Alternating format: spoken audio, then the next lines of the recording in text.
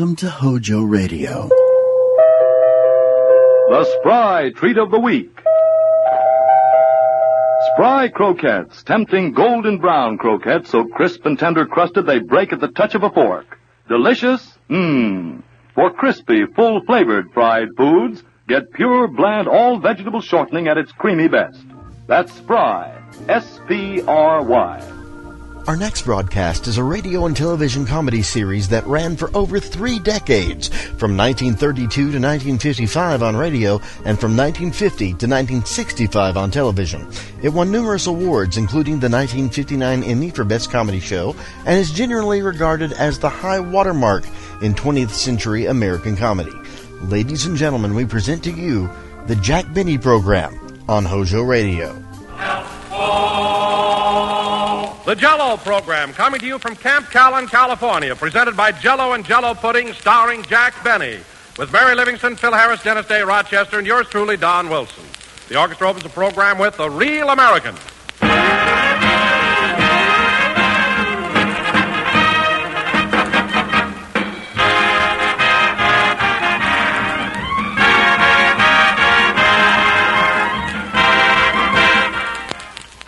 Jell-O, friends, is a word well known to dessert lovers everywhere. It's a trademark, the property of General Foods, and the name of America's favorite gelatin dessert. For years, J-E-L-L-O has stood for Grand Dessert Flavor, and today those big red letters on the box mean more flavor than ever, because now, by means of a new Jell-O process, Jell-O's delightful goodness is made extra delicious. Nothing, you know, is more attractive than a big, glistening mold of rich, radiant Jell-O with its bright beauty and scintillating color. And you've never enjoyed anything more than you'll enjoy the swell, tangy flavor of Jell-O. Flavor as lively and refreshing as the juicy, ripe fruit itself, and locked in for your added pleasure. Prove to yourself that Jell-O's flavor really is locked in. Open a package of Jell-O. Notice that there's no telltale aroma, no sign of escaping flavor. Then dissolve the Jell-O. And notice how Jell-O's captive flavor comes pouring out. Gloriously rich, thrillingly good. Get Jell-O tomorrow, friends, and enjoy its extra rich, locked-in flavor.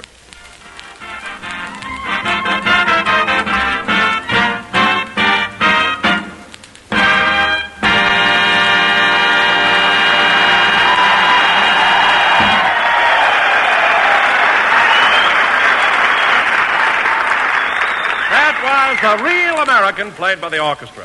And now, ladies and gentlemen, from Camp Callan, California, we bring you a man who, in my opinion, is the greatest comedian in the world, which is also his opinion, Jack Benny.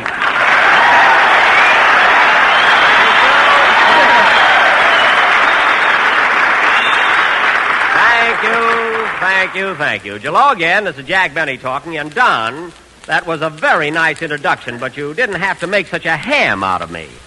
I'm a great comedian. Let it go at that. Say. Well, Jack, you are a little hammy at times, but it's just my nature to be frank and outspoken. I see. Well, Don, one more introduction like that, and you're going to be outspoken on some other program. So watch it. Oh, for heaven's sake, Jack, what's the matter with you? Can't you take a rib? Only if it's got meat on it. To hear you talk, Don, we're the only two people alive who think I'm clever. Oh, I don't mean that you're not clever, Jack. All I say is, in this great big country of ours, there must be some people who don't like you. The man is obviously out of his head.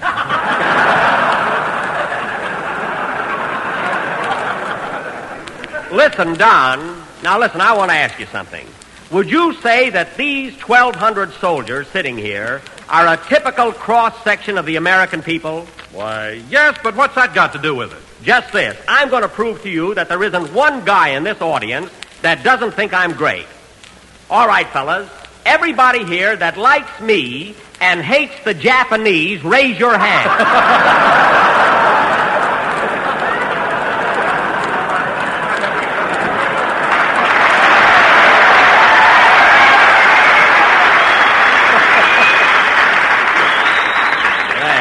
There you are, Don. They love me here. Thanks, fellas. I appreciate your loyalty. Now, wait a minute, Jack. All that question proves is that these boys don't like the Japs. That's my analysis. Oh, you and your big fat analysis.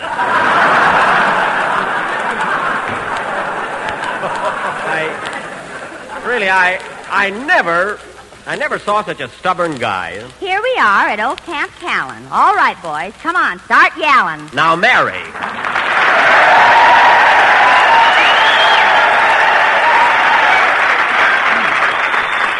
Well, listen to that. Thank you, boys, from Livingston, Crestview 46881. Mary, what's the idea of shouting out your telephone number in front of all these fellas? The sharp ones will write it down. I don't care, and you can put that silly poem away, too. I'll let you read it later. You better. Or I'll tell everybody what happened when you were in swimming at La Jolla this morning. I just took my usual plunge in the surf, that's all. What happened in La Jolla, Mary? Well, Jack was out swimming when all of a sudden a big wave hit him and he started yelling, "Help! Help!" Oh, quiet. So a lifeguard went out, grabbed him by the hair, and swam for shore. The lifeguard saved him, huh? Only his hair. Another guy had to go out for Benny.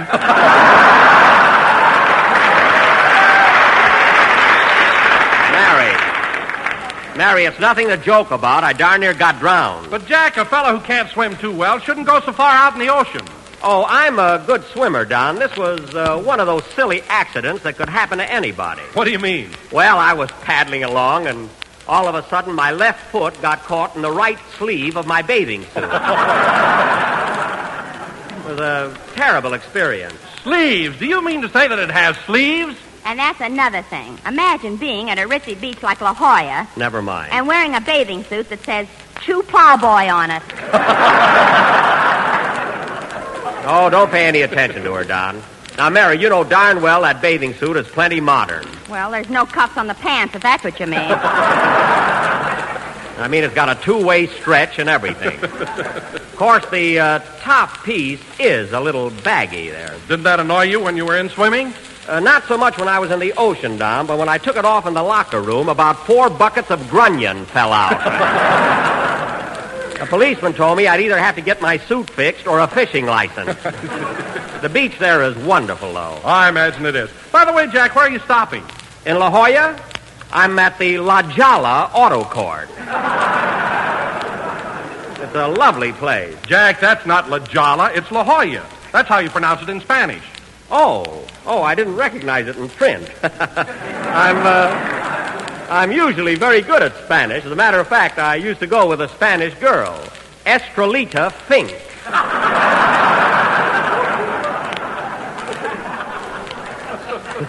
Swell gal. Is that the one that used to duck baseballs at Ocean Park? She sold the baseball. Get it straight, will you? That's all she did. Say, Mr. Benny, I tried, but... Oh, hello, Dennis. Hello.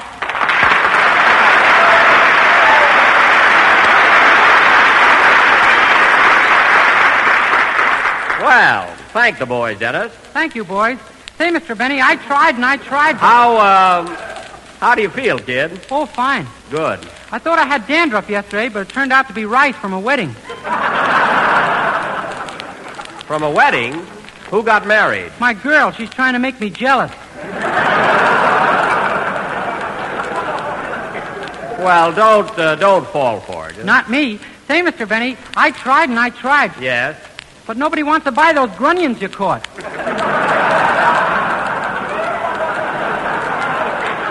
I didn't tell you to sell them. I told you to clean them. We're going to have a big fish fry tonight. I couldn't sell any tickets to that either. I mean a fish fry for our own gang. Anyway, kids, the boys here are all waiting to hear you sing, so how about it? All right. Say, where's Phil Harris? The maestro? Oh, he'll show up. I tell you, Jack, Phil's been in the clouds all week. Well, why not? He's a daddy. Just think, a 7-pound baby girl. You know, when I was born, I weighed 7.5 pounds. You did? I weighed 8. I weighed almost 9 pounds. Well, I weighed 43.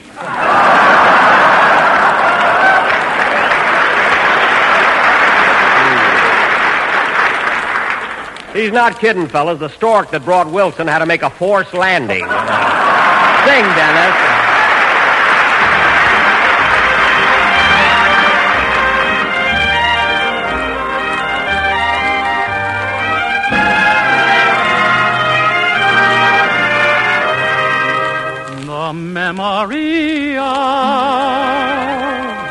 moment of love will haunt me forever.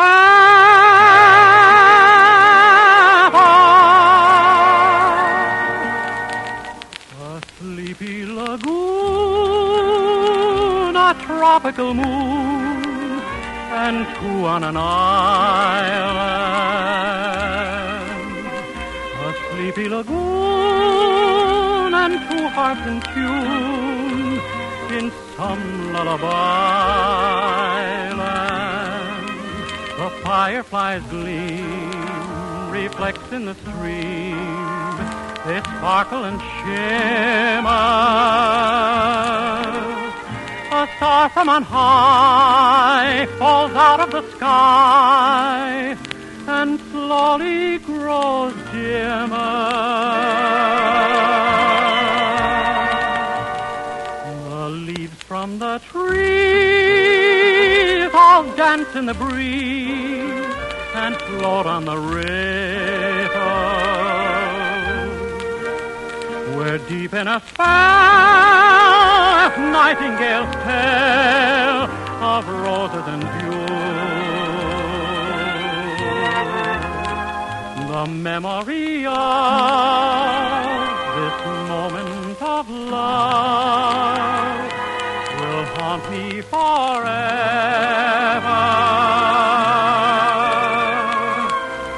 A tropical moon, a sleepy lagoon, and you.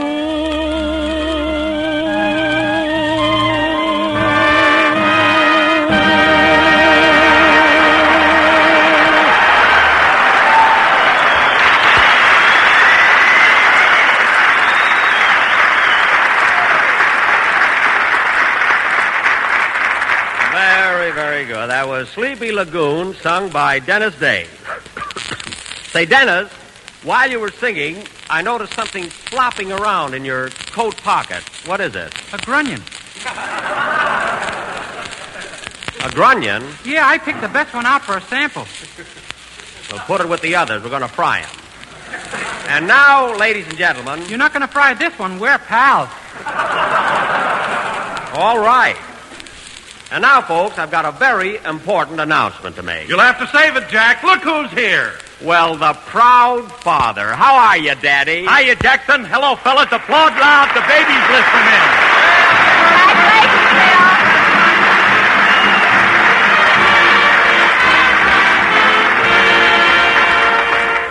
Ah, that's the truth, folks. Mr. and Mrs. Harris are the proud parents of a bouncing baby girl. Well, Phil, congratulations, but you know it's customary for a proud father to pass out... Oh, yes. Come on, fellas. Have a cigar. Here you are, Jackson. Well, a Corona. Say, they're expensive. Have a cigar, Don? Thanks, Phil. You, Mary? What? No, thanks. I chew Plowboy. Oh, Phil's so nervous. Here you are, Dennis. Have a cigar. No, thank you. Go ahead, kid. Take one. But I don't smoke, Mr. Benny. Now, Dennis Day, you take that cigar. Oh, let the kid alone, Jackson. If you don't want a cigar, that's up to him. You stay out of this. Now, Dennis, are you going to take that Corona or not? Okay, but you'll have to smoke it for me. All right. And now, ladies and gentlemen, Mary, stop staring at me. Ooh. And now, ladies and gentlemen, as I started to announce... Say, Jackson, I was going to bring the baby down here to watch our program, but Alice wouldn't let me. Well, naturally, the child is only 5 days old. My goodness. What are you talking about? When I was 5 days old, I could lace my own shoes. Well, the reason I know that's a lie, Phil, is because you didn't wear shoes until the day after I hired you.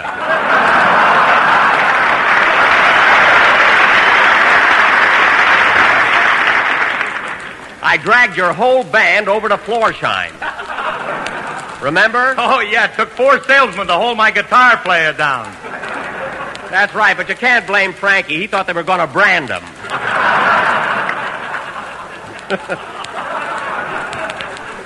And when they put the shoes on your piano player, he tried to gnaw his right foot off at the ankle.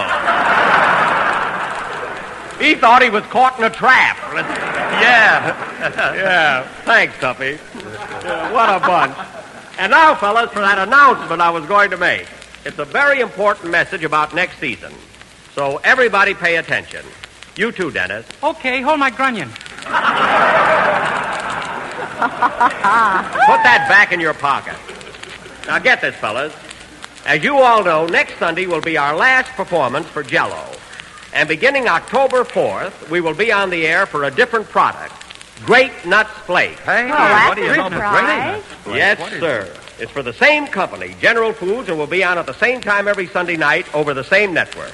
And we'll have a lot of fun. Say, Jackson, I just happened to think of something. How are you going to identify yourself with this new product? What do you mean? Well, you always start off with Jell-O again. What are you going to do with Grape Nuts Flakes? Yeah, that's right. Gee, Grape Nuts Flakes. Gee, I can't say grape again. Or flakes again. Why don't you say nuts again?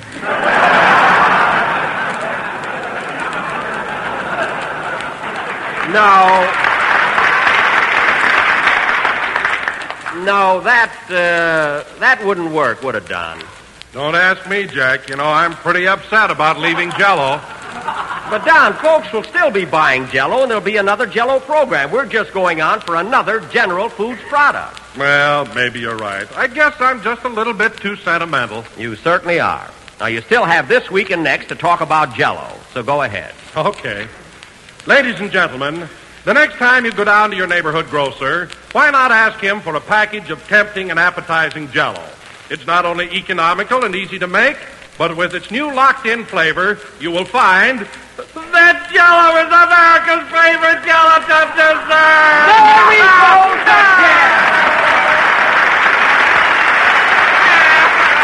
Oh, for heaven's sake. Don, control yourself.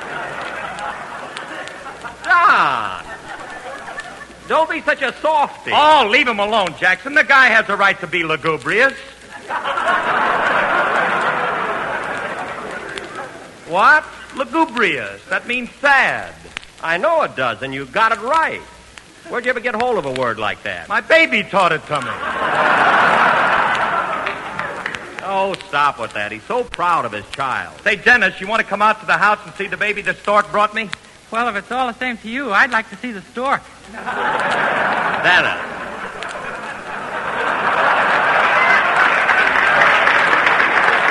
Well, there's no use waiting. I got to have a talk with that kid. Now, Don, dry your eyes. Don, dry your eyes. Dry your eyes either from laughing or crying. I don't know which. And, Phil, let's have a band number and brighten up the atmosphere around here. Okay. Hold it. Come in.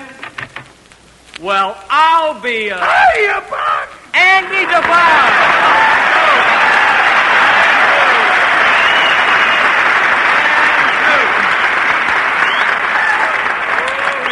Well, Andy, this is really a surprise. Hello, Mary and Dennis. Hey, congratulations, Phil. What is it, a boy or a girl? 7-pound girl, Andy. Well, girls are all right, but don't get in a rut like Eddie Cantor.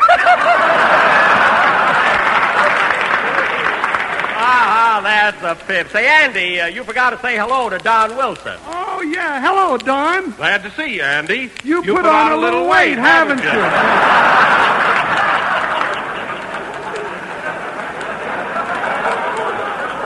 Oh, golly. That's the second time that gag was good, wasn't it? You ought to get a load of this pair, folks. They look like a couple of barrage balloons in civilian clothes. Say, Andy, what are you doing around here? Well, I was fishing down at San Diego, and I thought I'd drop in and say hello. Oh, fishing, eh? Have any luck? Nope, didn't catch a thing. You should have had Jack's bathing suit on. Never mind. Say, Andy, how are your folks? Are they still battling? Yeah, they're at it worse than ever. Pa came home with a snootful the other night, and Ma knocked him cold with a welcome mat. Oh, Michael, won't your father ever learn to behave? Well, Buck, I figure if they ever ration gasoline in California, he'll straighten right out. Why, Andy, you don't mean to say your pa drinks gasoline? He's gotta. He swore off of liquor 10 years ago. What? He's working out at Lockheed as a blowtorch.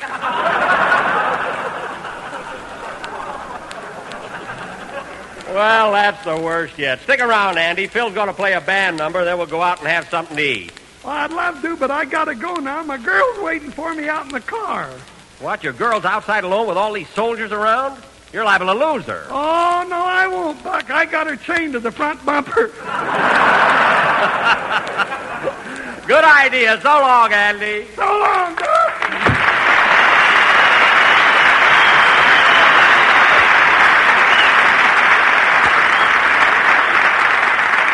Gee, it was good to see Andy again. Doggone it, I should have sold him a bucket of grunion. Play, Phil.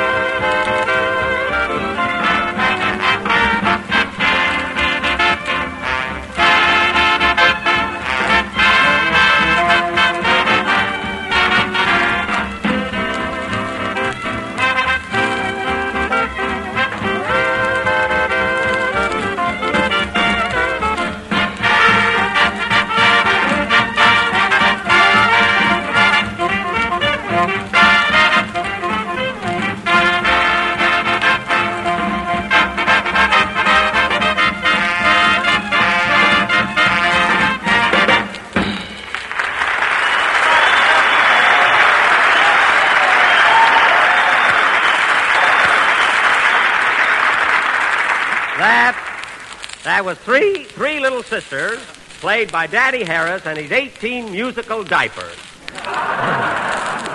Musical meaning what the boys think they are, and diapers meaning I'm going to change them.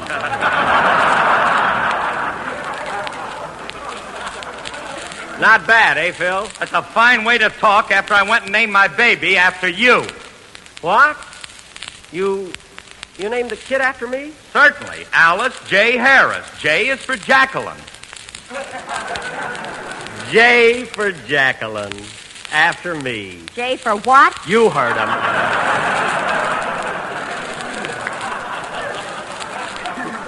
Jacqueline. Well, thanks, Phil. That's quite an honor. And now, folks... Oh, Camp Callan, near La Jolla. Wait a minute, Mary. If you insist on reading a poem about Camp Callan, do it right. What's the title of it? Can't you hear me, Callan, Caroline? Well, I guess that's silly enough. Go ahead.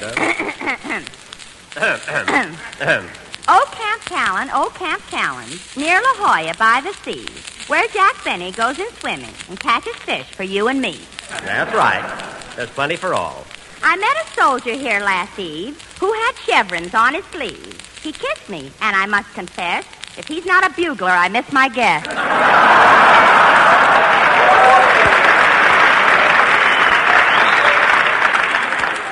Mary, do you have to kiss every soldier you meet? Well, I'm not stuck up like you are. What's that got to do with it? Go ahead. We went walking 'neath the moon. I said to him, come on, let's spoon. But he wouldn't even flinch. You'd think I was an oozlefinch. Oozlefinch? What's that? A goofy-looking bird. It's the mascot of the Coast Artillery. Oh, I see. Last verse. Good. Here's to the Coast Artillery. You defend us by the sea. If Japs come near, you won't be nice. 'Cause ack-ack guns ain't filled with rice. You said it.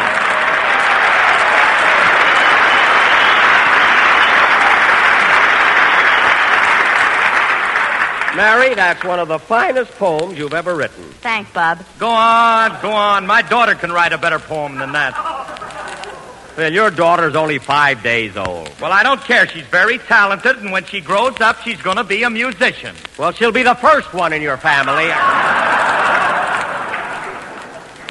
And I'm not kidding. Since when ain't I a musician? Since any time. That's since when? Atta boy, Jacqueline. Dennis, take your grunion out for a drink of water, will you? And now, ladies and gentlemen, as I said before, next Sunday will be the last broadcast of the season. So for this occasion, we have arranged a special... I'll take it. Hello? Hello, Mr. Benny. This is Rochester.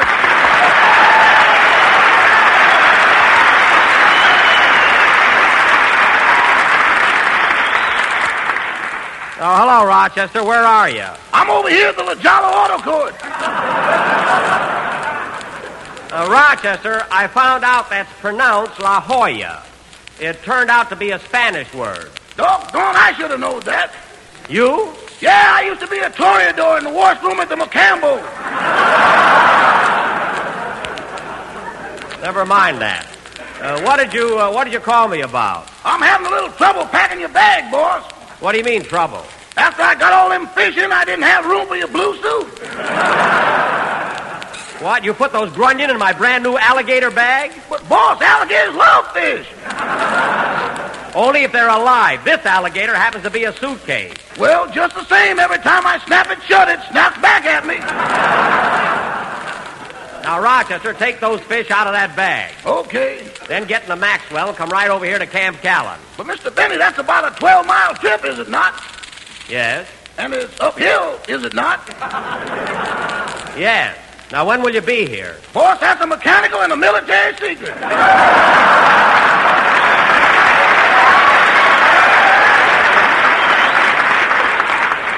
Well, start right now, and you ought to be here before sundown. Goodbye. Goodbye. Oh, say, boss. Now what? I took your bathing suit down to the surf and rinsed it like you told me to. You did? This time, one of them little Jap submarines fell out. Oh, my goodness. What did you do with the Jap? They're in the suitcase with the grunion. Nice going, Rochester. So long. So long, boss.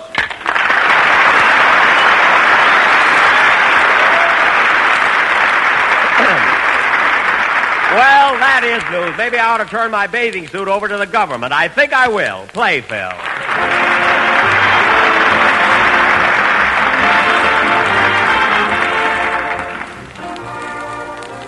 Think of spring and you think of strawberries. Think of strawberries and quick as a wink, your thoughts turn to strawberries and Jell-O, one of the grandest of all desserts. Just try Jell-O's new recipe, Fresh Strawberry Supreme, and see if you don't agree. It's gloriously good and so simple to make. All you do is dissolve a package of Jell-O imitation strawberry flavor in 1 pint of hot water. Chill until cold and syrupy. Then place in a bowl of cracked ice and whip with a rotary egg beater until fluffy. Next, fold in 1/2 cup of heavy cream whipped. Then arrange sweetened sliced strawberries in sherbet glasses and pile the whipped Jell-O lightly on the berries. Chill and serve, and you'll have one of the most delightful, flavorful desserts you ever tasted. Rich, juicy red strawberries covered with a creamy topping of whipped strawberry Jell-O. Order strawberry Jell-O tomorrow and try this marvelous treat. And be sure when you buy to get genuine Jell-O, because Jell-O gives you the extra goodness of locked-in flavors.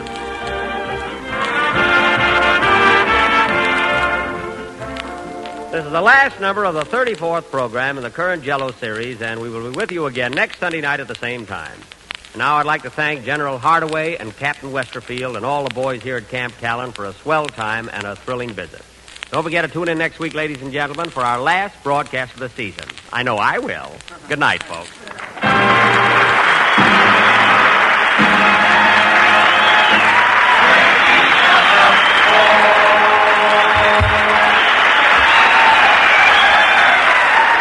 The Jell-O program is written by Milbar and Ed Beline and is broadcast each week by special facilities to our armed forces throughout the world.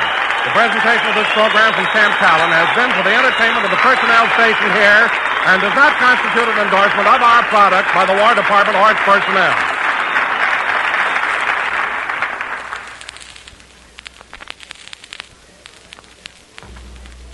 Say, have you tried those new Jell-O puddings? They're made by the makers of Jell-O, and like Jell-O, they're swell.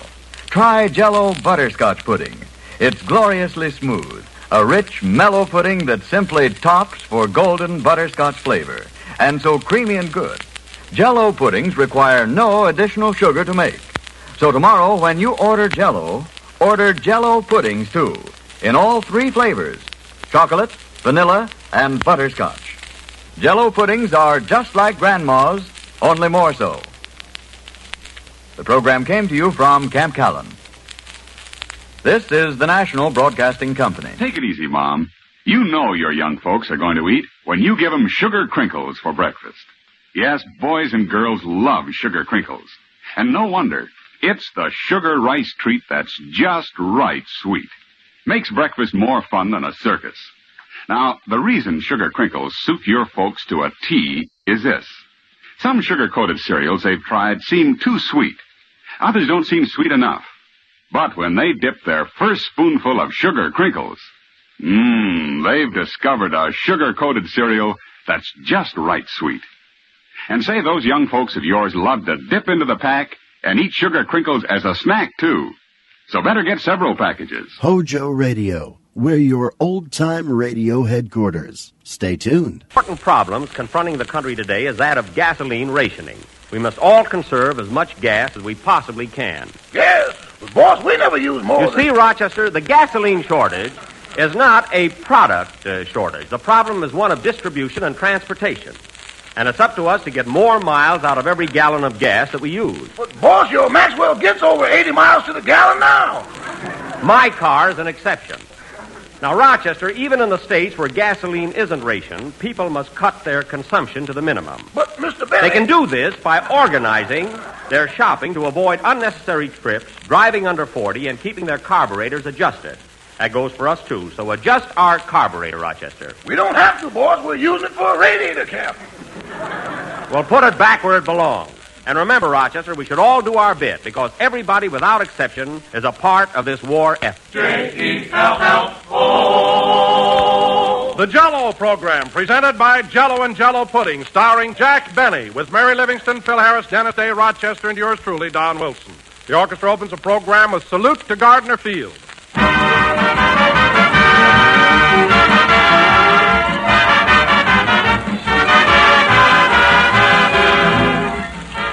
It was more than 40 years ago, friends, that the first package of Jell-O was handed across a counter, carried home, and served to a delighted family.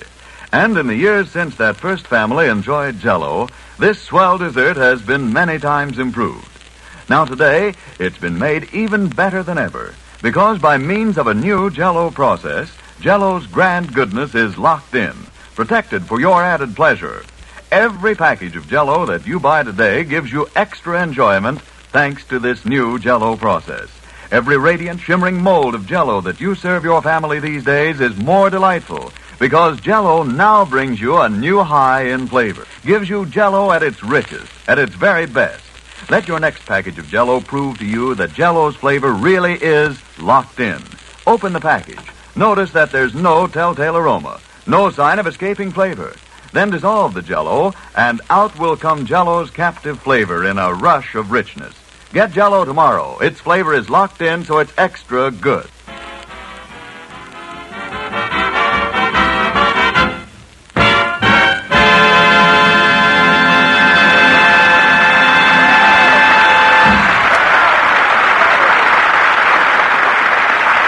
That was Salute to Gardner Field, played by the orchestra. And now, ladies and gentlemen, on his final appearance for Jell-O, we bring you that delicious comedian with the locked-in bankroll, Jack Benny.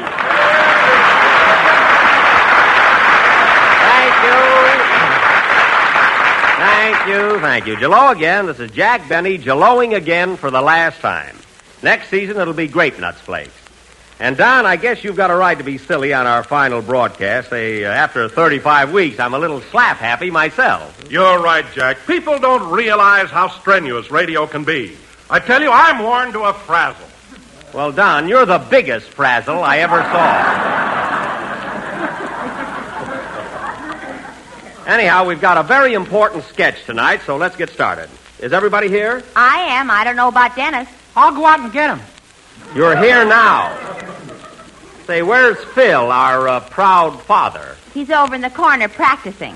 Practicing what? Making three-cornered pants with his handkerchief. Oh, yes. Hey, Phil, come over here. Okay, Jack, I'll be right with you. And take those safety pins out of your mouth.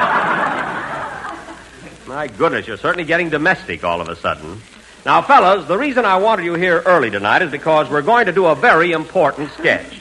A cavalcade of 8 years with Jell-O. Gee whiz, Mr. Benny, have you really been 8 years with one product? That's right.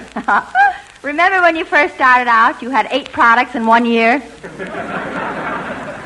They hated me then.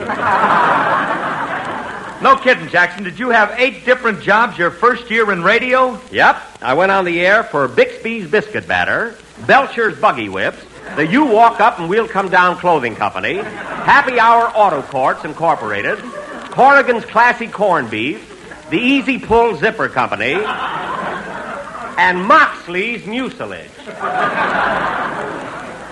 Ah, those were the days.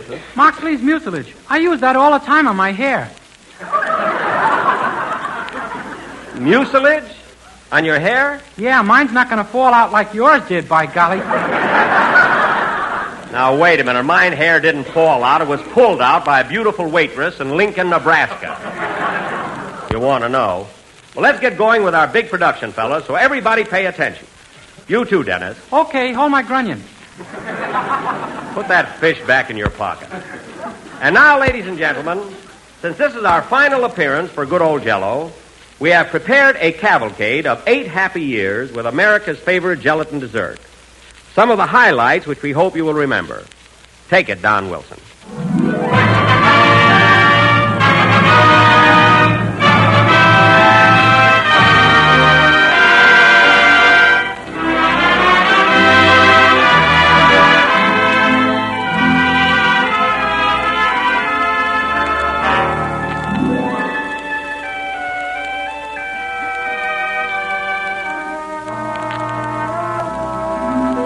Ladies and gentlemen, during our long and pleasant association with Jell-O, we've had many memorable situations.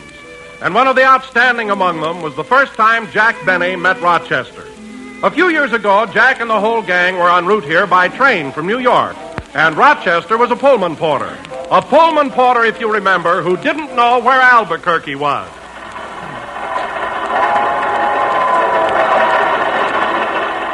Oh, gee. Gee, what a long trip. Say, Jack, look out the window. They sure dress funny here in Hollywood. Those are Indians. This is New Mexico. Oh. Hey, Porter. Porter. Yes, sir. What time do we get to Albuquerque? What? Albuquerque. I don't know. Do we stop there? Well, certainly we stop there. My. I better go up and tell the engineer about that. Yes, do. What's the name of that town again? Albuquerque. Albuquerque. What they gonna think of next? Albuquerque is a town. You better check on that. I know what I'm talking about. Now, how long do we stop there? How long do we stop where? In Albuquerque. There you go again.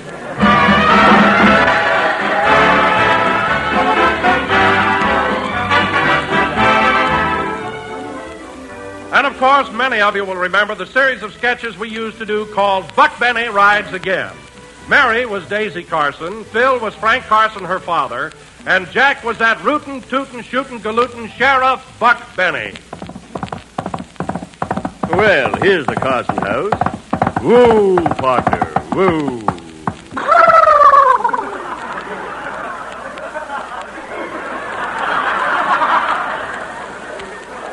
Steady now. Here's an oat to chew while I'm gone. Thanks very much. I got a talking horse, and vaudeville has to be dead. I hope Daisy's home. Come in.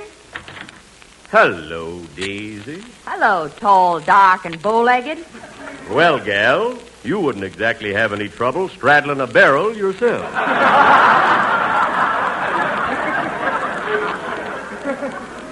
Say, Daisy, how's your pappy? Been drinking much lately? Only when a snake bites him. Well. And if they don't, he teases them. By the way, Daisy, where is the old boy? He was papering the room here this morning, and that's the last time I saw him. Gosh, this is new paper, ain't it? Wait a minute, what's that big lump there on the north wall? Here comes Pappy now. Hello, Frank. Hello, Buck. Is the blackout over? What blackout? You papered yourself on the wall. Now listen, Frank. I hear them rustlers stole some of your cows again last night. How many you figure they got? I don't know. Well, look out the window there and tell me how many head of cattle you got left. Can't tell you, Buck. They're facing the other way. Then let it go. Well, don't worry, Frank. I'll find them cattle before the sun goes down. Buck Benny rides again.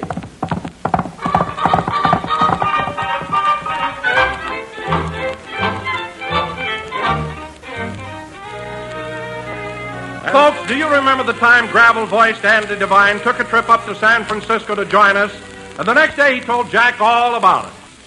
Well, Andy, I didn't expect you up here in San Francisco. You told me you couldn't make it. Well, I didn't think I could, Buck, but Ma and Pa wanted to come, so I thought I'd treat them to a little vacation. Oh, what did you do, motor up? No, we took the night train. Ma slept in the lower berth, and Pa and me shared the upper. Well, two of you in an upper berth. You must have had trouble getting undressed. Undressed? We couldn't even get our hats off. That must have been awful. Well, we wouldn't have minded that so much, but our dog wouldn't get off the pillow. Oh, your dog was in there, too. My goodness. Yeah, she sure picked a fine time to have pups. Oh, for heaven's sake.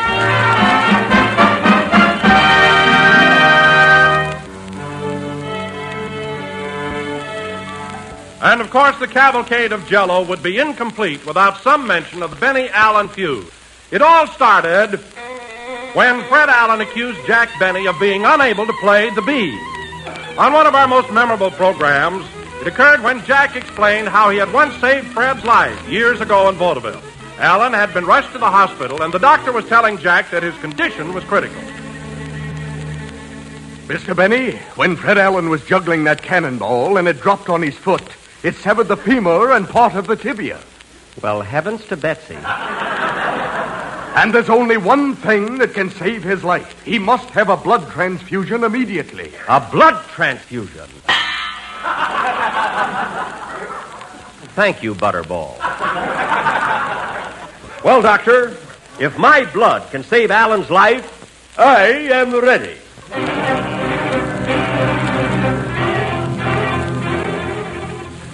Are you ready, Miss Stewart? Yes, Doctor. Then hand me that ice pick. Wait a minute, don't I get an anesthetic for this? Yes. Oh, nurse, fan Mr. Benny with a herring. You do, I'll snap at it. Make it quick, Doctor. All right, I'll just tap this vein here and attach a hose to it. Go ahead, Doctor. I'm not afraid. I'm in awful pain now, folks. See what I went through for that rat? There we are. All right, Miss Stewart, open the valve and draw the blood. Yes, Doctor.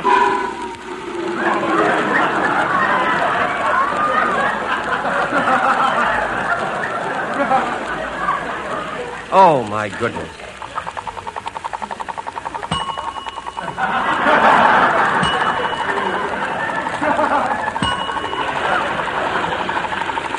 Hey, shut me off! That's not ketchup, you know.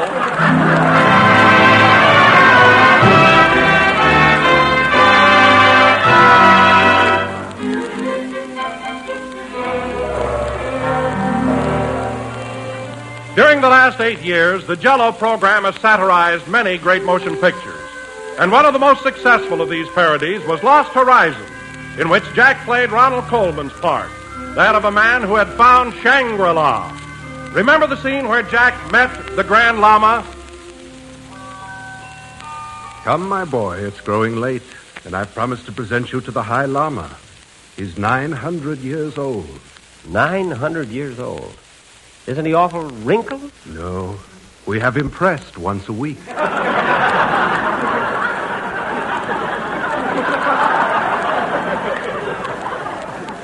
Gazooks. Quiet. The High Lama approaches to greet us. Be prepared. 900 years old. Gee, he must be all dried up. Yes. Don't light any matches around him.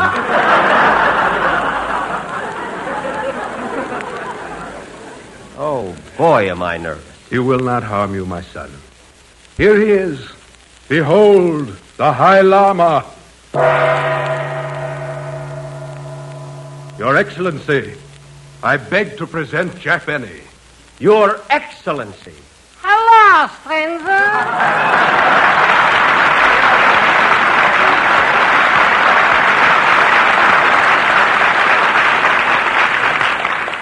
Schlepperman. Quiet, I'm a llama now. Well, tell me, Schlepp, how are you doing in Shangri-La? Oh, Jackie boy, am I making money? Everybody here lives to be 300 years old, 400, 500. There's no limit. I tell you, Jack, I'm cleaning up. What do you do? I sell birthday candles. Birthday candles? You must be making a fortune. Say, is your wife here with you? Who else could make me 900 years old so quick? Oh, that's right. Well, kiddies, I gotta toddle along now to the Shangri-La airport. Oh, do you have an airport here? Yeah, this is where the bummers leave for Tokyo. Oh, yes, I heard about that.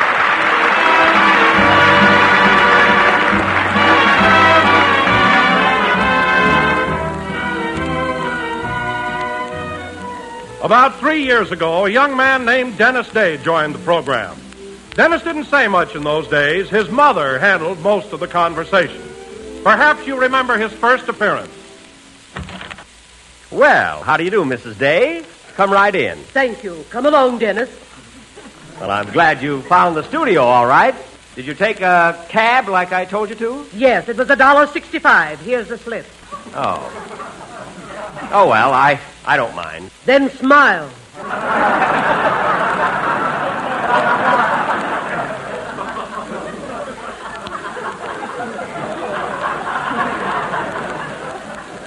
How can a baritone have a tenor for a son?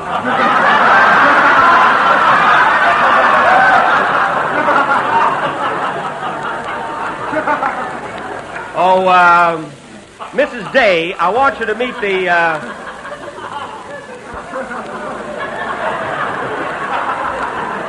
Mrs. Day. Yes. I want you to meet the members of my cast. How do you do? And this is her little boy, Dennis. Say hello to the people, Dennis. Hello to the people. Oh, fine. Now, Dennis. Yes, please? What song have you selected for your debut on the Jello program? I'm going to He's sing going to sing a delightful new number entitled When You Wish Upon a Star. Now, before you sing, Dennis, I thought our audience would like to know your age. How old are you? 59, including mother.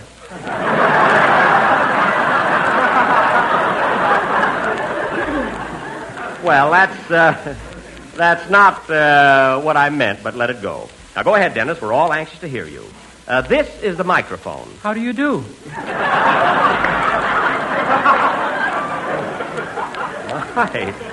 My, you are nervous. Go ahead, kid. Now remember, Dennis, breathe deeply. Yes, Mother. Don't forget the words. No, Mother. And come here. Let me fix your tie. Oh, don't bother, Mrs. Day. You know, this isn't television. You're quite fortunate, Mr. Benny. Very good, Mrs. Day. Sing, Dennis. Oh, boy, I'd like to give her a hot foot. When you wish upon a star, makes no difference who you are. Anything your heart desires will come to you. Like a bolt out of the blue, fate steps in and sees you through. When you wish upon a star, your dream comes true.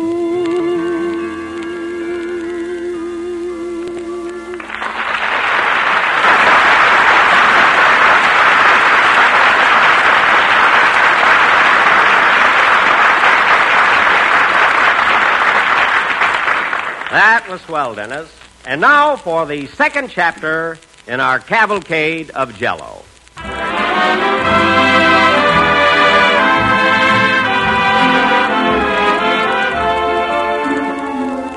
I'm sure, ladies and gentlemen, most of you remember the letters and telephone calls that Mary used to get from her mother. One of the most amusing of these calls occurred about 4 years ago when... I'll take it. Hello? Who? Plainfield, New Jersey? That must be for you, Mary. Oh, gee, I'll bet it's Mama. Yeah, Tugboat Annie is on the wire. Oh, hello, Mama. Gee, this is a surprise. What? You've been listening to the program? How is it? Oh, it does?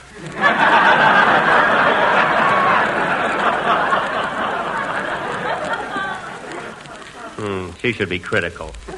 What, Mama? She was thrown out of the Floridora Sextet for having an anchor tattooed on her leg. Look, Mama, we're going to Waukegan in a few days, so why don't you and Papa come to visit us? You can see the premiere of Jack's new picture. Oh, I don't know. I'll find out. Jack, are they going to... No, certainly not. No, Mama, no free dishes. Tell her to stay home, Mary. I'll be busy enough this week. Your mother is a character, if I ever...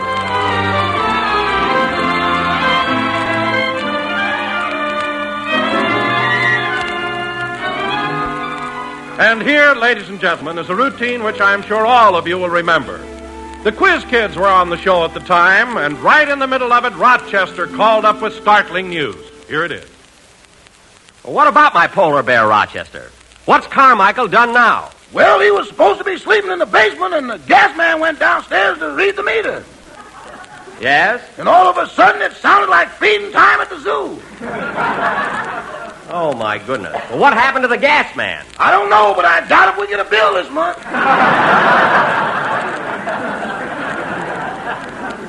Now, that's silly. Carmichael wouldn't hurt a fly. He was just playing, that's all. Yeah, but where's the man? Stop being so pessimistic. Now, look, I forgot to feed Carmichael this morning, and he must be pretty hungry. Uh-huh. So give him some roast beef out of the icebox. Uh-huh. But don't let him eat too fast. This is his first meal today. His second meal. Where's the man? Forget about the gas man. Forget about him.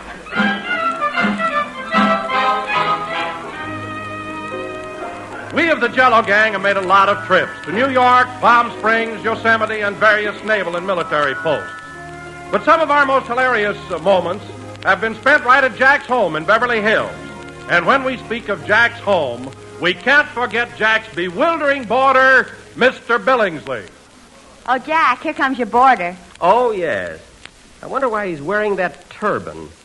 Hello, Mr. Billingsley. Good afternoon, Mr. Benny. Digging in your garden, I see.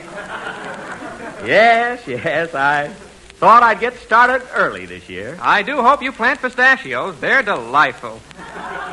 But, Mr. Billingsley, pistachios are nuts. Well, who isn't?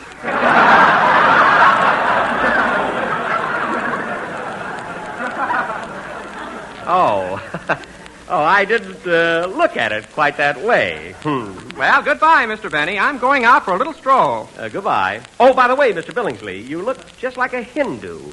Is that a turban wound around your head? No, that's a bed sheet. I slept like a top last night.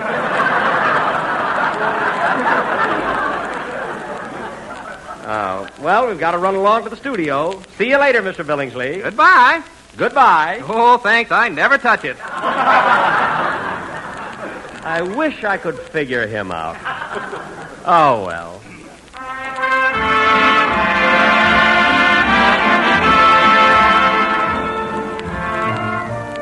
And, folks, one episode which many of you will remember and which I personally will never forget was the time I invited Jack over to my house to meet the little woman. But unfortunately, I forgot to telephone her ahead of time. And for weeks afterward, Jack kept saying to me... Call her up, your wife. Call her up, I said. If I said it once, I said it 5 times. Let's not barge in on the little woman. But no, you had to be a wise guy. Call her up, I said. Call up the little woman.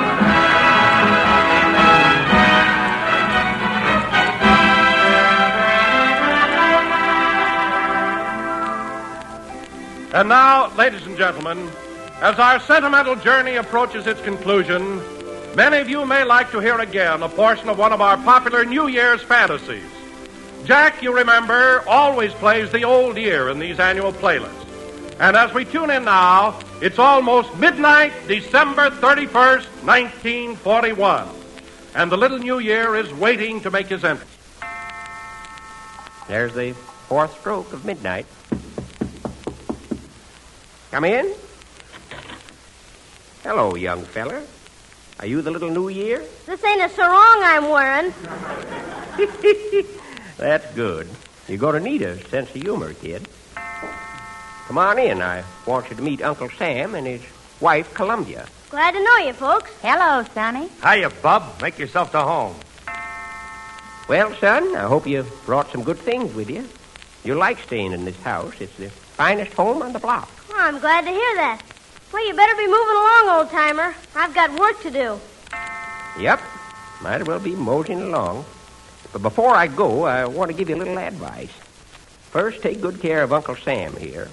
Let him get mad when he wants to, but see that he don't fly off the handle. Them gall-darn pesky. See what I mean? And take care of his friends, Mexico and Brazil, and all his good neighbors in the South, too.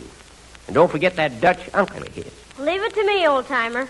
And look, you may have to put out the lights here in the house once in a while, but see that torch at the front gate is always burning.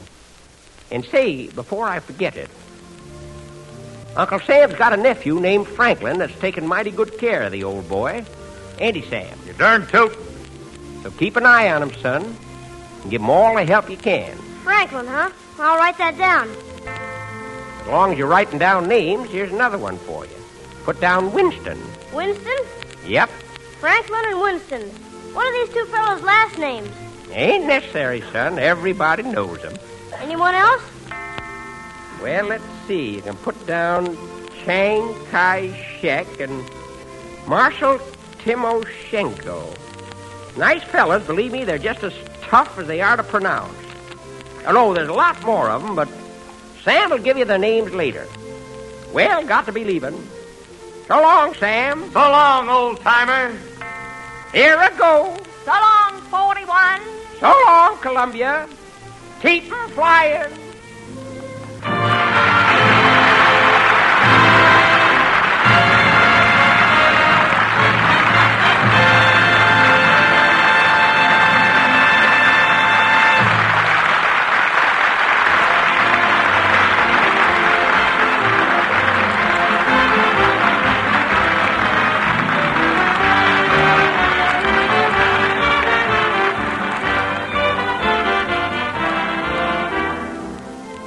Here's a dessert, friends, that you'll want to add to your favorites the very first time you try it. The name of this treat is Cherry Fruit Pudding, a tempting blend of juicy red cherries, golden grapefruit, and rich tart cherry Jell-O. And what an easy dessert it is to make.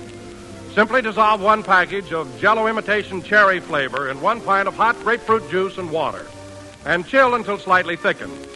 Next, fold in 1/2 cup each of diced grapefruit sections and seeded fresh cherries halved. Then mold, and just see what a hearty welcome this swell dessert gets from the whole family. The tang of fresh, juicy cherries and the sunny flavor of grapefruit combine beautifully with the delightful goodness of bright crimson cherry Jell-O. So try it soon.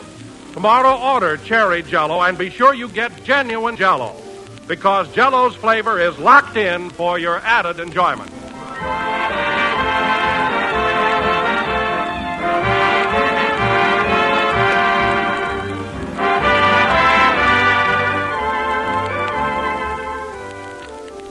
Well, folks, that was the last number of the last program that this gang is doing for Jell-O.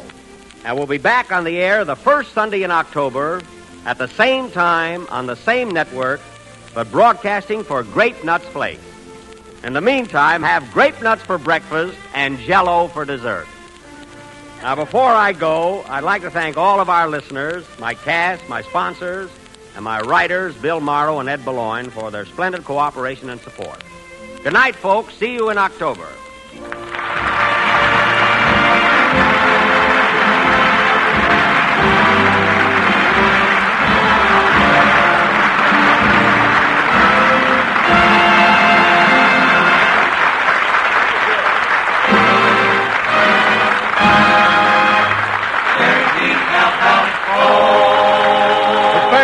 heard on tonight's program was arranged by Malin Merritt. The Jello program is broadcast each week by shortwave to our armed forces throughout the world. The same folks who make Jello make Jello puddings. Rich, luscious puddings with a real old-fashioned homemade flavor.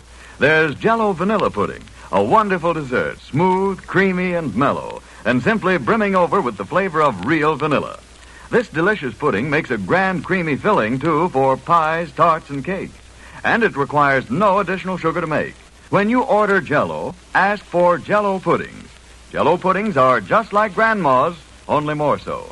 This program came to you from Hollywood. This is the National Broadcasting Company. Tenderleaf brand tea balls outsell every other kind. They serve so much better because they're superior in every way. They contain finer tea, a blend of the small top tea leaves, the kind you get in Tenderleaf brand tea, put up in packages, too. Either way, you get more delicious tea because the young, tender choice leaves are immeasurably better than the coarse old ones for tempting fragrance and satisfying flavor. And then, too, improved Tenderleaf brand tea balls are made with tasteless filter paper. That's a special paper that filters your tea as you're making it. Only the tea goodness can pass through its meshes into your cup. Enjoy it for breakfast these spring days and with other meals, too. Next time and every time, ask your grocer for Tenderleaf brand tea in packages or in Tenderleaf brand tea balls, largest selling tea balls in America. Our next popular broadcast began in August of 1949 on NBC Radio and ran until November of 1953. Set in the Midwest, it starred Robert Young as General Insurance Agent Jim Anderson and portrayed an idealized vision of middle-class American life of the era. It was created by writer Ed James. While the show is often regarded as an example of conservative nature of the American family life in the 1950s, it's also cited as to be slightly rosy portrayal as well. We proudly present to you Father Knows Best on HOJO Radio. Mother, is Maxwell House really the only coffee in the world? Well, your father says so, and your father knows best.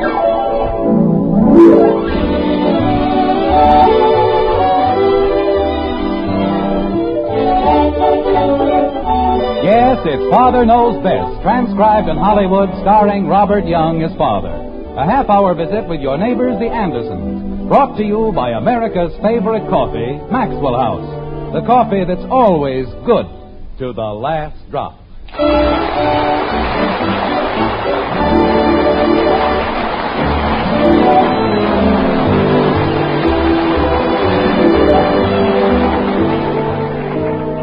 Music hath charms to soothe the savage breast, to soften rocks or bend the knotted oak. You've heard that before, haven't you? Always thought it was just about right, didn't you? Well, it doesn't always work that way. Not in Springfield, at least, in the white frame house on Maple Street. Not with the Andersons. No, sir, not by a long shot. Like this. Margaret! I'm in the dining room, dear. Margaret, it's wonderful. Wait till you hear what I've done. Where are the kids? They're upstairs. Jim, what is it? Honey, it's sensational. It's terrific. This is the biggest day of my whole life. Jim, put me down, please. Say, you're putting on a little weight, aren't you? I am not. What's all the excitement about? Well, you know that group insurance plan I've been trying to work out with Henry Liggett? Yes. It's in. No. Yes, sir. Signed, sealed, and delivered. Oh, Jim, how wonderful. And that isn't all. How would you like to go to the Toscanini concert? Toscanini and the NBC Symphony Orchestra. Jim, you didn't pay that broker $12.50 a ticket. For $3 seats, I should say not. Anytime you find me paying a broker a bonus of $9.50 a ticket... But you said you couldn't buy tickets. You can't. They're all sold out. Then I don't understand. If you can't buy tickets... We're going as the honored guests of Mr. and Mrs. Henry Liggett. How do you like that? But, Jim, I don't know what to say. It's all so wonderful. The insurance and the concert. I've got to get a new dinner dress. I just can't go anywhere in that old one. You don't mind, do you, dear? Of course not. Go get 2 dinner dresses. What do I care? Oh, I'll go downtown first thing in the morning and... Oh, dear, I wonder if there'll be time. When is the concert? You'll have lots of time, honey. It isn't until next Thursday. Good. Then I can go to Gorman's? Jim, it can't be Thursday. Why not? We're having the Gribbles for dinner on Thursday, and then we're going dancing at the townhouse. I made the date just 2 days ago. I told you. Not for Thursday. Margaret, no. You couldn't. But I did. Oh. Mrs. Gribble wanted to make it Tuesday, but we couldn't because the Smiths are coming on Tuesday. And you said we didn't have anything else to do on Thursday anyway, so we made it then. Margaret, how could you have done a thing like that? How could you? Jim Anderson, don't you dare blame this on me. You were the one who suggested Thursday. Oh, honey, what are we going to do? There's only one thing we can do. You've got to call Henry Liggett and tell him we're sorry. Margaret, I can't. It's a big theater party, and I just sold the man $500,000 worth of insurance. Now, how can I insult him that way? Well, would you rather insult Mr. Gribble? Of course not. I'm still trying to sell him on the group insurance deal. Jim, it's an accepted fact that no one can be in two places at the same time. Well, let's not get excited. Let's sit down and see if we can't figure something out. If it were only the Smiths, at least they'd understand. That's it, the Smiths. I don't mind insulting them. Jim! I can explain to Heck, and they can come over here for dinner some other time. I think you're forgetting one thing, Jim. We're having the Smiths for dinner because Elizabeth's cousin Maud is in town. When we were visiting the Bakers in Lakeside... He was very nice to us, I know. But that's still no reason why they can't make it some other night. Hiya, Dad. I didn't know you were home. I'll explain the whole thing to Heck. Then we can have them for dinner on, say, Wednesday. There's nothing wrong with that, is there? No, I suppose not. Hiya, Dad. I didn't know you were home. Then I can call Gribble and change their date to Tuesday. Now, you see how simple it is? Jim, I think Bud wants to say something. What is it, Bud? Hiya, Dad. I didn't know you were home.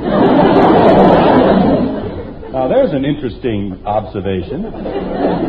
Are there any other vital pronouncements you'd like to make before we continue?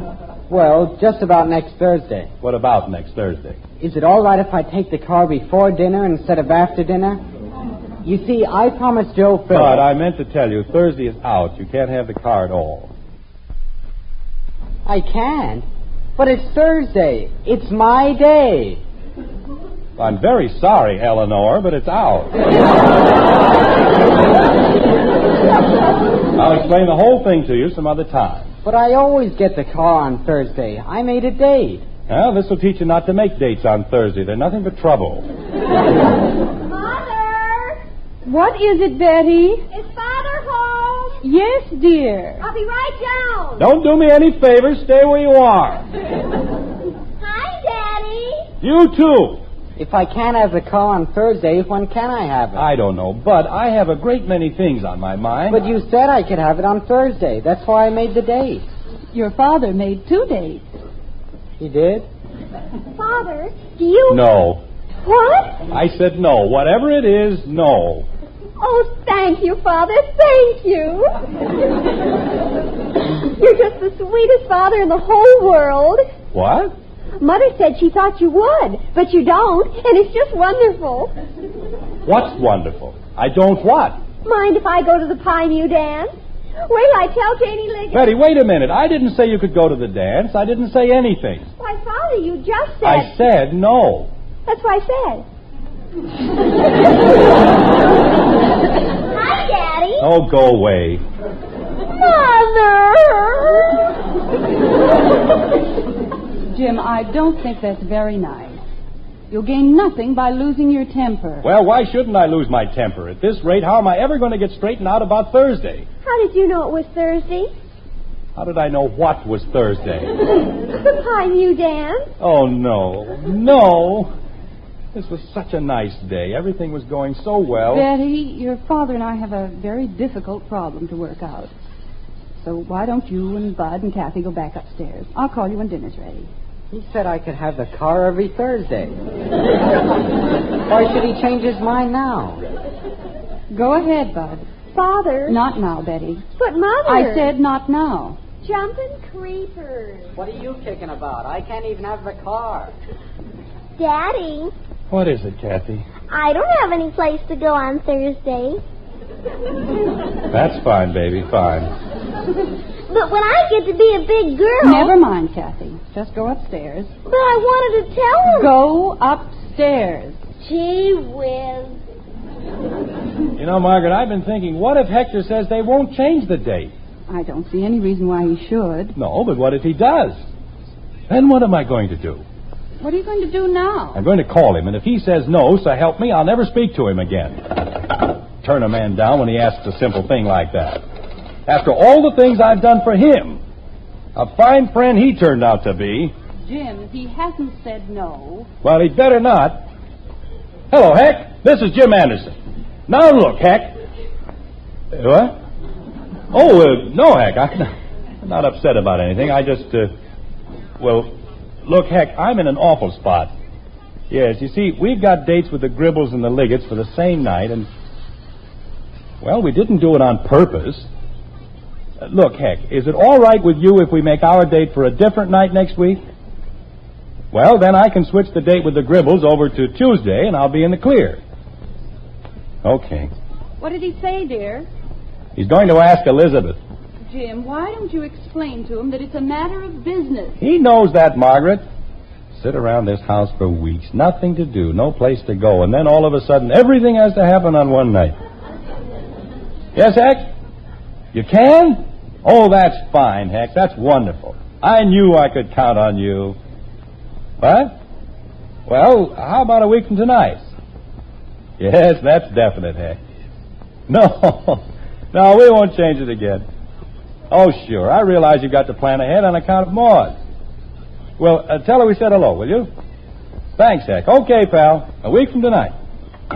Oh, that's more like it. Now, when I get the Gribbles moved over to Tuesday... Is everything all right, Jim? Heck said they'd be glad to change it. Now I'm calling the Gribbles. You see, there was no reason to get all worked up that way.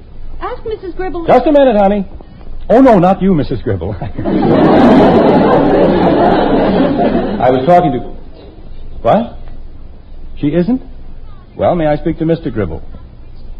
Oh, they are? I see. Well, no, I'm afraid that'll be too late. Just leave word that Mr. Anderson called. Thank you. Good night. What did Mrs. Gribble say, dear?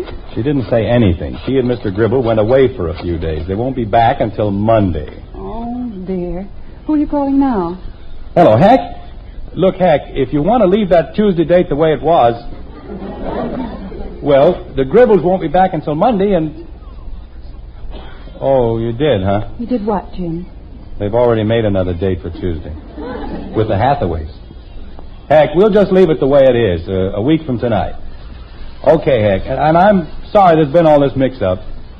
Right. Oh, sure. Okay, Heck, see you later. A fine little fixer I turned out to be. All I did was move the date with the Smiths from Tuesday to Wednesday. And we've still got 2 dates for Thursday. Jim, I'm completely confused. Well, climb in with me. I've been that way all day. But you told Hector our date was a week from tonight. That's what I said, Wednesday. Jim, today is Thursday. Margaret, I may be a little mixed up about a lot of things, but today is Wednesday. Yesterday was Wednesday. Yesterday was Tuesday. They picked up the garbage this morning, and they don't pick up the garbage on Wednesday. I don't care when they pick up the garbage. I had a date with Al Harris on Wednesday, and... today is Thursday? It's been Thursday all day. Margaret. Yes, Jim? I have news for you. We no longer have 2 dates for next Thursday. Oh? We have 3.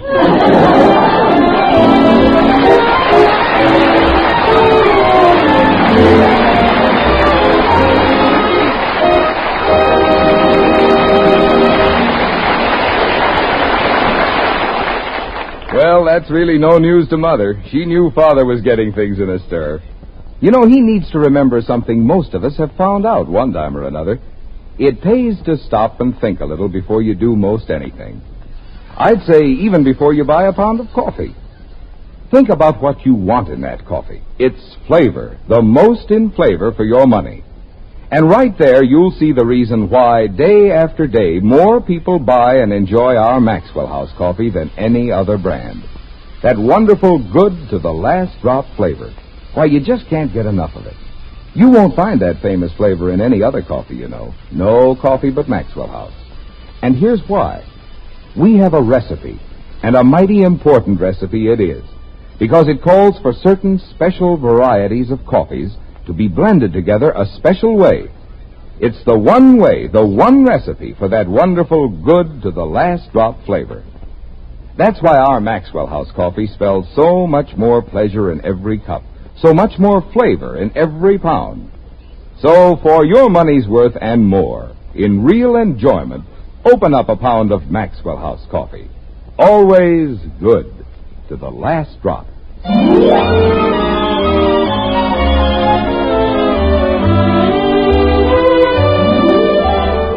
It's mere moments later in the white frame house on Maple Street.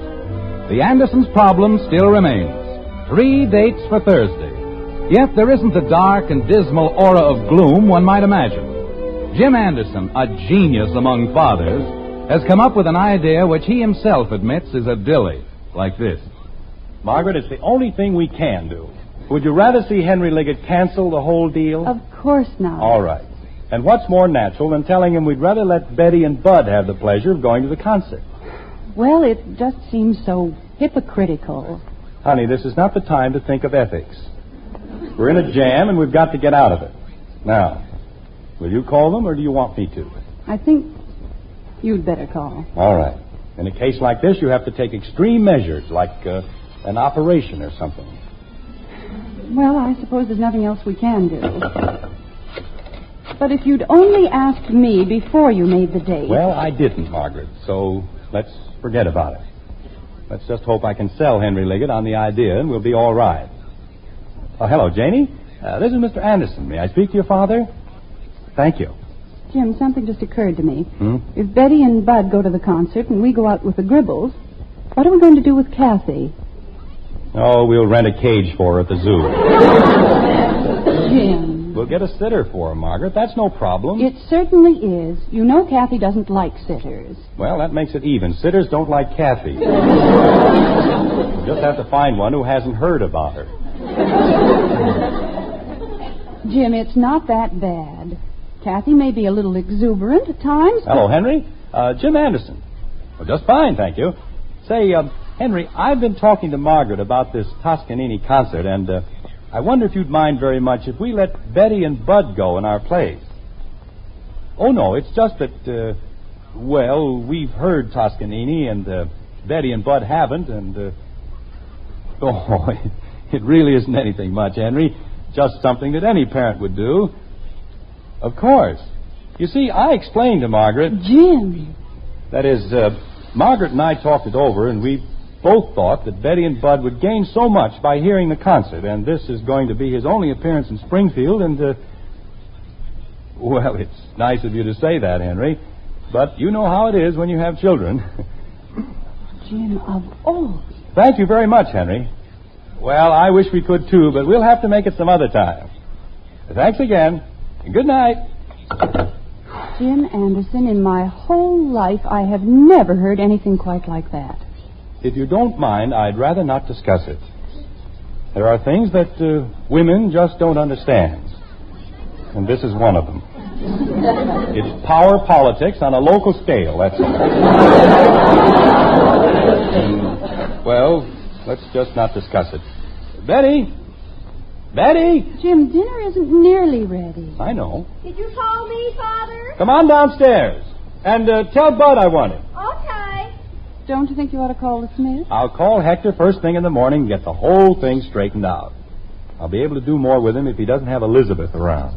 You won't forget. Of course I won't forget. Dinner's ready, huh?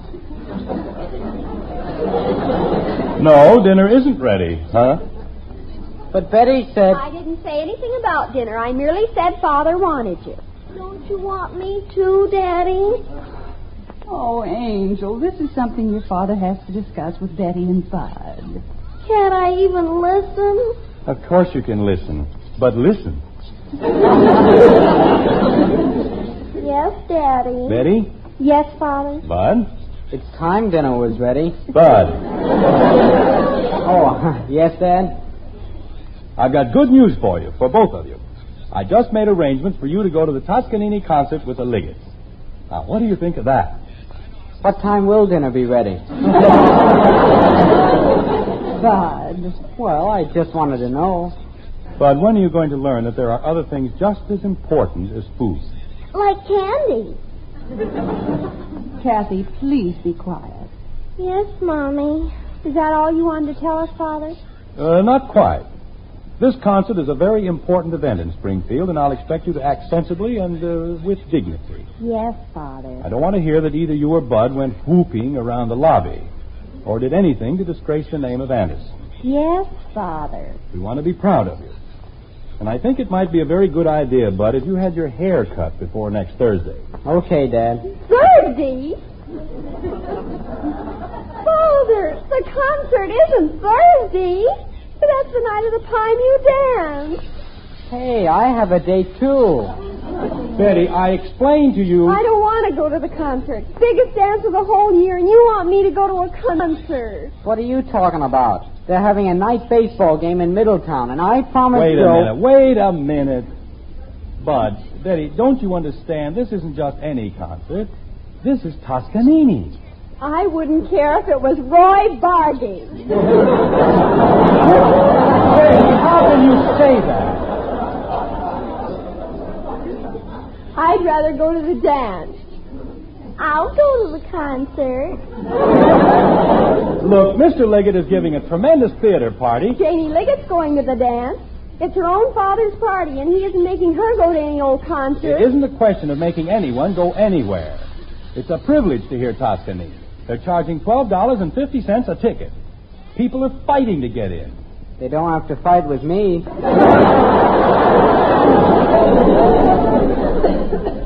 I'll go to the concert. Margaret, will you please explain to these children... Oh, no, dear. Go ahead. You're doing fine. Thank you. Look, kids, music is an important part of our lives, especially good music. An appreciation of music is a sign of culture and good breeding. It's a relaxation, a release from the stress and strain of everyday life. As you grow older... Daddy.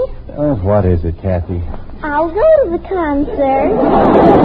You'll stay home where you belong. I want to go to the concert. Kathleen, be quiet.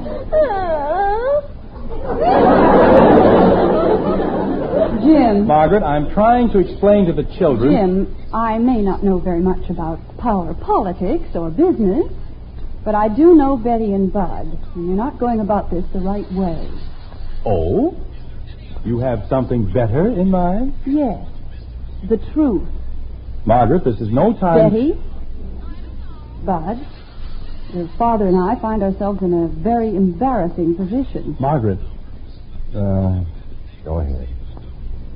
We made dates with two different couples. To go to the concert with the Leggetts and to have dinner with Mr. and Mrs. Gribble. All on the same night.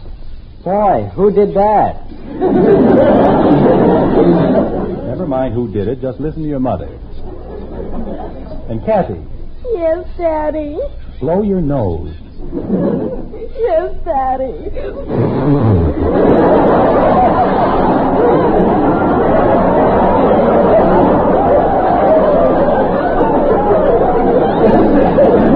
Go ahead, Margaret. Well, that's our problem. Your father's in no position to offend either the Liggetts or the Gribbles.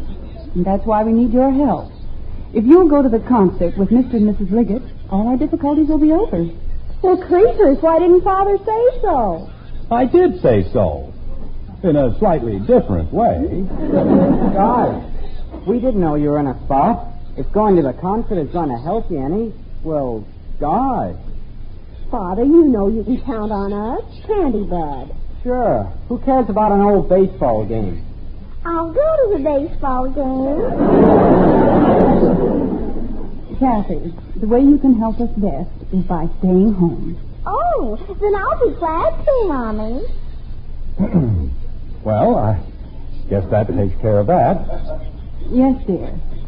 And I hope we've all learned something tonight. Yes. Well... I'll get it. Never mind, Betty. Go in and help your mother set the table. And, Betty... Yes, Father? Maybe we can find a new dress somewhere that's just right for concert. Yes, papers. Hello? Oh, hello, Henry. She what? Oh, that's fine, Henry. That's just fine. Yes, I'll tell Margaret right away. She'll be very happy. Thank you very much, Henry. Yes, we'll be seeing you. Good night. Who was that, dear? That was Henry Liggett, and he was so happy about everything. Jim, nothing's gone wrong with the insurance deal, has it? Oh, no, everything's fine. Just great. Why, Jim, what is it? Mrs. Liggett thinks we're wonderful, the most thoughtful parents she's ever known. So she wants us to have something she dug up this afternoon. 2 more tickets for the concert.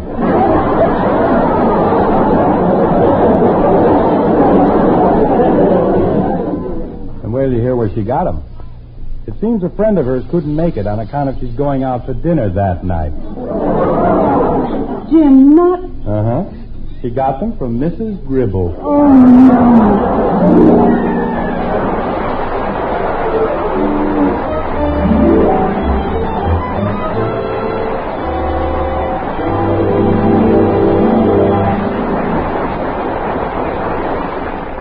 And Father thought he had everything all straightened out, too. Well, some things you just can't count on. Other things, though, you can count on every time. And it's good to know about them. Take coffee, for instance. You want to count on the coffee you buy for wonderful flavor every pound. Because flavor's what you pay for, what you enjoy. And as millions of folks know, wonderful flavor is just what you can count on with our Maxwell House coffee. Day after day, pound after pound, an extra measure of flavor comes your way in that familiar blue tin. Wonderful, good to the last drop flavor only Maxwell House brings you. We're mighty proud of that flavor, you know. It's the reason more people buy our Maxwell House coffee than any other brand. And we'll never compromise on the quality of 1 single pound. Yes, for more flavor for your money. For your money's worth and more. Bring home that familiar blue tin of Maxwell House coffee. It's today's coffee buy. Always good to the last drop.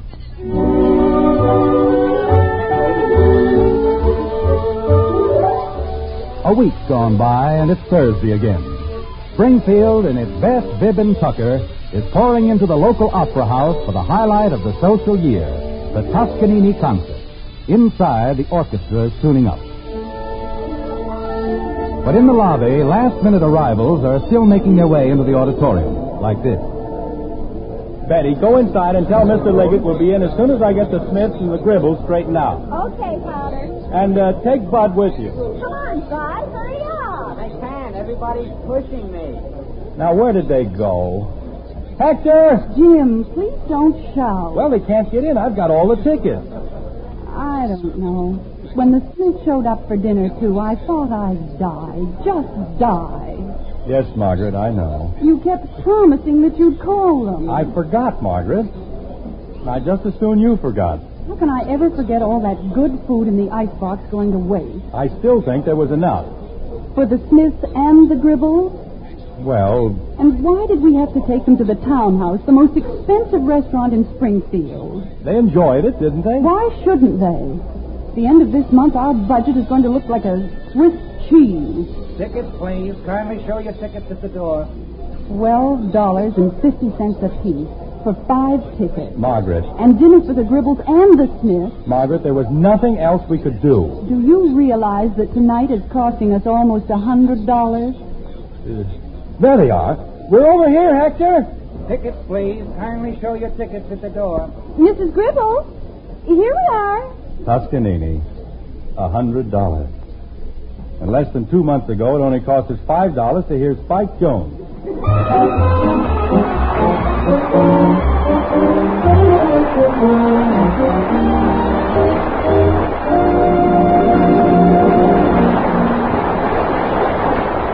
Good to the last drop. Now that famous flavor is yours to enjoy in instant coffee, too.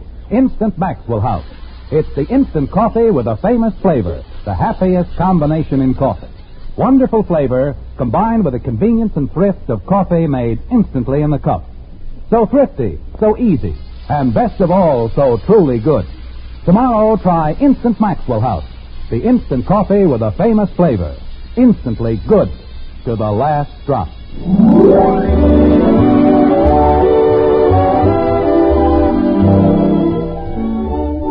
Join us again next week when we'll be back with Father Knows Best, starring Robert Young as Jim Anderson, with Roy Bargy and the Maxwell House Orchestra, and yours truly, Bill Foreman. Bill, is it all right if I step in here for a minute? Well, of course, Bob. What's on your mind? Well, there's a long 4th of July weekend coming up, and I'd like to say a few words to the members of our Good Drivers Club.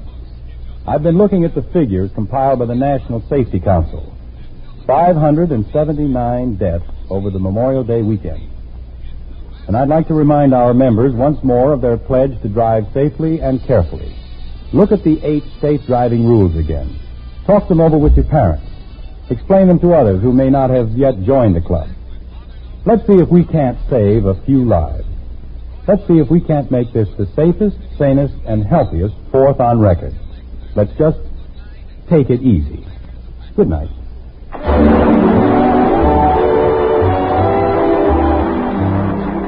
Now until next Thursday, good night and good luck from the makers of Maxwell House, America's favorite brand of coffee. Always good to the last drop. Father Knows Best was transcribed in Hollywood and written by Ed James.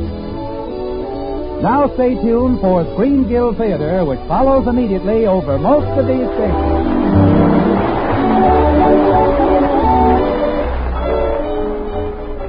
This is NBC, the national broadcasting company. You'll like the delicious, meaty flavor of Spam, the way it satisfies husky appetite. Stay tuned to HOJO Radio. Mother, is Maxwell House really the only coffee in the world? Well, your father says so, and your father knows best.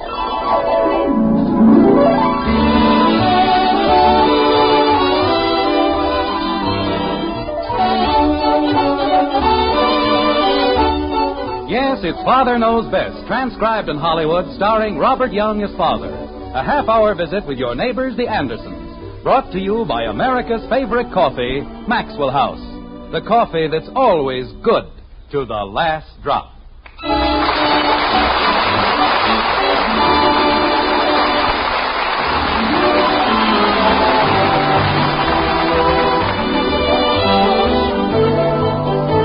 If an arrow rises, it must fall. If a river flows, it must bend.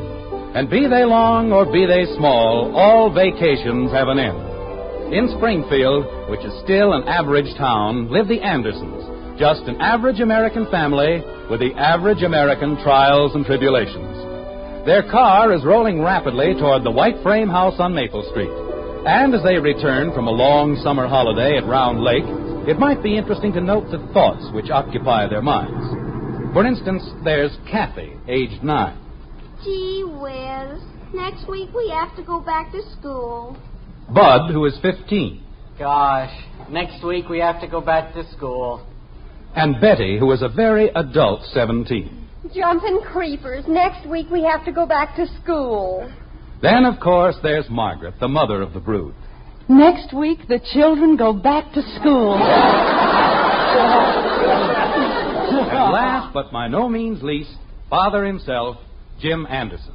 Well, it won't be long now. Here's Maple. There's Jimmy Woody. Jimmy! Sit down, will ya? Bud, stop pushing. I'm not pushing. Kathy's standing on my foot. Kathleen, sit still and behave yourself. I was saying hello to Jimmy. There'll be plenty of time for that.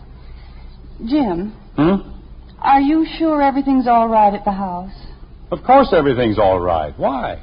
Well, you look just like a boy with his hand in the jam pot. And if you've done anything... Susie! Yoo-hoo, Susie! Oh! Kathy, sit down. That was Susie. Well, you don't have to jump out the window. Look what she did to my shoe. I did not. You certainly did. I certainly didn't. You certainly did. I certainly didn't. Kathy, will you please stop screeching in my ear? I wasn't screeching in your ear. You certainly were. I certainly wasn't. All right. That's enough.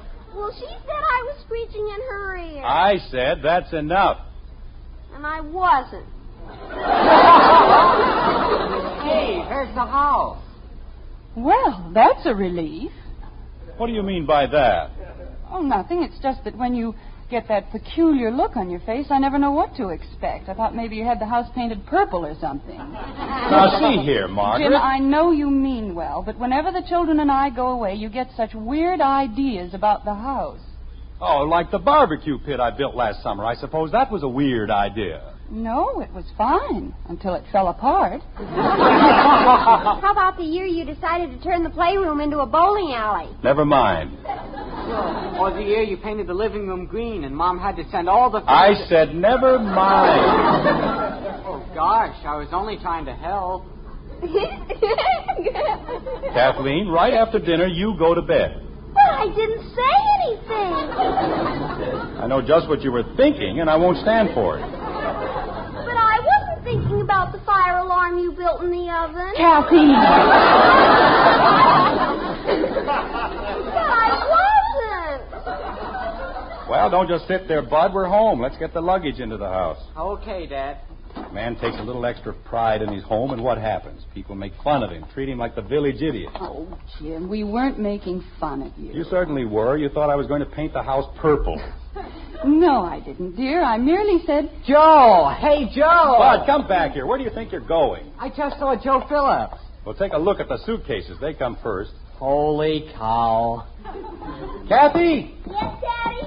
That is not where we live. This is our house, the white one. But I thought Patty Davis was home. You can see Patty in the morning, dear. Right now, we've all got to help your father. Gee whiz. Well, I guess that's about everything. Jim. Margaret, there's nothing to worry about. I haven't done anything to the house. Nothing much, anyway. Oh, dear. Kathy, push the water bottle under my chin. It's slipping. Want me to carry it? Just push it over a little. Oh, why can't I carry it? Kathy!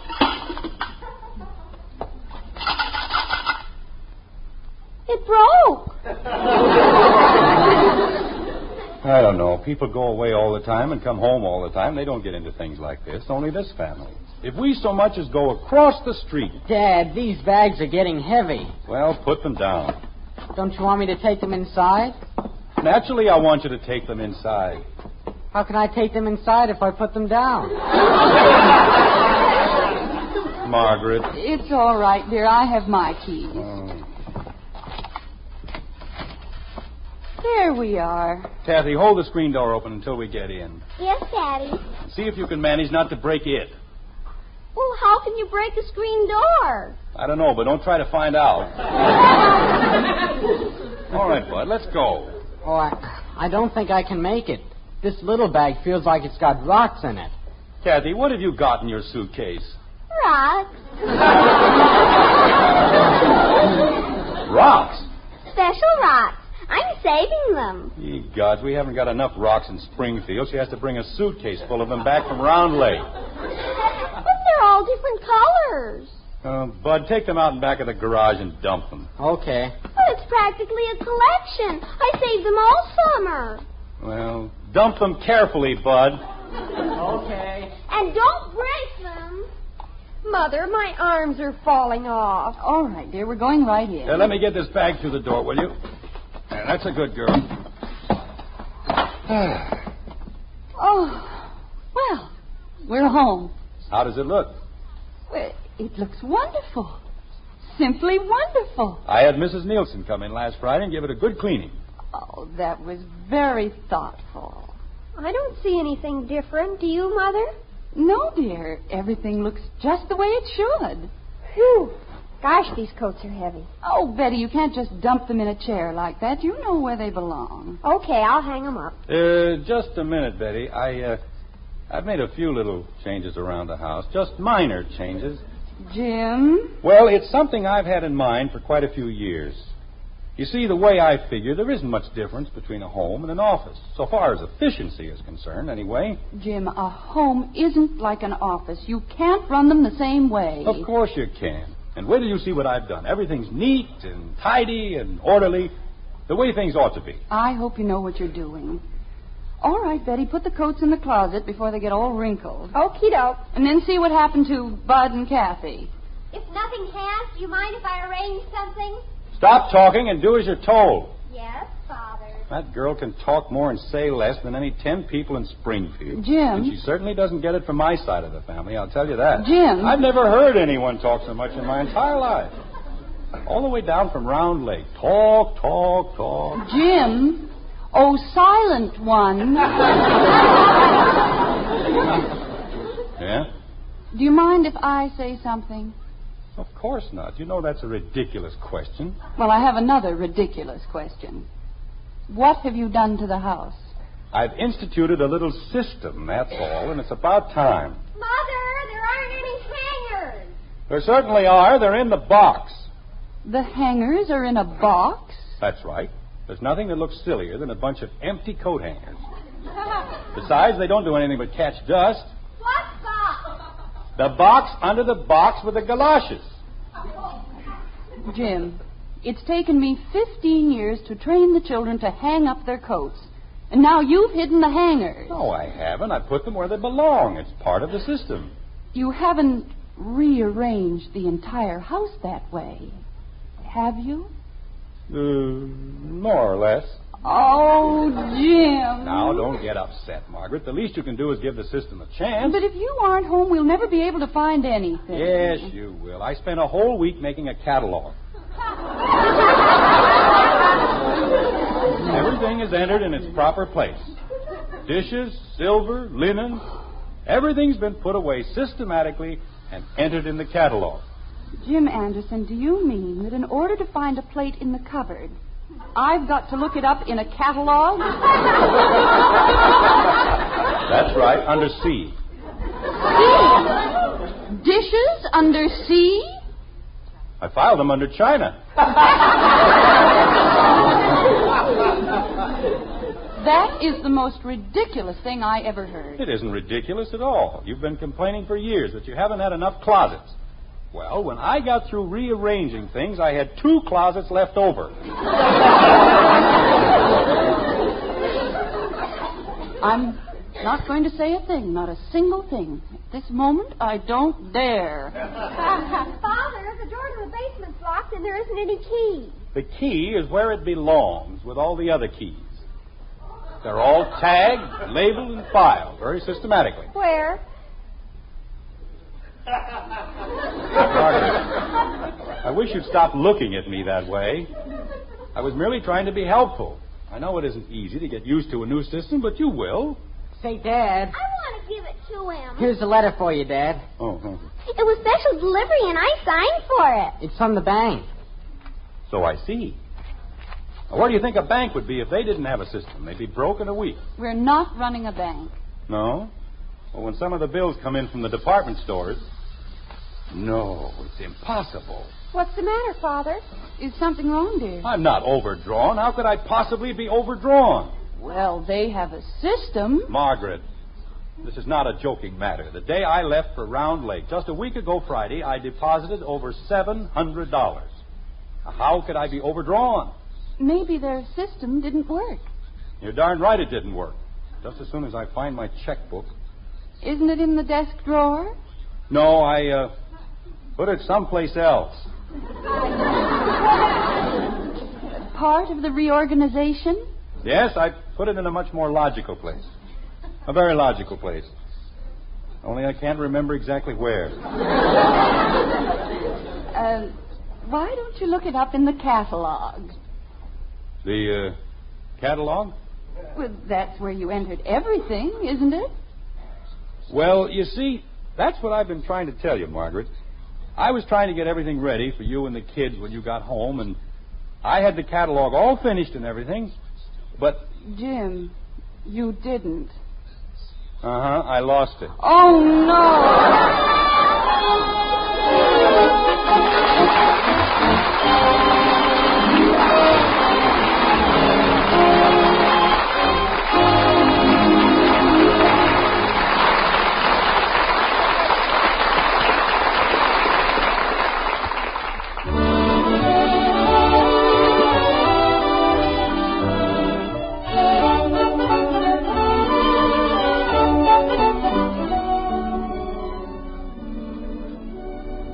Best cup of coffee I ever tasted.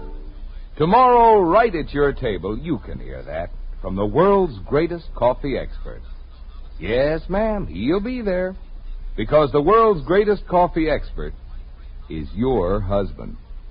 Now, naturally, we think we're pretty fair experts. After all, our Maxwell House coffee is America's favorite brand.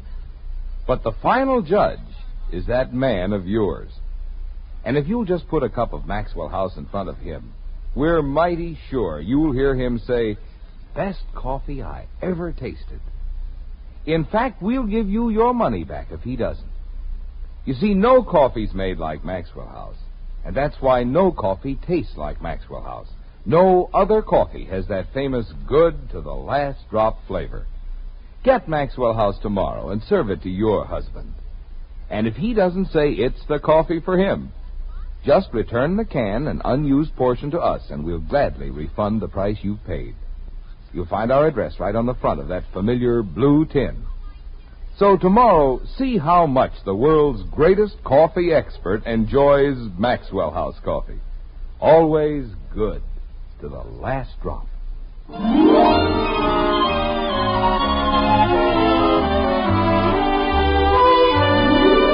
It's only minutes later in the white frame house on Maple Street, and the future looks dismal and dark for the family known as Anderson.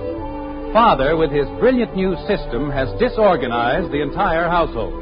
But it won't be for long. You know how it is with life. It's always darkest before the dawn. And though everything may seem quite grim at the moment, there's really no need to be concerned. Just hang around for a little while, and gradually things will get worse.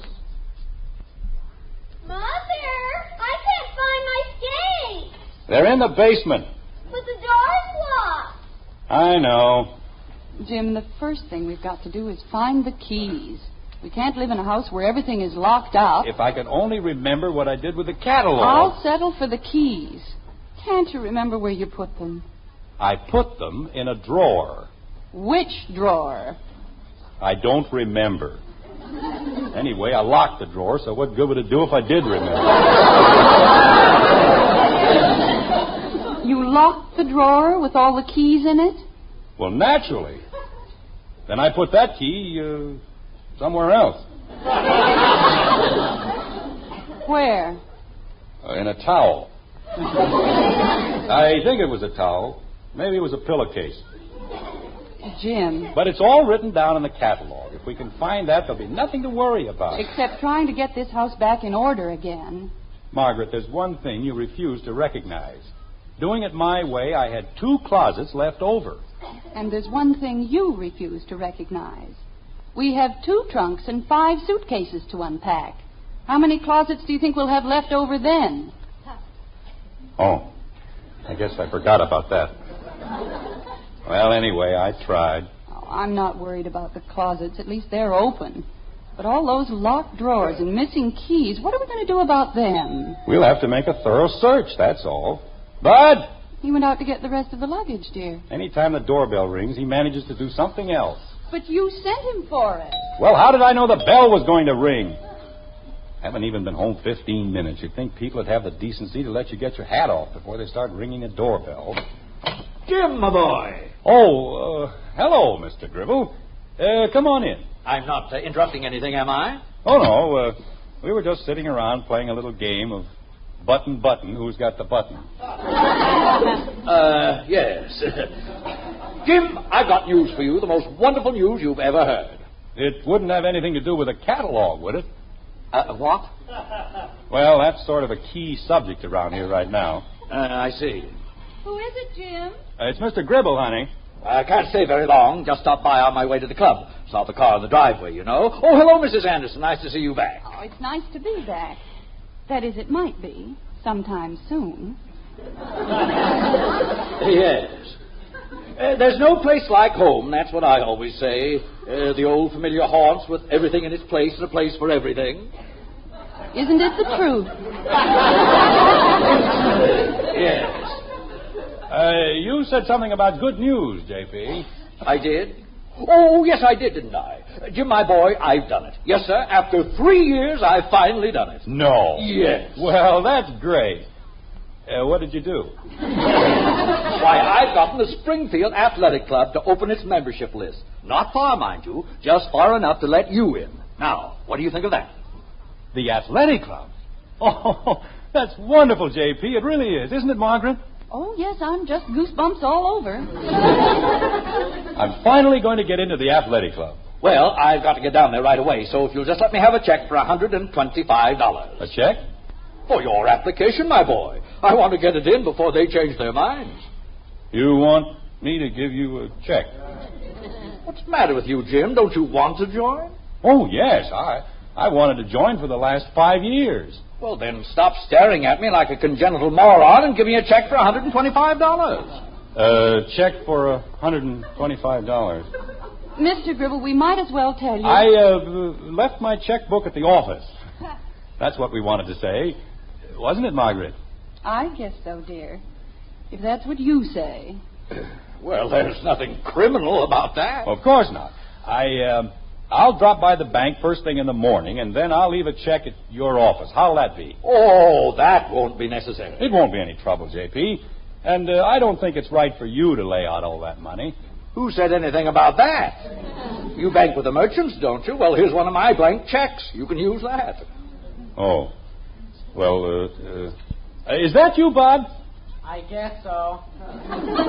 Well, come on in, Bud. Mr. Gribble's here. Jim, if you'll just make out a check for $125. I want you to meet Bud, J.P. He's a fine boy. I met your son when he was 2 years old. Now, if you just make out a check. Bud, you know Mr. Gribble, don't you? Sure. How are you, Mr. Gribble?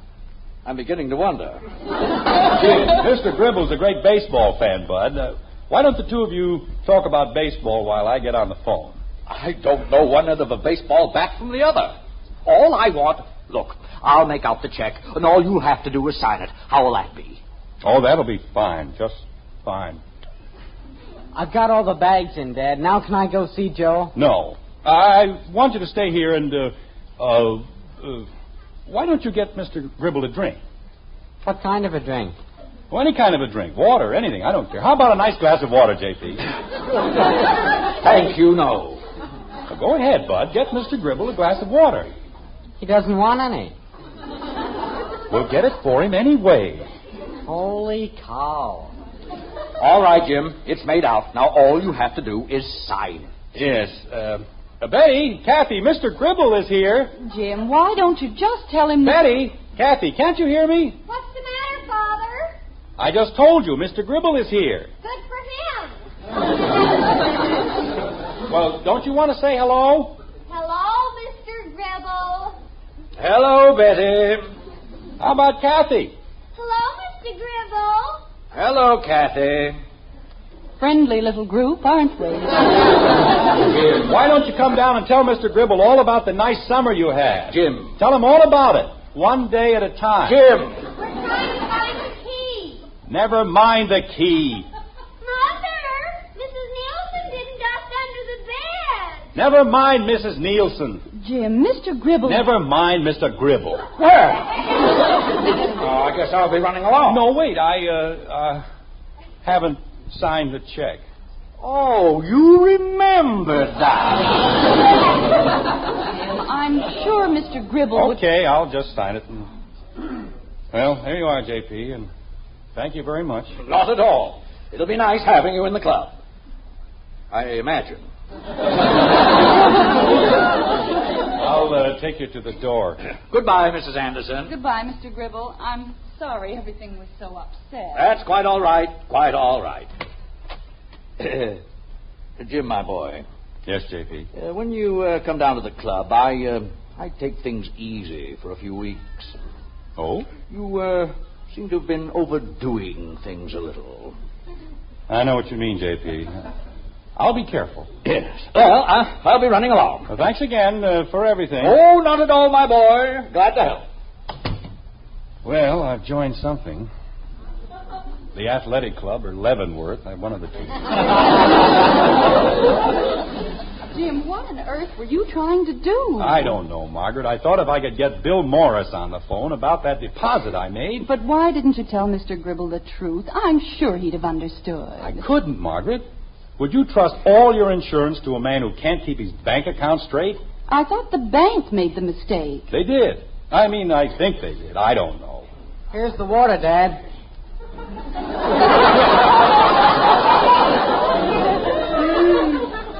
What water? You said to get a glass of water for Mr. Gribble. Well, he's gone. What'll I do with the water? Drink it. I'm not thirsty. Then take it outside and water the lawn. With one glass?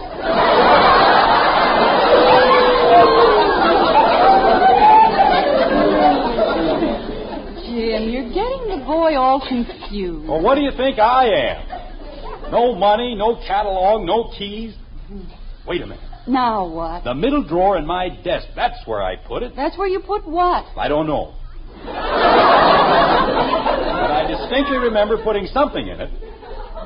The catalog. That's where it is. Come on. Jim. Once we get the catalog, everything will straighten out. We'll find the bank book and the keys and... Is it locked?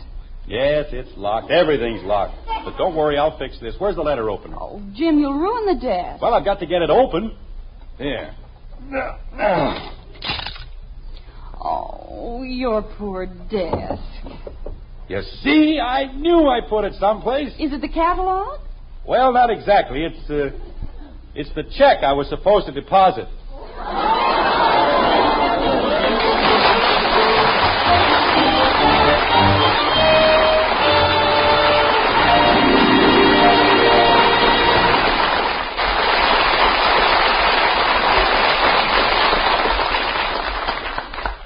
Well, that solves one mystery.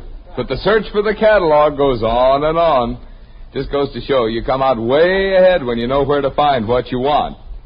Now, when it comes to coffee, you want the most for your money.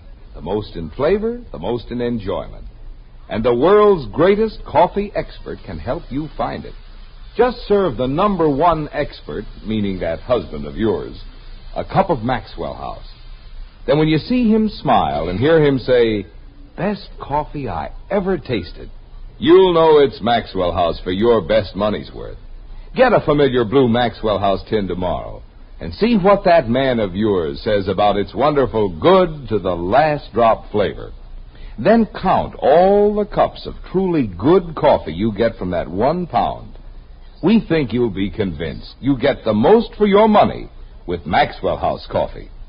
So tomorrow, introduce the world's greatest coffee expert to coffee that's always good to the last drop.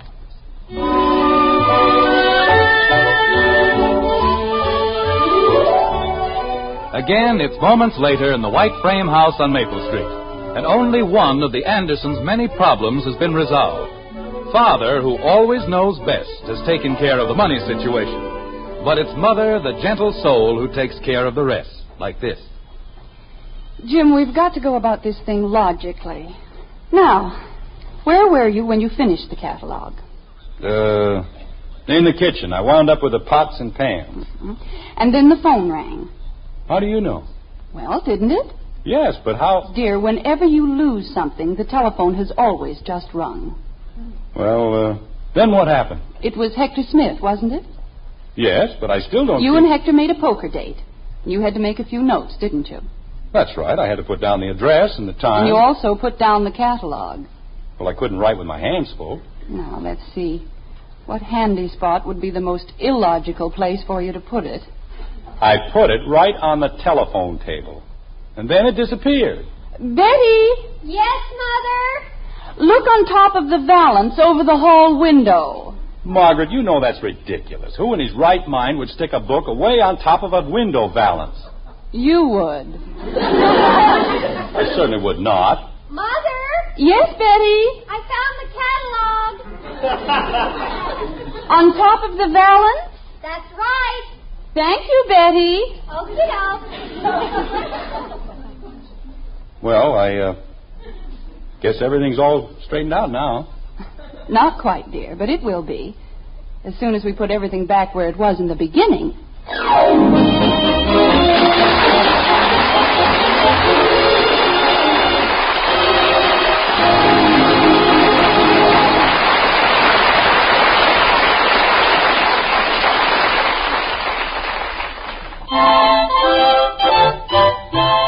is swell when you keep well. That's why so many folks eat Post bran flakes for breakfast every day. Every 1 ounce serving of these tasty, crisp toasted flakes provides bran to help prevent irregularity due to lack of bulk in the diet. They're so good, and so good for you, too.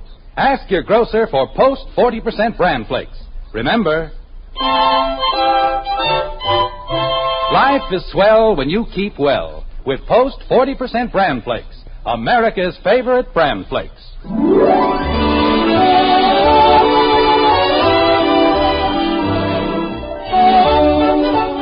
Join us again next week when we'll be back with Father Knows Best, starring Robert Young as Jim Anderson, with Roy Bargy and the Maxwell House Orchestra, and yours truly, Bill Foreman. So until next Thursday, good night and good luck from the makers of Maxwell House, America's favorite brand of coffee. Always good to the last drop. Father Knows Best was transcribed in Hollywood and written by Ed James. Now stay tuned in for Dragnet, which follows immediately over most of these stations.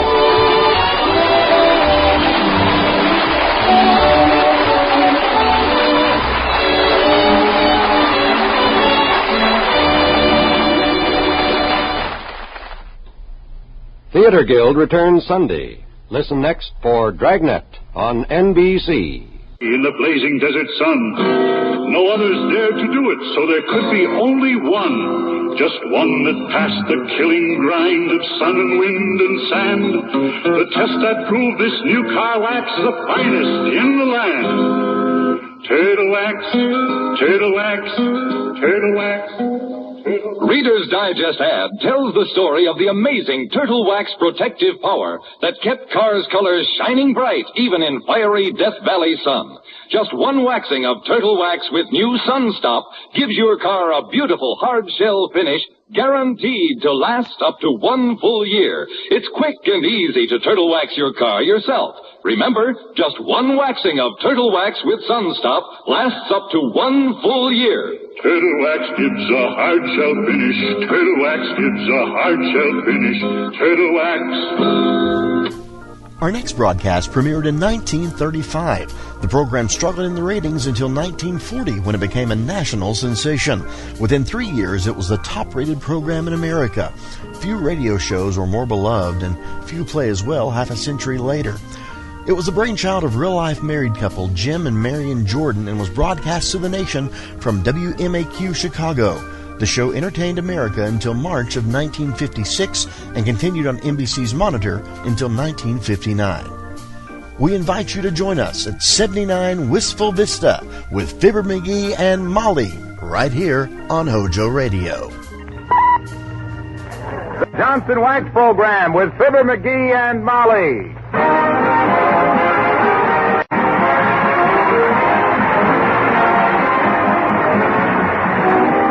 Makers of Johnson's Wax and Johnson's Self-Polishing Glow Coat present Fibber McGee and Molly, written by Don Quinn, with songs by Martha Tilton and the King's Men, and music by Billy Mills. The show opens with Who Cares?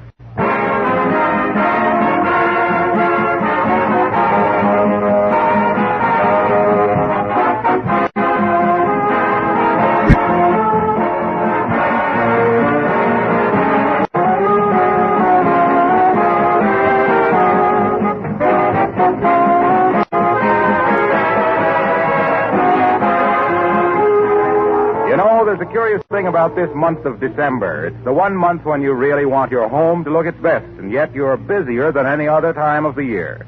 What's the answer to that problem? Genuine Johnson's Wax, the famous polish that makes floors, furniture, and woodwork gleam with rich beauty and saves you work in the bargain. Women who practice protective housekeeping with Johnson's Wax don't have to worry about things like the Christmas holidays. Their homes are ready on short notice for entertaining, and their floors can take all the extra punishment that vacationing children have in store for them. The self-protective coat of Johnson's Wax acts as a shield, guarding finishes against wear and making daily housework easier, too. More and more housekeepers are Johnson waxing their windowsills, picture frames, and leather articles, in addition to floors, furniture, and woodwork. In fact, there are 100 extra labor-saving uses for genuine Johnson's Wax, which you can now buy in 3 forms: paste, liquid, or the new cream wax. Make a note now to buy some tomorrow.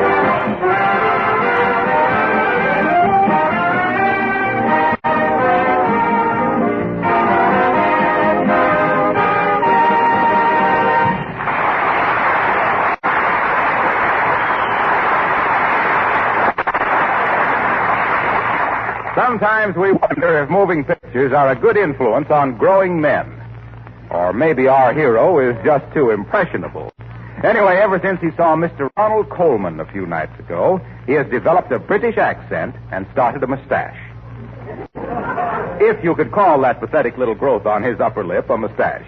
For further details, we refer you to Fibber McGee and Dolly.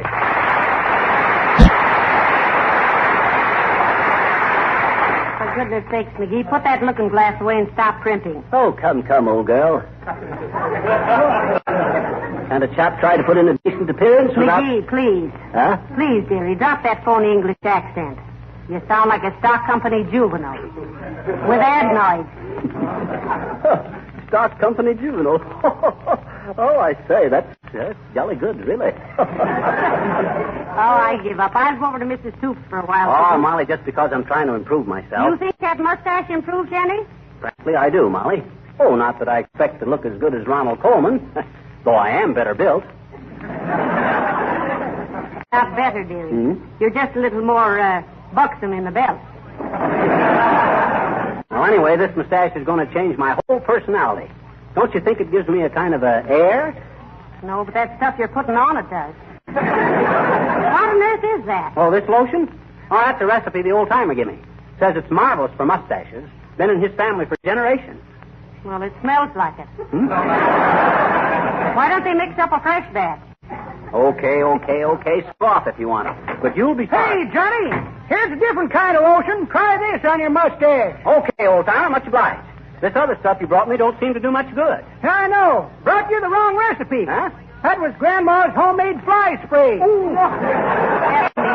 Fly spray. Hey, you might have poisoned me, old-timer. It's a good thing you come back. Oh, it won't hurt human beings none, Johnny. Oh. Grandma fed a spoonful to my cousin Trimble, and he never suffered no ill effects. Is that so? That is, unless you call running around the block screaming and hiccuping the ill effects. Say, does your grandmother put up a lot of these home remedies, Mr. Oldtimer? Sure does, daughter. Never forget the time my boy Rance got his arm caught in the lawnmower. Well, sir, Grandma come trotting out, yanked his arm loose, rubbed some awful smelling salve onto it, give it a couple of jerks, and that lawnmower run just as good as ever. Well, leave me know if this stuff don't help, Johnny.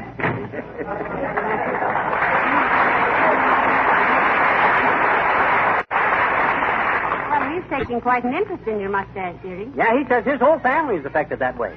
You know, his great-grandmother got scared by a bicycle at the St. Louis Exposition, and believe it or not, Molly, when his father grew up, he had handlebar mustaches. Oh, my, isn't heredity interesting? Now, if you'll excuse me, I've got a mince pie in the oven. Oh, dear, I wonder who that is. Well, whoever it is, now, don't say anything about my mustache, Molly. Let's see if they notice. Well, can't I just point and snicker a little? No, please, Molly. Come in. Good day, my dear. Hello there, McGee. Oh, hello, Mr. Mayor. Hi, Latrivia. What's cooking? McGee, if there's anything I deplore, it is the idiotic custom of opening a conversation with such senseless questions as what's cooking, how's everything, and what you know. They are meaningless and unanswerable. It's just silly, ain't it? I never thought of it that way before, did you, Molly? Well, frequently, as you must know. Oh. But if you'll excuse me, Mr. Mayor, I've got to run out in the kitchen a minute. Certainly, Mrs. McGee. And I must say something smells delicious. What's cooking?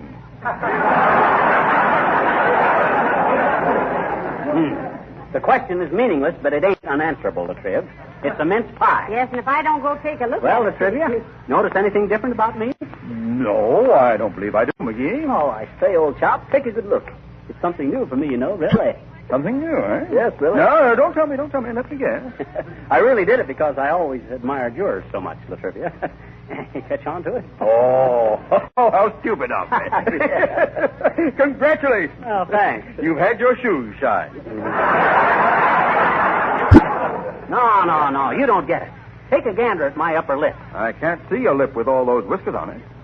What do you mean, whiskers? That's a mustache. Oh, yes. Of course. And very becoming to you, too. Oh, you think so? Yeah. Hey, Molly, Latrivia thinks it looks good on me. Oh, do you really, Mr. Mayor? Indeed I do, Mrs. McGee. In fact, your husband's name came up this morning in regard to some Chamber of Commerce business, and my secretary said, now, if Mr. McGee only had something in front of his face. But let's get back to business. If we only had something in front of... What business, Trev? I'm seriously considering renting the house next door to you, McGee. Oh. When you plan on bringing over your other shirt and coffee pot, Latrivia? Well, it's not settled definitely, McGee. The man who lived there before, Mr. Gildersleeve, I believe. Where did he move to? Sunday.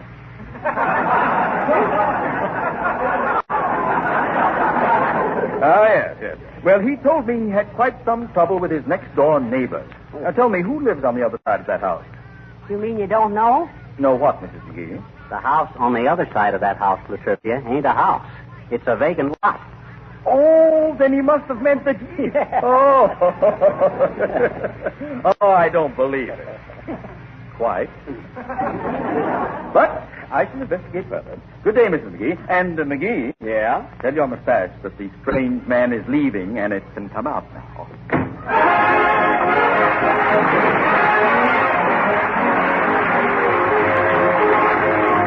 Martha Tilton sings Kiss the Boys Goodbye. We're such a happy pair that it isn't right, no, it isn't fair. To all those other boys I gave the air. Oh, Daddy, let me stay out late, for tomorrow is our wedding day. Can't the baby kind of celebrate? Kiss the boys goodbye. Daddy, let me wear the ming. What's the difference what the neighbors think? Let the baby linger on the bring. Kiss the boys goodbye. And while I'm kissing them sentimentally, keep the liberal point of view. Because I'm breaking it to them gently that my heart belongs to you. So, Daddy, please remember this, that tomorrow starts a life of bliss. Let me show them what they're gonna miss. Kiss the boys goodbye. Be reasonable, Daddy. Give me one more night to play. I want to sever all my connections in a ladylike sort of way. I can't afford to have a scene on my wedding day. I'd hate to have 17 fellas give the bride away. So, Daddy, please remember this, that tomorrow starts a life of bliss. Let me show them what they're gonna miss. Kiss the boys goodbye. Goodbye. Goodbye. What's gonna change their name? Goodbye. Goodbye. What will become of us? Let me show you what you're gonna miss. Kiss the boys goodbye.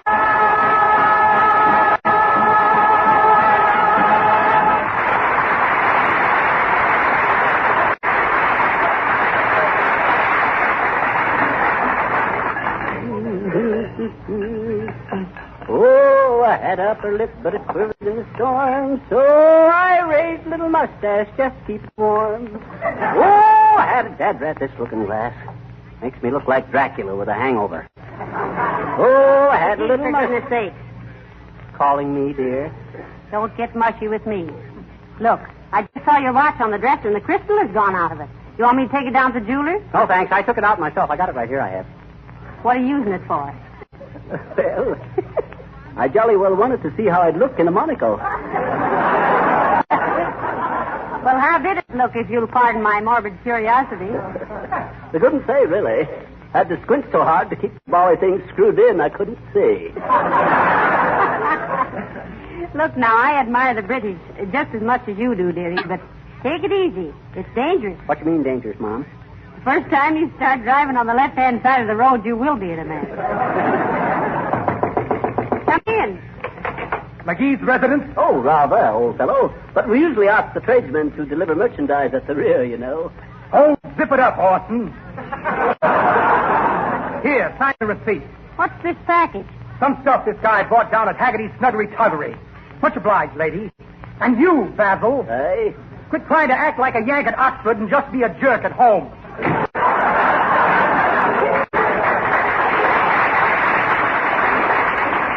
Zip it up, Basil. Why, that fresh mug. Well, say, what have you been buying down at Haggerty's Snuggery Tuggery? Oh, I thought I might as well go all the way, Molly, as long as I'm improving my appearance.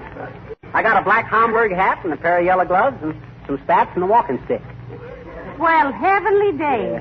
What is the world coming to? And when? Oh, I'll admit the walking stick might be a touch too much, but you can't. Oh, no. Huh? No, it isn't, McGee. If you wear the spats and yellow gloves, you'll need to carry your stick. And maybe some brass knuckles. Well, let's see if I sent my godpers in with this package. Oh, dad rat it. They forgot something. Oh, I say, dear boy, what did the chappies forget? Your shooting jacket for formal crap games? Nah, them stupid goons forgot to put in my purple velvet smoking jacket. Will your lordship excuse me if I sit down a moment? I'm a little overwhelmed. Oh, don't be like that, Molly. Don't you want your husband to be well-groomed? Don't you want me to look smooth? Oh, you'll be smooth, all right. You wear those spats and yellow gloves, and somebody will polish you off. But say, tell me, did you only get one smoking jacket? Sure. You think I need two? Well, won't you need a longer one? For when you smoke king-size cigarettes? For goodness sake, stop looking at yourself in the mirror. Hello, folks. What's cooking? Hello, Mr. Wilcox. I say, old chap, is it necessary to use such weird expressions as what's cooking, how's everything, and what do you know? Really, they're rather senseless and unanswerable, you know. Oh, quite. Say what? Say, what goes on here anyway? Is he on the level, Molly? Well, he thinks he's on the level, but it's uphill work. Won't you step in and have a spot of tea, old chap? I say, be a good girl and put the kettle on, old thing. We're not having any tea, and don't call me an old thing. How about a slug of root beer or something, Mr. Wilcox?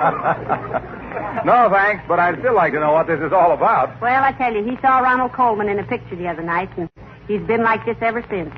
I only hope they don't revive King Kong. I've had enough of this monkey business. Well, hey, look, Fibber. McGee, Mr. Wilcox is speaking to you. Turn around. I can see him. I'm looking in the mirror, ain't I? Hey, Harlow, you see anything different about me? No, except your face is dirty. You've got a smudge on your upper lip there. That ain't a smudge. It's a mustache. Gee, is it? I bet Mr. Wilcox was never so foolish as to try and raise a mustache. Well, you'd lose that bet, Molly. I tried to raise one once, but I had to give it up. I got a nasty suspicion, folks, that this is leading into something. I can't get out of it now. Why did you give it up, Mr. Wilcox? Well, it interfered with business. Every time I started to demonstrate Johnson's self-polishing glow coat and how it keeps linoleum spotless and sparkling with a minimum of time and effort, no rubbing or buffing. Yes. You just pour a little out, spread it on, and wait for it to dry to a gorgeous mirror-like finish, and it restores the beauty of the pattern and gives housewives hours of extra leisure, and don't accept any substitutes and get some from your nearest dealer today. We know. Now, what about your mustache? Yes, how did it interfere with your business, Mr. Wilcox? Well, I'll tell you. I'd no sooner get through telling people how spotless it made their linoleum than I'd look down and see that black smudge. Every time I looked down, there it was. It made me nervous, so I shaved it off. Oh, that's it. I feel like Uncle Dennis trying to pass Joe's Tavern. I walked right into it. Did you bring me that book, Harlow? Oh, yes. Here. No hurry about returning it, pal. Keep it as long as you like. Well, so long now. So long, Harlow. What's the book, dearie? It's an English book. How to play cricket. How to play with a cricket? Oh, no, you don't, Mickey. I won't have one in the house. But, Molly, it's just a game. I don't care if it is. In the first place, they're too noisy. Tweet, tweet, tweet all night long. No, sir, if you want... Molly, this cricket ain't an insect. I know an insect when I see one. This is like baseball, only the difference That's even worse. A man of your age playing baseball with a cricket. Heavenly days, McGee. First an English accent, and then mustache and a monocle, and now you play games with bugs. Oh. What's gotten into you? Hey, Molly. What? You ever go to a quilting bee? Yes, I have. You ever get stung? Don't be silly. It wasn't a real bee. Well, cricket ain't a real cricket either. That's the English name for baseball. All right, dearie, all right. I give up. Go out and play golf with the grasshoppers if you like. Play ball. Come in. Oh, hi, sis. Hi, mister. Hiya. You want to send any messages to Santa Claus? My mama's taking me down to Bontown Department Store tonight. Oh, she is, huh? I said she is, eh? Guess what? Your mama's going to take you down to see Santa Claus. Hi, Nora. You want me to tell him anything for you? Oh, I don't know, sis. What's the procedure? Hmm? How do you go about it? On the streetcar. I mean, what is the modus operandi? The gimmick? Oh, you mean how do you tell Santa Claus what you want, That roughly was the thought I was trying to convey, sis. Oh. Well, first you get in line with the other kid. Yeah? And then when it's your turn to talk to him, he takes you up on his lap, and that's the part I don't like, because his beard always smells like mothballs. Well, you got to overlook that, sis. They say the moths are terrible at the North Pole. Now, then what happens? I don't know. I've never been there. I don't mean at the North Pole. I mean with Santa Claus. Oh. Yeah. Well, then you tell him everything you want, and there's a lady standing there, and she writes it all down and asks you what your papa's name is and has you got a charge account. Oh, yeah. Yes. That's Santa Claus's secretary. Well, gee, mister, if she was my secretary, I bet you I'd fire her, I bet you. You would? Sure. Well, last year, when I was talking to Santa Claus, you know what she said to him? What'd she say? She said, "Speak up, you big dope. How can I write this down if you keep mumbling in your beer?" Oh. Gee, is there any way to talk to Santa Claus? I ask you. Well, I should say not. I guess he didn't hear her say it, because if it's the same girl I saw there last year, she had some very well-filled stockings. McGee. And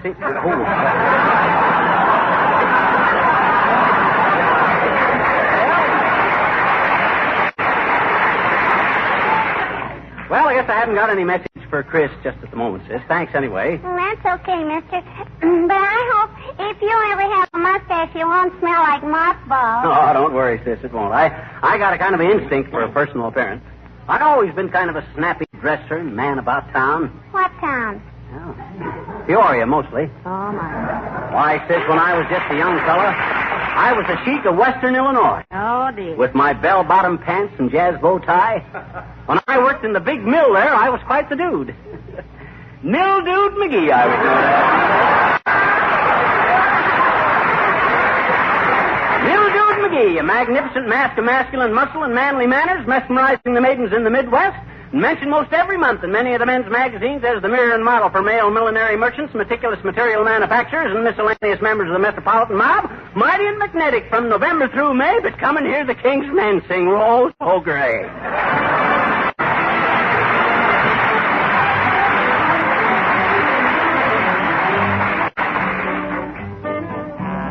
Rosie, Rosie, Rosie O'Day, she is the prettiest thing. Under her window from miles away, the fellows all gather and sing. Rose-a-day, Rose-a-day, you're my Gilligan-a-Shimmerusha, Balla-Bum-Daddy-ay. Rose-a-day, Rose-a-day, you're my Gilligan-a-Shimmerusha, Balla-Bum-Daddy-ay. You are so darling, so lovely, that's what I mean when I say Rose-a-day, Rose-a-day, you're my Gilligan-a-Shimmerusha, Balla-Bum-Daddy-Bum-Daddy-ay. Oh, you're more of a lady than Rosie O'Grady. You're sweeter than Rose of Cali. Rose of the Rio for Washington Square never could even begin to compare with my wild Irish rose, the sweetest flower that grows. I'll never betray my Rosie O'Day. She's my Filligadoochie, Shinamaroochie, Ballarella, Paddy-ay, Rose-a-day, Rose-a-day. You're my Filligadoochie, Shinamaroochie, Ballarella, Boom, Paddy-ay. Calling my darling, I love you. That's what I mean when I say Rose-a-day,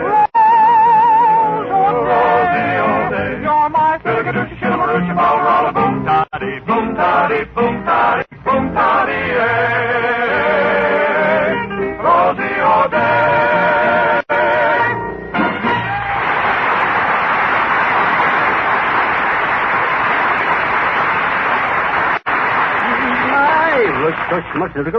Rosie O'Gray. Gee, are you still rubbing that horrible ointment on your mustache? Yeah. They need a lot of encouragement when they're young like this. You know the old saying, Molly, great oaks from little acorns grow. I didn't know you wanted a tree. I thought you just wanted a bush. And goodness knows you've been getting enough raspberries to start one. Oh, well, don't let it get you down, old girl. Chin up, pip, pip, pip, carry on and all of that. Oh, stop talking like that. I hope that's the guy from Haggerty's Snuggery Toggery with my velvet smoking jacket. Come in, Haggerty. Oh, how do you do, Mrs. Uppington? Come in, dear. Oh. How do you do, Mr. McGee? I just stopped into Oh, I'm so sorry. I don't believe I've met this gentleman. Hot dog, you hear that, Molly? She didn't know me with my mustache. Oh, my goodness. Oh, you're Mr. McGee. Sure, I'll stand right here. Oh, I do hope you'll forgive me, my dear. Oh, forgive you. Why, heavenly days, you're lucky if he doesn't kiss you, Abigail. To think that his mustache would fool anybody that much. What did I tell you, Molly? I knew when Mustache? What mustache?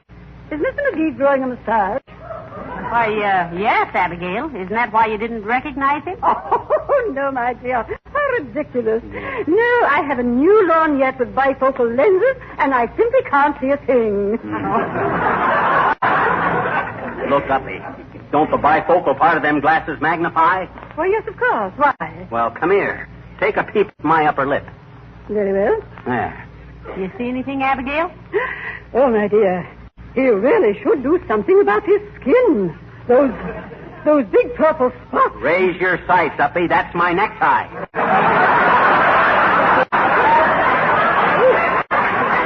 Oh, may, of course. How stupid of me, wasn't it? Yes, it certainly was. McGee. Well, what can we do for you, Abigail? Or is this a social call? Oh, no, Mr. McGee. I am a committee of one from our ladies' club to inspect some of the city parks, and I thought you might care to go along. We have information from a very high source that parts of them are to be sold for parking lots. Oh, well, come down off your high source and tell us about it, Uppy.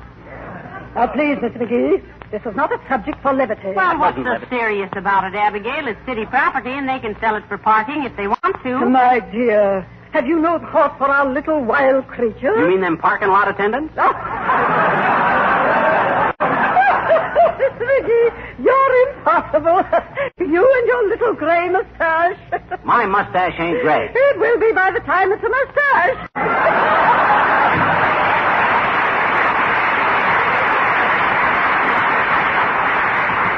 Good old Uppy. You know, Molly, I got a kind of a sneaking fondness for the old percheron. There. Personally, I think she's a very nice woman. Sure she is. Uppy's an old peach. Do you really think so? Sure I do. She's an old, wrinkled, dried-up peach that should have been pickled and canned years ago. Hand me the phone, Molly. What are you going to do? I'm going to call Haggerty's Snuggery Toggery and see why they don't send out my smoking jacket. All right, here. Thanks. Hello, operator. Give me Haggerty's Oh, is that you, Mert? All right. How's every little thing, Mert? It is, eh? What's that, Mert? Your sister? Got pinched, eh? For going too slow. Heavenly days in her car, McGee? No, a revolving door.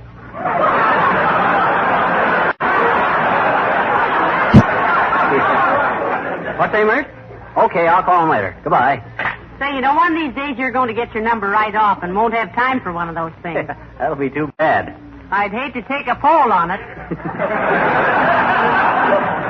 Oh, well, for goodness sakes, McGee, take your fingers out of your mouth. I just feel inside of my upper lip, Molly. My mustache don't seem to be growing very fast. Just wondered if it got mixed up and was going in instead of out. You know, sometimes you find potatoes. Hey there, Johnny. How's the mustache? Oh, hi, old-timer. Those lotions you gave me don't seem to have done much good. Johnny, here, try this one. Oh, is this another one of your grandmother's concoctions, Mr. Oldtimer? Yep. Grandma swears by this one. Oh. Fact is, she swears so loud by this one, we have to send the kids up to bed. That's pretty good, old-timer. Yes, but that ain't the way I heard it. The way I heard it, one feller says, the other feller says, the Seaware aviator flew from Denver to New York in less than 12 hours. That's so, says the other feller. Must have been in a hurry. Have a wife in New York? No, says the first feller, in Denver. Well, try this stuff on your mustache, Johnny, and let me know what happens. Okay, but I'm getting kind of discouraged. The more stuff I put on, the less it seems to grow. Grow? Why, yes, why not? Oh, my goodness, and I've been giving him stuff to make it go away.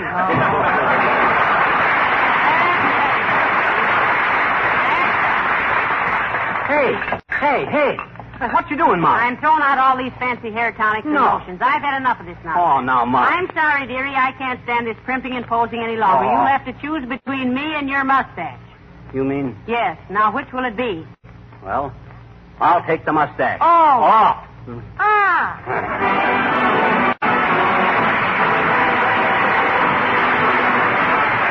you know what I've been doing today? Well, I've been just an old inquiring reporter, asking women here and there a few questions about my favorite product, Johnson's Glow Coat, the easy-to-use floor polish. What do you like best about Glow Coat, I asked them. And do you know, I got a lot of different answers, but they all add up to the same thing. Glow Coat is an all-around product. It has so many good points that it pleases everybody.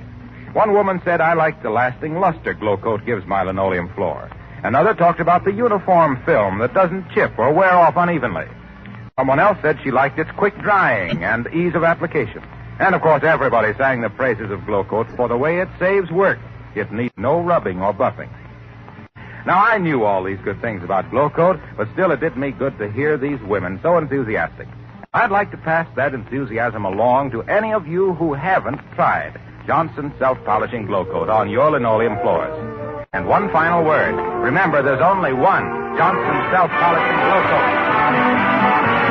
I still don't know why you were trying to raise a mustache, dearie. Oh, it's a kind of old family tradition, Molly. Ever see our family album? All my ancestors had beards down to here. Oh, no razors? No, no chins. Good night. Good night, all.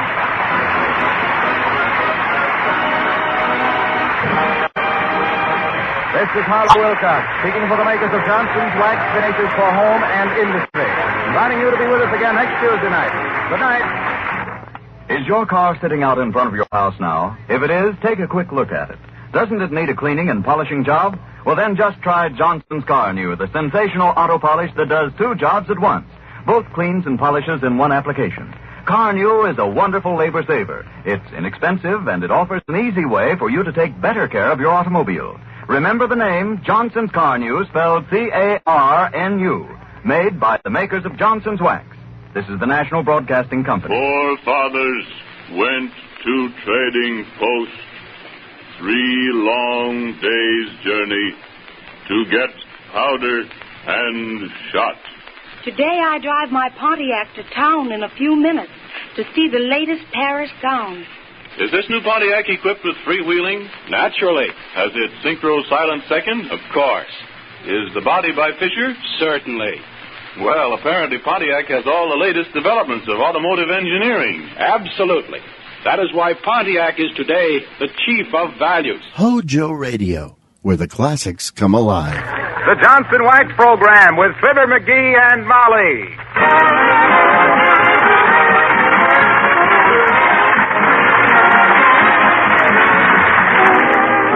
Of Johnson's Wax and Johnson's Self-Polishing Glow Coat present Fibber McGee and Molly, written by Don Quinn, with songs by Martha Tilton and the King's Men, and music by Billy Mills. The show opens with Who Cares?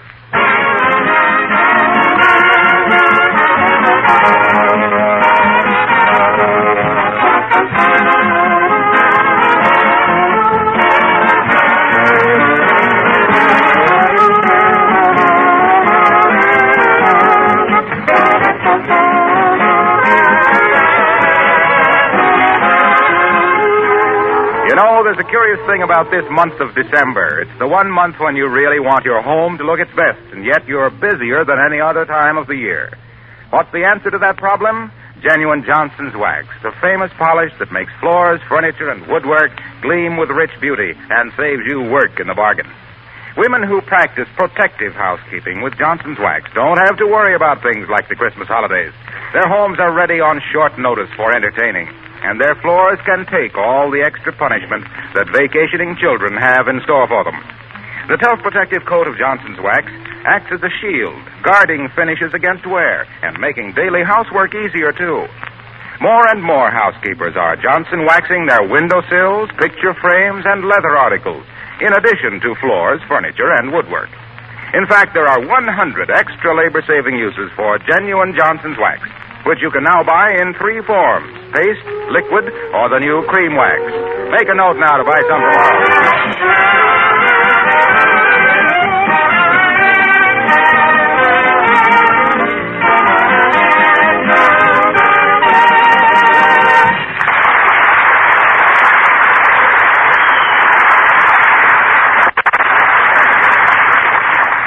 Sometimes we wonder if moving pictures are a good influence on growing men. Or maybe our hero is just too impressionable. Anyway, ever since he saw Mr. Ronald Coleman a few nights ago, he has developed a British accent and started a mustache. If you could call that pathetic little growth on his upper lip a mustache. For further details, we refer you to Fibber McGee and Molly.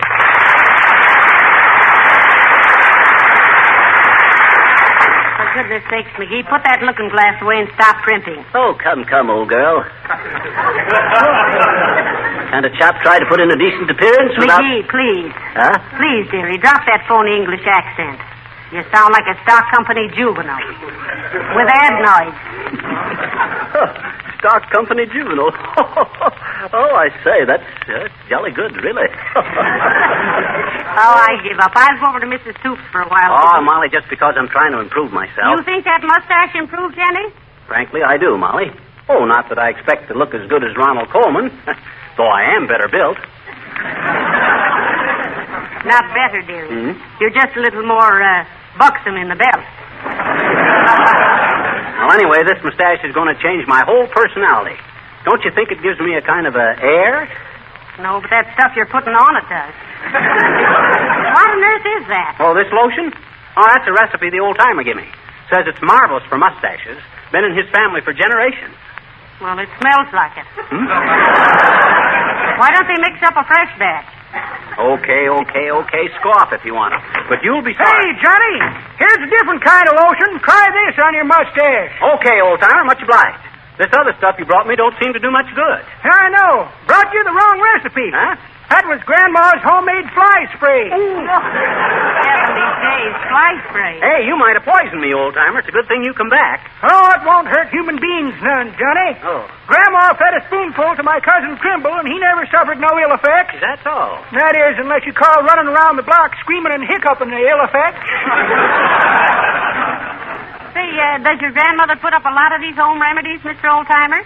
Sure does, daughter. Never forget the time my boy Rance got his arm caught in the lawnmower. Well, sir, Grandma come trotting out, yanked his arm loose, rubbed some awful smelling salve onto it, give it a couple of jerks, and that lawnmower run just as good as ever. Well, leave me know if this stuff don't help, Johnny.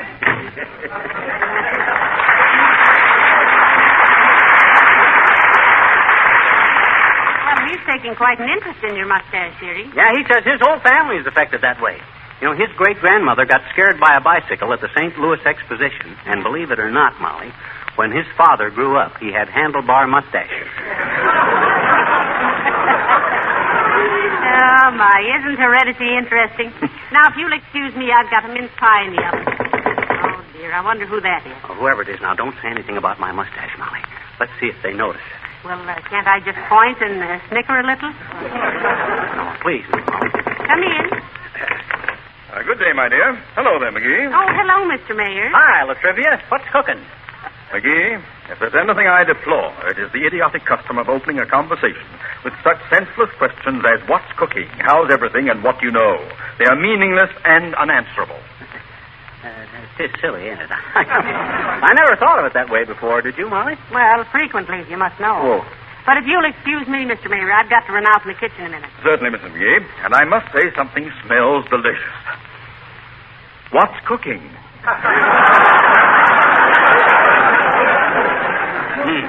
The question is meaningless, but it ain't unanswerable, Latriv. It's a mince pie. Yes, and if I don't go take a look Well, at Latrivia, notice anything different about me? No, I don't believe I do, McGee. Oh, I say, old chap, take a good look. It's something new for me, you know, really. Something new, eh? Yes, really. No, don't tell me. Let me guess. I really did it because I always admired yours so much, Latrivia. Catch on to it? Oh, how stupid of me. Congratulations. Oh, thanks. You've had your shoes shined.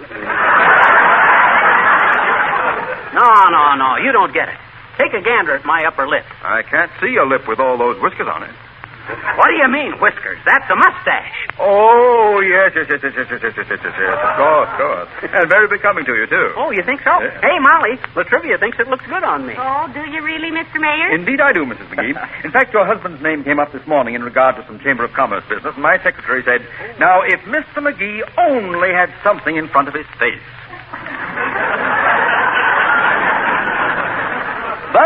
let's get back to business. If we only had something in front of... what business, Trev? I'm seriously considering renting the house next door to you, McGee. Oh. When you planning on bringing over your other shirt and coffee pot, Latrivia? Well, it's not settled definitely, McGee. The man who lived there before, Mr. Gildersleeve, I believe, where did he move to? Sunday.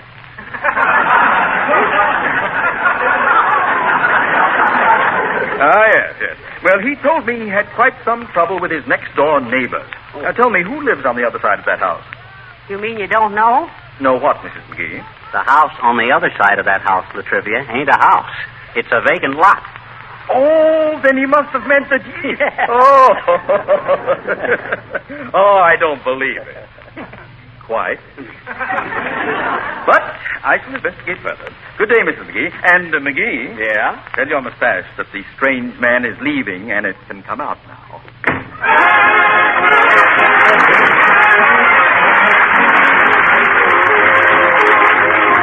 Martha Tilton sings Kiss the Boys Goodbye. We're such a happy pair that it isn't right, no, it isn't fair. To all those other boys I gave the air. So, Daddy, let me stay out late, for tomorrow is our wedding day. Can't the baby kind of celebrate? Kiss the boys goodbye. Daddy, let me wear the ming. What's the difference what the neighbors think? Let the baby linger on the brink. Kiss the boys goodbye. And while I'm kissing them sentimentally, keep the liberal point of view, because I'm breaking it to them gently that my heart belongs to you. So, Daddy, please remember this, that tomorrow starts a lot of bliss. Let me show them what they're gonna miss. Kiss the boys goodbye. Be reasonable, Daddy. Give me one more night to play. I want to sever all my connections in a ladylike sort of way. I can't afford to have a scene on my wedding day. I'd hate to have 17 fellas give the bride away. So, Daddy, please remember this, that tomorrow starts a life of bliss. Let me show them what they're gonna miss. Kiss the boys goodbye. Goodbye. What is what game? Goodbye. What's gonna change her name? Goodbye. This time it's got to let. Goodbye. What will become of us? Let me show you what you're gonna miss. Kiss the boys goodbye.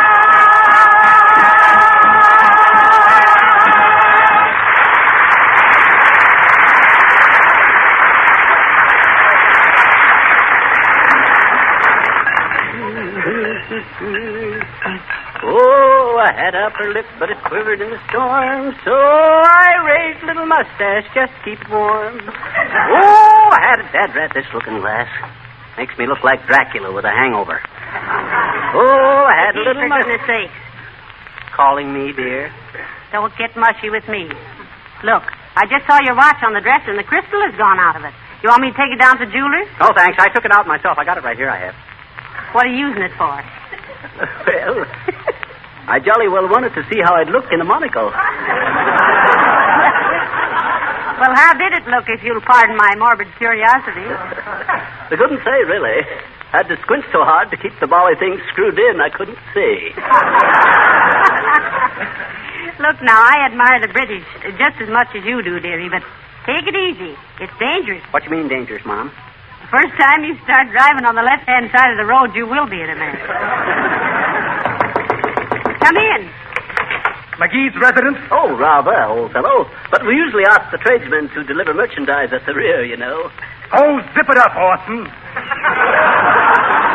Here, sign the receipt. What's this package? Some stuff this guy brought down at Haggerty's Snuggery Tuggery. Much obliged, lady. And you, Basil. Hey? Quit trying to act like a Yank at Oxford and just be a jerk at home.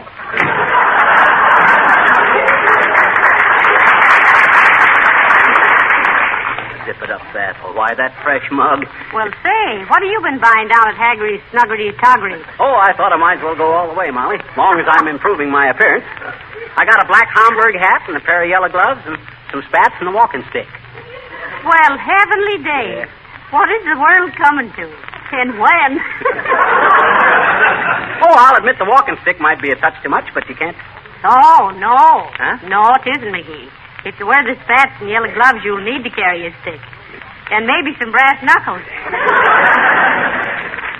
Well, let's see if they sent my Godfers in with this package. Oh, Dad, they forgot something. Oh, I say, dear boy, what did the chappies forget? Your shooting jacket for formal crap game? Nah, them stupid goons forgot to put in my purple velvet smoking jacket. Will your lordship excuse me if I sit down a moment? I'm a little overwhelmed. Oh, don't be like that, Molly. Don't you want your husband to be well-groomed? Don't you want me to look smooth? Oh, you'll be smooth, all right. You wear those spats and yellow gloves, and somebody will polish you off. But say, tell me, did you only get one smoking jacket? Sure. You think I need two? Well, won't you need a longer one? For when you smoke king-size cigarettes? For goodness sake, stop looking at yourself in the mirror. Hello, folks. What's cooking? Hello, Mr. Wilcox. I say, old chap, is it necessary to use such weird expressions as what's cooking, how's everything, and what do you know? Really, they're rather senseless and unanswerable, you know. Oh, quite. Say what? Say, what goes on here anyway? Is he on the level, Molly? Well, he thinks he's on the level, but it's uphill work. Won't you step in and have a spot of tea, old chap? I say, be a good girl and put the kettle on, old thing. We're not having any tea, and don't call me an old thing. How about a slug of root beer or something, Mr. Wilcox? No, thanks, but I'd still like to know what this is all about. Well, I tell you, he saw Ronald Coleman in a picture the other night, and he's been like this ever since. I only hope they don't revive King Kong. I've had enough of this monkey business. Well, hey, look, Fibber. McGee, Mr. Wilcox is speaking to you. Turn around. I can see him. I'm looking in the mirror, ain't I? Hey, Harlow, you see anything different about me? No, except your face is dirty. You've got a smudge on your upper lip there. That ain't a smudge. It's a mustache. Gee, is it? I bet Mr. Wilcox was never so foolish as to try and raise a mustache. Well, you'd lose that bet, Molly. I tried to raise one once, but I had to give it up. I got a nasty suspicion, folks, that this is leading into something. I can't get out of it now. Why did you give it up, Mr. Wilcox? Well, it interfered with business. Every time I started to demonstrate Johnson's self-polishing glow coat and how it keeps linoleum spotless and sparkling with a minimum of time and effort, no rubbing or buffing.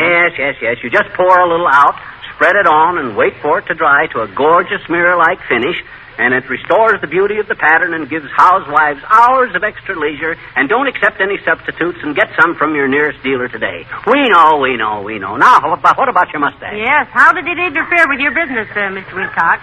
Well, I'll tell you. I'd no sooner get through telling people how spotless it made their linoleum than I'd look down and see that black smudge. Every time I looked down, there it was. It made me nervous, so I shaved it off. Oh, that's it. I feel like Uncle Dennis trying to pass Joe's Tavern. I walked right into it. Did you bring me that book, Harlow? Oh, yes. Here. No hurry about returning it, pal. Keep it as long as you like. Well, so long now. So long, Harlow. What's the book, dearie? It's an English book. How to Play Cricket. How to play with a cricket? Oh, no, you don't, Mickey. I won't have one in the house. But, Molly, it's just a game. I don't care if it is. In the first place, they're too noisy. Tweet, tweet, tweet all night long. No, sir, if you want... Molly, this cricket ain't an insect. I know an insect when I see one. This is like baseball, only the difference That's even worse. A man of your age playing baseball with a cricket. Heavenly days, McGee. First an English accent, and then mustache and a monocle, and now you play games with bugs. Oh. What's gotten into you? Hey, Molly. What? You ever go to a quilting bee? Yes, I have. You ever get stung? Don't be silly. It wasn't a real bee. Well, cricket ain't a real cricket either. That's the English name for baseball. All right, dearie, all right, I give up. Go out and play golf with the grasshoppers if you like. I won't... Play ball, come in. Oh, hi, sis. Hi, mister. Hiya. You want to send any messages to Santa Claus? My mama's taking me down to the Bonton department store tonight. Oh, she is, huh? I said she is, eh? It's what? Your mama's going to take you down to see Santa Claus. I know her. You want me to tell him anything for you? Oh, I don't know, sis. What's the procedure? How do you go about it? On the streetcar. I mean, what is the modus operandi? The gimmick? Oh, You mean how do you tell Santa Claus what you want, That roughly was the thought I was trying to convey, sis. Oh. Well, first you get in line with the other kid. Yeah? And then when it's your turn to talk to him, he takes you up on his lap, and that's the part I don't like because his beard always smells like mothballs. Well, you got to overlook that, sis. They say the moths are terrible at the North Pole. Now, then what happens? I don't know. I've never been there. I don't mean at the North Pole. I mean with Santa Claus. Oh. Yeah. Well, when you tell him everything you want, and there's a lady standing there, and she writes it all down and asks you what your papa's name is and has you got a charge account. Oh, yeah. Yes. That's Santa Claus's secretary. Well, gee, mister, if she was my secretary, I bet you I'd fire her, I bet you. You would? Sure. Why? Well, last year, when I was talking to Santa Claus, you know what she said to him? What she said? She said, speak up, you big dope. How can I write this down if you keep mumbling in your beer? Oh. Gee, is there any way to talk to Santa Claus? I asked you. Well, I should say not. I guess he didn't hear her say it, because if it's the same girl I saw there last year, she had some very well-filled stockings. McGee. And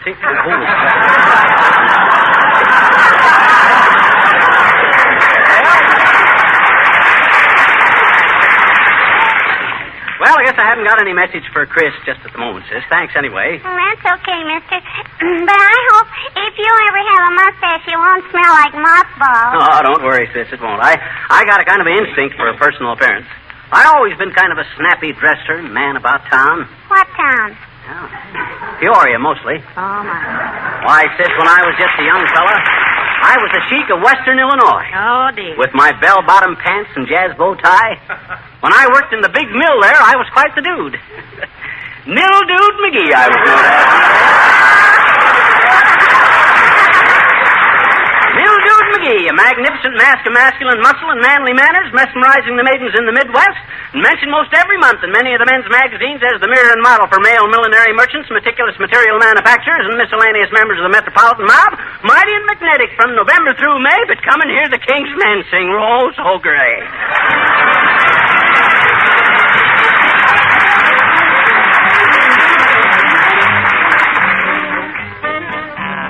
Rosie, Rosie, Rosie O'Day, she is the prettiest thing. Under her window from miles away, the fellows all gather and sing. Rose-a-day, Rose-a-day, you're my Pilligadoochie, Shinnamaroochie, Ballarala, Boom-ta-dee-ay. Rose-a-day, Rose-a-day, you're my Pilligadoochie, Shinnamaroochie, Ballarala, Boom-ta-dee-ay. You are so darling, so lovely, that's what I mean when I say Rose-a-day, Rose-a-day, you're my Pilligadoochie, Shinnamaroochie, Ballarala, Boom-ta-dee, Boom-ta-dee-ay. Oh, you're more of a lady than Rosie O'Grady. You're sweeter than Rose of Tralee. Rose of the Rio or Washington Square never could even begin to compare with my wild Irish rose, the sweetest flower that grows. I'll never betray my Rosie O'Day. She's my Pilligadoochie, Shinnamaroochie, Ballarala, Boom-ta-dee-ay. Rose-a-day, Rose-a-day, you're my Pilligadoochie, Shinnamaroochie, Ballarala, Boom-ta-dee-ay. Come, my darling, I love you. That's what I mean when I say Rose-a-day, Rose-a-day, you're my Pilligadoochie, Shinnamaroochie, Ballarala, Boom-ta-dee, Boom-ta-dee, Boom-ta-dee, Boom-ta-dee-ay. Rosie O'Day.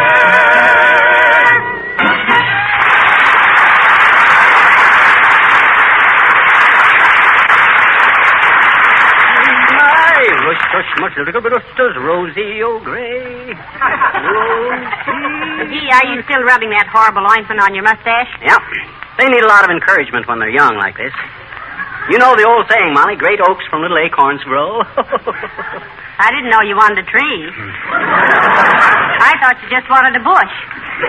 Goodness knows you've been getting enough raspberries to start one. Oh, well, don't let it get you down, old girl. Chin up. Pip, pip, pip. Carry on and all of that. Oh, stop talking like that. I hope that's the guy from Haggerty's Snuggery Toggery with my velvet smoking jacket. Come in, Haggerty. Oh, how do you do, Mrs. Uppington? Come in, dear. Oh. How do you do, Mrs. McGee? I just stopped into I'm so sorry. I don't believe I've met this gentleman. Hot dog, you hear that, Molly? She didn't know me with my mustache. Oh, my goodness. Oh, you're Mr. McGee. Sure, I'll stand right here. Oh, I do hope you'll forgive me, my dear. Oh, forgive you? Why, heavenly days, you're lucky if he doesn't kiss you, Abigail. To think that his mustache would fool anybody that much. What did I tell you, Molly? I knew when Mustache? What mustache? Is Mr. McGee growing a mustache? Why, yes, Abigail. Isn't that why you didn't recognize him? Oh, no, my dear. How ridiculous. No, I have a new lorgnette with bifocal lenses, and I simply can't see a thing. Look, Uppy. Don't the bifocal part of them glasses magnify? Why, yes, of course. Why? Well, come here. Take a peep at my upper lip. Very well. There. You see anything, Abigail? Oh, my dear. He really should do something about his skin. Those big purple spots. Raise your sights, Uppy. That's my necktie.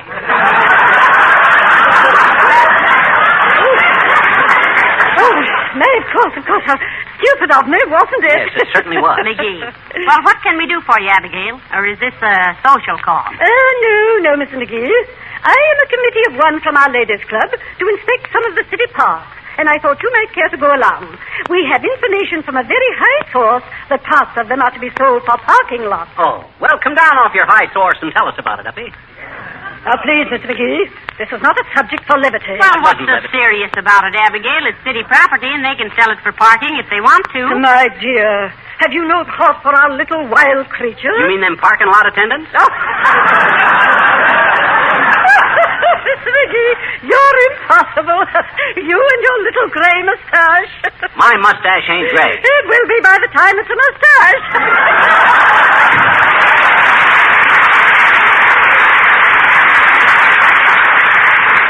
Good old Uppy. You know, Molly, I got a kind of a sneaking fondness for the old Percheron. Personally, I think she's a very nice woman. Sure she is. Uppy's an old peach. Do you really think so? Sure I do. She's an old, wrinkled, dried-up peach that should have been pickled and canned years ago. Hand me the phone, Molly. What are you going to do? I'm going to call Haggerty's Snuggery Toggery and see why they don't send out my smoking jacket. All right, here. Thanks. Hello, operator. Give me Haggerty's Snug... Oh, is that you, Mert? All right. How's every little thing, Mert? Says, eh? What's that, Mert? Your sister? Got pinched, eh? For going too slow. Heavenly days in her car, McGee? No, a revolving door.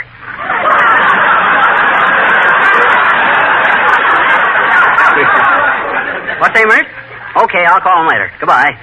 Say, you know, one of these days you're going to get your number right off and won't have time for one of those things. That'll be too bad. I'd hate to take a poll on it. Oh, well, for goodness sakes, McGee, take your fingers out of your mouth. I just feel inside of my upper lip, Molly. My mustache don't seem to be growing very fast. Just wondered if it got mixed up and was growing in instead of out. You know, sometimes you find... Hey there, Johnny. How's the mustache? Oh, hi, old-timer. Those lotions you gave me don't seem to have done much good. Johnny, here, try this one. Oh, is this another one of your grandmother's concoctions, Mr. Oldtimer? Yep. Grandma swears by this one. Oh. Fact is, she swears so loud by this one, we have to send the kids up to bed. That's pretty good, old-timer. Yes, but that ain't the way I heard it. The way I heard it, one feller says, the telefeller says, see where an aviator flew from Denver to New York in less than 12 hours. That so, says telefeller. Must have been in a hurry. Have a wife in New York? No, says the first feller. In Denver. Well, try this stuff on your mustache, Johnny, and let me know what happens. Okay, but I'm getting kind of discouraged. The more stuff I put on, the less it seems to grow. Grow? Why, yes. Why not? Oh, my goodness, and I've been giving him stuff to make it go away.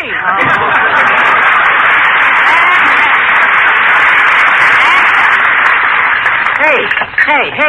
What you doing, Ma? I'm throwing out all these fancy hair tonics and lotions. I've had enough of this now. Oh, now, Ma. I'm sorry, dearie. I can't stand this primping and posing any longer. Oh. You'll have to choose between me and your mustache. You mean? Yes. Now, which will it be? Well, I'll take the mustache. Oh. Off. Do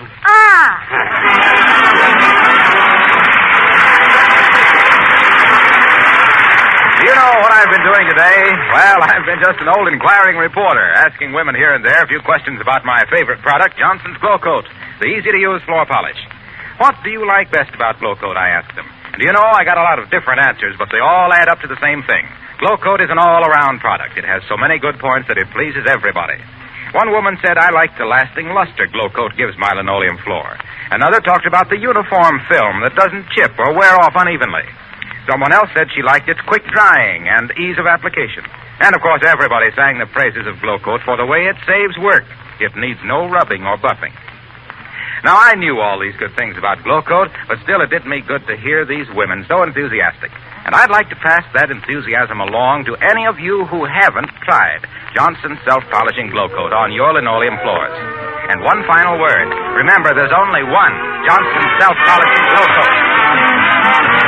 Still don't know why you were trying to raise a mustache, dearie. Oh, it's a kind of old family tradition, Molly. Ever see our family album?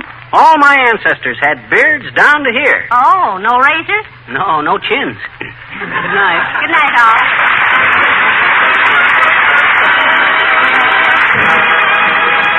This is Harlow Wilcox, speaking for the makers of Johnson's Wax Finishes for Home and Industry. Inviting you to be with us again next Tuesday night. Good night.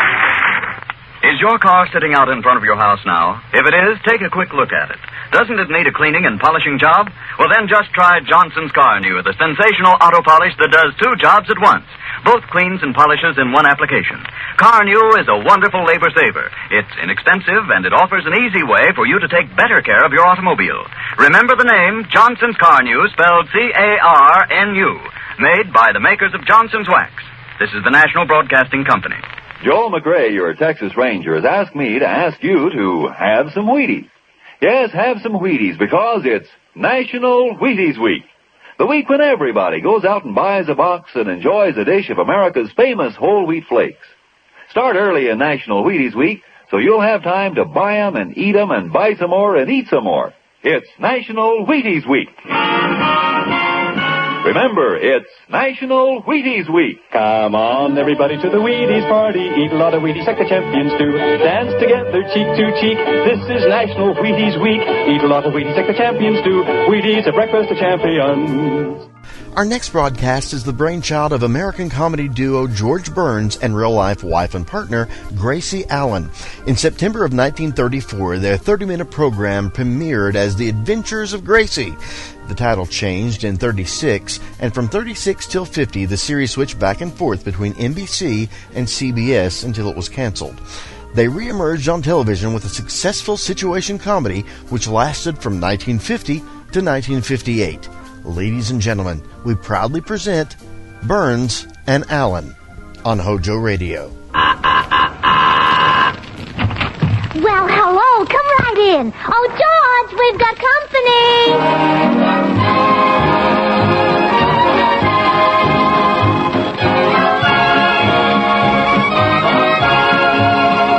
This is Bill Goodwin, speaking for Lever Brothers, makers of Swan, the new white floating soap that's pure as fine Castile.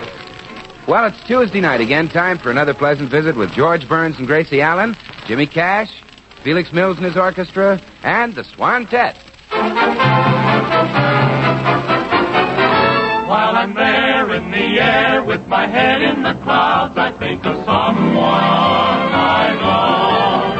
And I know down below she is dreaming of me while I am up there above. When the night is clear and the bombardier drops a bomb that's quite for some, how I yearn to return with my head in the clouds to the one I love on the ground. Now meet the people who live in the Burns house, George and Gracie.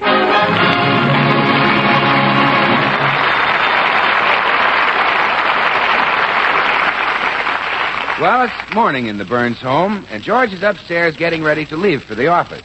Gracie is in the kitchen talking with a woman from the East who has just moved in next door. Oh, I know you're going to love it here in California, Miss Bingo. Especially the weather. Don't like the weather. Too nice. Tonight? Young folks go on picnics. Get romantic. Get married. Oh, well, I never thought of that. Well, anyway, you'll enjoy the house you bought. Did you notice all the flowers in the yard? Don't like flowers. Too pretty. Too pretty? Yeah. Young folks smell them. Get ideas. Get married. Oh, my goodness. You certainly are down on marriage. Don't you like men? Men are different. Oh. Hate them. Really? Can't trust them. Young ones run after women. Old ones crawl. You married? Oh, yes. Yes, I have a fine husband. Pre-war.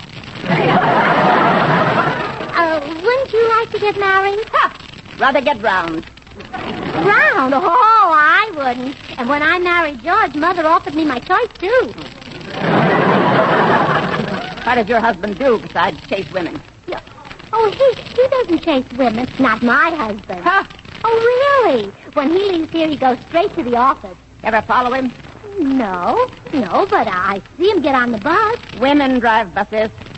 Run elevators in office buildings, too. Oh, well, I'm not worried about George. Why, he wouldn't even make eyes at a lady butcher. Sweetheart, Oh, you have company. Oh, here he is, Miss Pringle. This is my husband.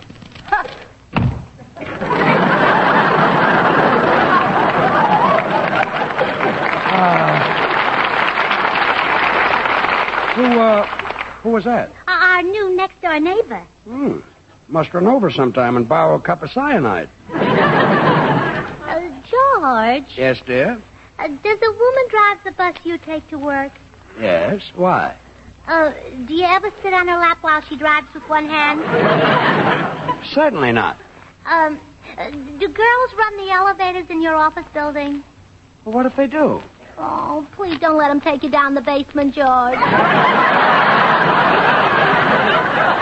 Gracie, what in the world is going... Oh, excuse me, dear. There's the postman. The postman? Well, wait a minute. I'll go. Yeah. Well, gee, it's about time those vitamin pills started to work. Good morning, Mr. Burns. Glorious morning. Never mind the weather. Did it come? Have you got it? Yes, here it is. Don't hold it up like that. You want my wife to see it? Oh, I forgot. My wife doesn't allow me to look at this kind of magazine either. Quick, slip it under my coat. Here. Oh, boy, at last. Cowboy Love Tales. What a magazine. Remember when Oklahoma Tex had the rustlers cornered? He said, "Come out of there, you yellow-livered, ornery, low-down skunks." Sheer poetry, isn't it? And then all of a sudden, one of the rustlers stuck his head out. And bang! He was a goner. Yes, and then another one tried it. Bang! And then another one. Bang! Bang, bang, bang! Pow! Pow? The hand grenade, don't you remember? Oh, sure. Bang! Then another one got him. Bang! Bang! Bang! Bang! Bang! Bang! Having fun, boys? Bang! Gracie. Oh, good morning, Mrs. Burns. All right, George. Hand it over. And what over, sweetheart? That magazine you get such a bang out of. Oh, this one. Yes. Mr. Postman, I thought I told you to stop delivering Cowboy Love Tales. I did, Mrs. Burns. This is the first one in 6 weeks. Well, you go back and tell that post office this is the last warning. If it ever happens again, I'll buy my stamps at the drugstore.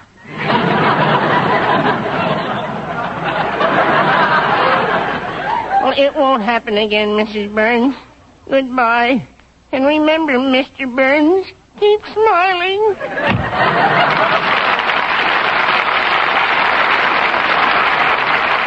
Oh, George, aren't you ashamed reading junk like this? Why don't you read something worthwhile like Dickens or Shakespeare or Beethoven? I don't like Beethoven.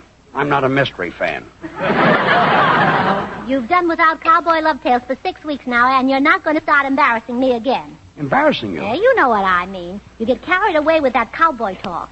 And I don't like to be referred to as old paint. Gracie... And what about the day I asked you to make an appointment for me at the beauty shop? Well, You called Pierre and said, "Heat your brandonine, Frenchie, and I'm sending my doggie in to be clipped and curried." Did I say that? Yeah, and you ought to be ashamed. Hi, folks. I'll leave it to Bill. Bill, shouldn't George be ashamed of himself? He certainly should. What's the reason today? Gracie doesn't approve of my reading matter. Well, Bill, I'll bet you wouldn't read a magazine called Cowboy Love Tale. Well, of course not, Gracie. I never read any kind of love tale. See? I don't have to. I'm at an age where I can still live them.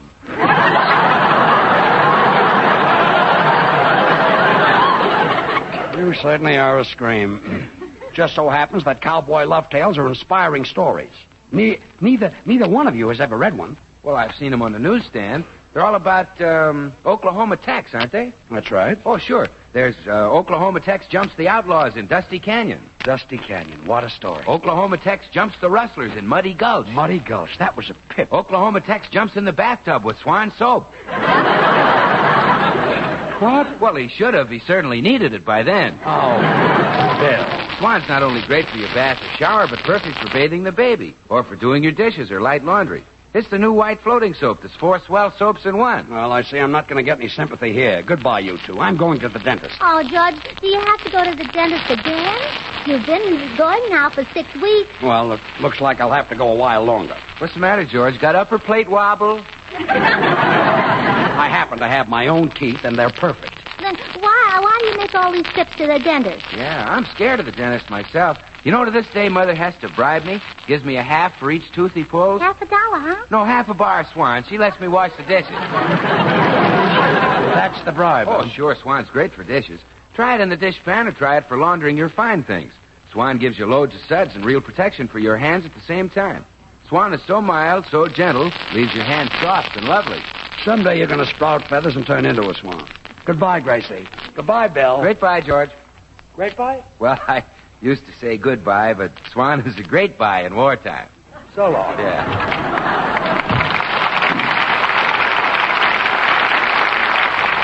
Say, Gracie, what dentist does George go to? Dr. Clark in the medical building. Oh, sure, I've heard of Dr. Clark. Really? Oh, yes, she's very good. She? Well, yes, one of the best women dentists in the country. A woman? Oh, now, Gracie. Oh, Miss Pringle was right. George is chasing another woman, a lady dentist. Oh, now, Gracie, there's nothing to worry about. The woman is probably a mother. Oh, yes, so's Lana Turner.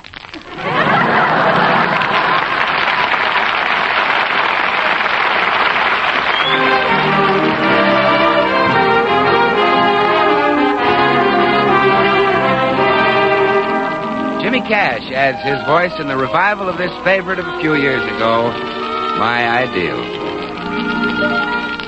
Long ago, my heart and mind got together and designed a wonderful girl for me. Oh, what a fantasy. Though the idol of my heart can't be ordered a la carte, I wonder if she will be always a fantasy. Will I ever find the girl in my mind, the one who is my ideal? Maybe she's a dream, and yet she might be just around the corner, waiting for me. Will I recognize a light in her eyes that no other eyes reveal?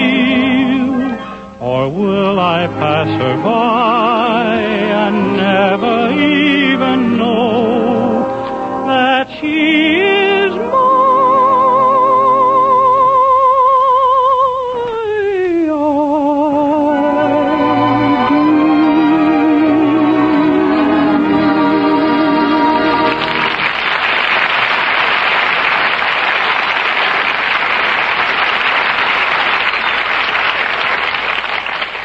Oh, Bill, how could George do this to me? How could he fall for another woman? Oh, now, Gracie. I gave him the best years of my life, and believe me, I'll never do that again.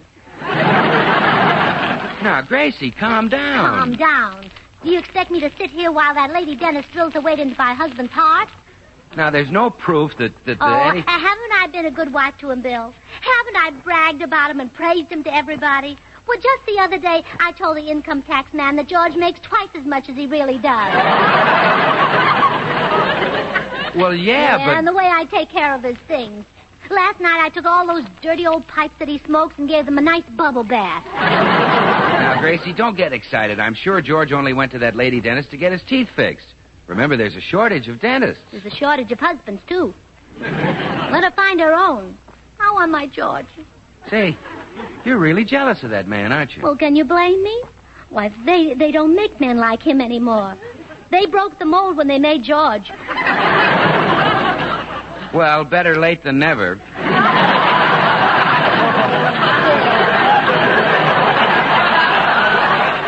Of all people, I never dreamed that a dentist would fall for George. What do you mean, Gracie? Well, I've seen him asleep, and he's not at his best with his mouth open. Now, Gracie, you're worried about nothing. I'm sure that George and the dentist haven't fallen for each other. Oh, yes, they have, Bill. I can see it now. George walks into her office. She sits him down in her chair and puts her arms around him and says, "Don't worry. This won't hurt a bit."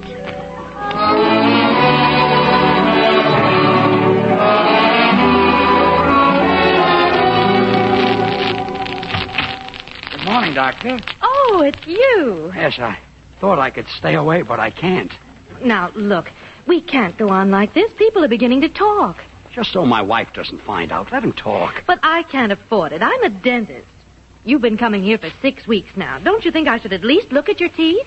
That's not why I'm here. I know, but do you think I wanted to get out? Do you think I want people to know that you come here just to read my back issues of Cowboy Love Tales?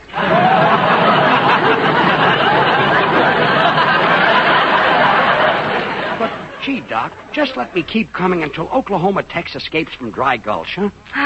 Well, all right. But remember, the next time he falls into a gulch, you'll have to dig him out somewhere else. Thanks, Doc.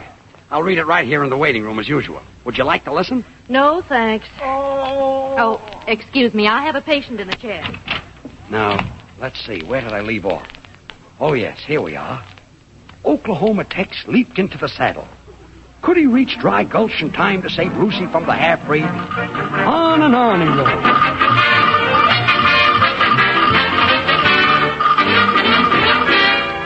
And Tex and Lucy rode off into the sunset, leaving Dry Gulch a better town because 400 half-breeds had hit the dust. Oh, what a story. Goodbye, Doc. Thanks again. Oh, pony boy, won't you be a pony boy? Don't Hello, say... dear. Howdy, partner. Don't say no here. Oh. Tracy. Yes? What are you doing here? I came down to hold your hand while you were in the dentist chair. Or did the dentist do that? Huh? What did the dentist do to you, dear? Oh, I had a dry gulch filled. I mean a cavity. Well, I'll be late for work. I better hurry. Well, I'd like to see the filling. You would? You open your mouth. My mouth? You know, the thing you tell all those fibs with. I don't tell fibs, sweetheart. Oh, really, sweetheart? Of course not. Don't you trust me, sweetheart? Well, sure I trust you, sweetheart. Well, thank you, sweetheart. You're welcome, sweetheart. Now open your mouth and let me see the filling. Oh, gee. I'm late for work. I'll see you later. So he wasn't in there to have his teeth fixed. Well, I'll show that dentist something. Oh! Drop that drill, you home wrecker. I beg your pardon. Oh, don't act innocent. I'm onto your game. I know you lure men in here and fill them full of Novocaine. What? Oh! You keep quiet. I'll do the talking. Now, look, madam, I'm working on a patient, and I can't... Oh! You better get up and get out of that chair and go home to your wife and children before it's too late, mister. Yeah, that's no excuse. Look here, what does this mean? It means I'm wise to you. I've looked into my husband's mouth. I know you bought him with your gold. Oh, now, see here. Oh. Go home, you silly man. Madam, did you come here to see me about your husband's teeth? No, we'll cross that bridge when we come to it. Well, then, what do you want? I want my husband. You vamp him, you Wolverine. I know your tricks. Every morning you put on your slinky white coat, your best dental floss, and spray yourself with Irium. Really, this is ridiculous. Oh. Haven't you gone home yet? Lady, I don't know who you are, but if you don't leave, I'm going to call the police. All right, I'll go. But you haven't heard the last of this. You're not going to get my husband. Who is your husband? George Burns. Oh, him. I never cared for his teeth. Oh, I'm not crazy about them either, but what's mine is mine.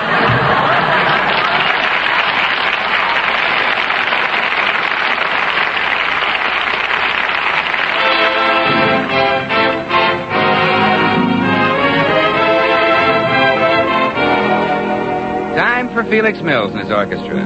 Tonight, Felix looks at the top 10 tunes and, for a Mills treatment, selects...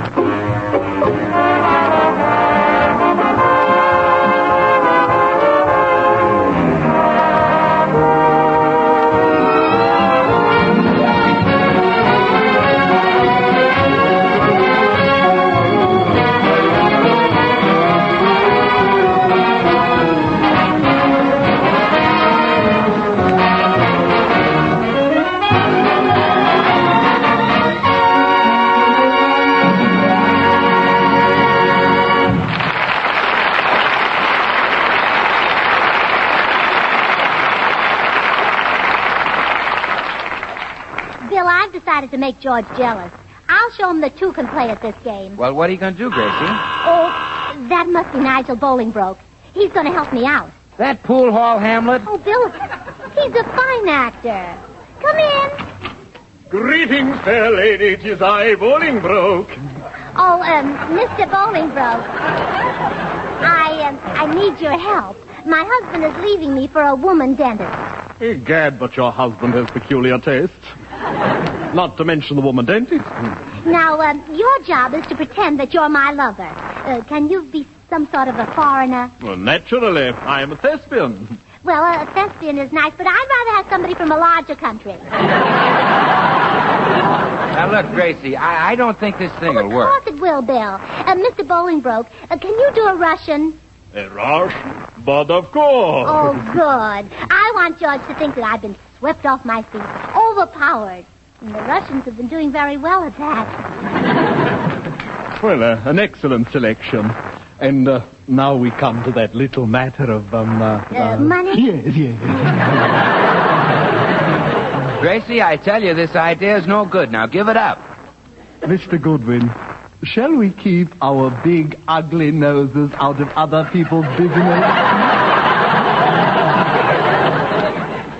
Now, Mrs. Burns, let us return to that delightful subject of moolah. Oh, all right. I was thinking of around $5. Oh, come, we can think harder than that. Well, can't you do it for $5? Well, for $5, I could give you a middle-class Russian, a man with a small wholesale borscht business, yes. Well, he doesn't sound terribly exotic. Haven't you got something in a nice Russian count? Oh, to be sure. Of course, my counts run around $7. Oh, well, I'll pay it. George is worth $7. Naturally, the $7 count lives in a small apartment. Now, for an extra $1, I can put him in a castle. Oh, I'll take it. Now, if you want a castle with a bathroom... Say you better let the Count wash in the kitchen. George is coming up the walk. Oh, sorry, Mr. Bolingbroke. Go into the library and put on your beard and Russian dress. Very well. Now, I'll go upstairs and put on my most alluring satin negligee. George's eyes will pop when he sees it. Hello, Bill. Where's Gracie? Upstairs. Bill, I'm going to tell Gracie everything. I've been leading a double life. Yeah? Yeah. I've been sneaking away from home and reading cowboy love tales. You beast, have you no shame?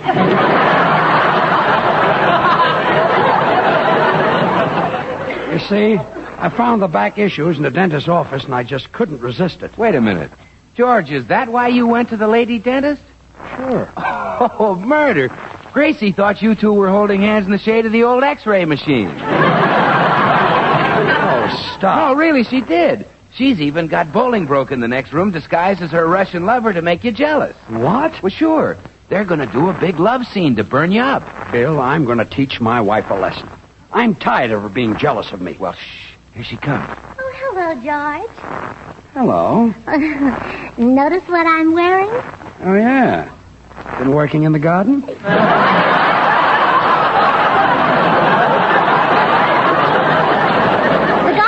Well, I like that. Oh, Count. Where are you, Count? Here I am, my little booblets here. Oh, Count. The things you say. George, darling, I'd like you to meet the man I'm madly in love with. Glad to meet you. Well, George, didn't you hear me? I'm desperately in love with this man. We're going to run away together. I'm going to leave you. That's so?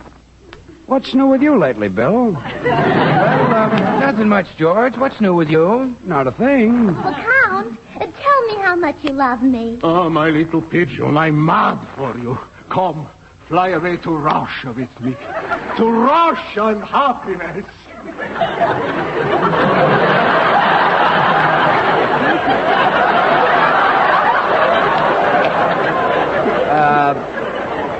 What do you hear about Swan these days, Bill? Oh, plenty, George. You see, people know that Swan is the white floating soap that's 4 soaps in one. The soap for your dishes, light laundry, for bathing the baby, and for your hands and face.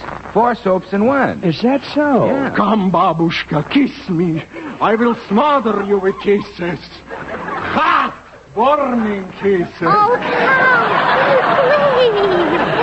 Oh, Count. Look, George, he's trying to kiss me.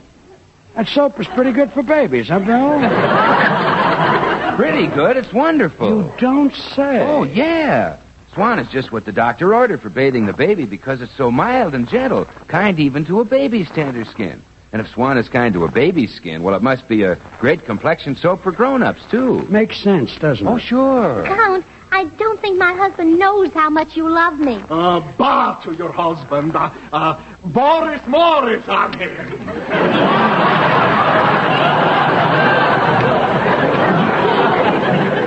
I will get up in the middle of the night, and with my bare hands I will strangle your husband until he is dead. Understand that Swan breaks in two, Bill. Oh, sure, George. Swan breaks in two so you can use half in the kitchen for your dishes and light laundry, and half in the bathroom for your hands and face, tub, or shower. Imagine that. What'll those Lever brothers think of next? Yeah. George Burns. Yes, dear? Are you just going to sit there while this man steals your wife? At least you might have the courtesy to shoot him. Oh, I wouldn't shoot Bolingbroke. I might get 30 days. Bolingbroke? Bill, would you escort the Count to the door and kick His Highness outside?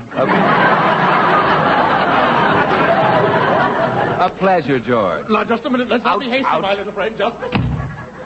And now I've got a few words to say to you, my love. To me? Yes. I only went to Dr. Clark's office to read cowboy love tales. You mean all you ever saw in her were her magazines? Of course. Oh, George, I've been such a little fool. I've noticed it.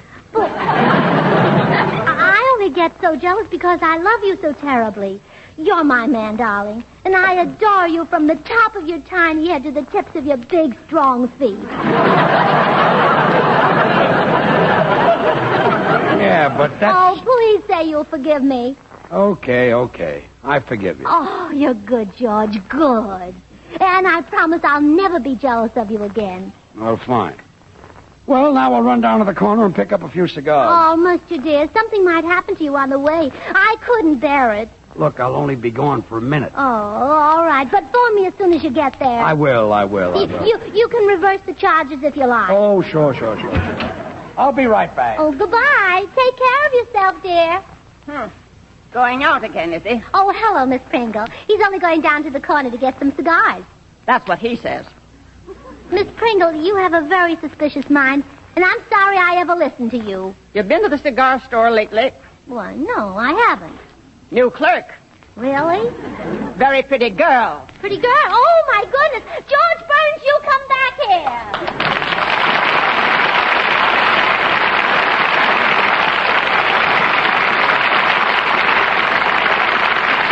Well, George and Gracie are coming right back. Meanwhile, I'd like to remind you that there's ammunition for the next attack right in your kitchen. Yes, in waste kitchen fat. There's glycerin in waste fat, and glycerin is needed in the bombs and bullets and shells for our boys. So save all the waste fat you can. Melt down solid fats, too. Strain them into a clean tin can.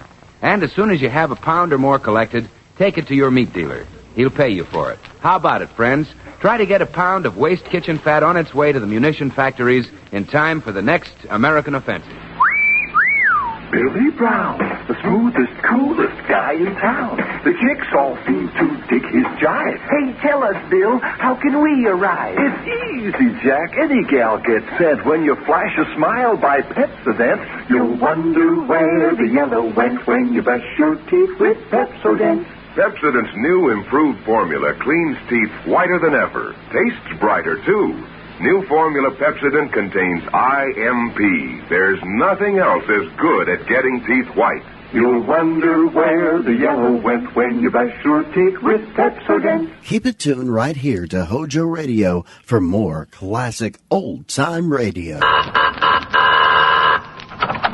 Well, hello. Come right in. Oh, George, we've got company.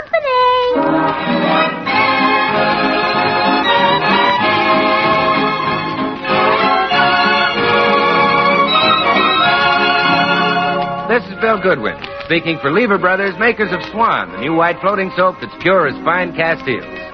Well, it's Tuesday night again, time for another pleasant visit with George Burns and Gracie Allen, our guest, Eddie Cantor, Jimmy Cash, Felix Mills and his orchestra, and the Swantet. Now, meet the people who live in the Burns house, George and Gracie.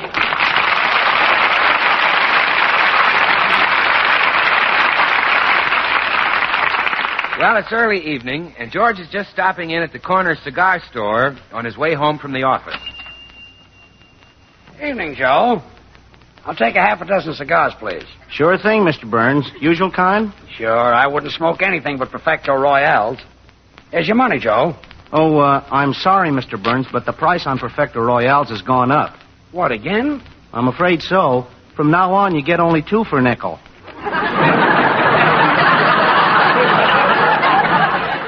Okay, here's another dime. Great little cigar, this. Got a light, Joe? Look, Mr. Burns, I've asked you a few times.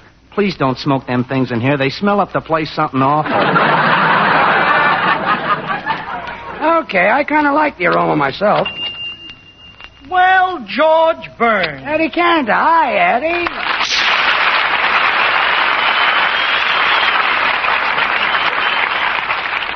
Well, George, so this is the place you buy those secret weapons you smoke. Eddie, please, these happen to be very fine cigars. Oh, sure.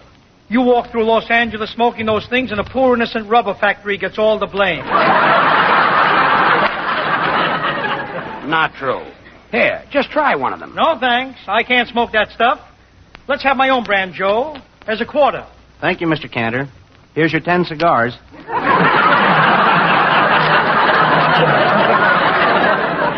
They've gone up again, huh? Well, so we both smoke Perfecto Royales. I guess so. What makes them smell like that when you smoke them, Joe? I use very cheap matches. Well, how's everything, George? Is Gracie okay? Oh, sure. How was the sextet from Cantor? Fine. I'm a bachelor these days, you know. I'd have took the girls on a little trip to the Mojave Desert. It's hot and dusty, and there's nothing out there but an army camp. Ida must be crazy to take the girls to the Mojave Desert. George, Ida knows what she's been doing. Those boys haven't seen a girl for 6 months.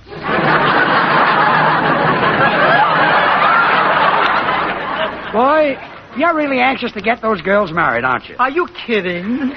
If a man will marry one of them, I'll throw in another one as a cook.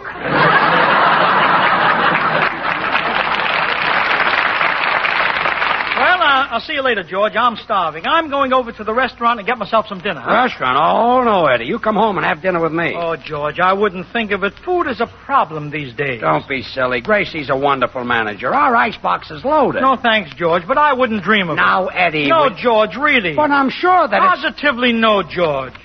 Well, okay. George, don't give up like that. Argue with me.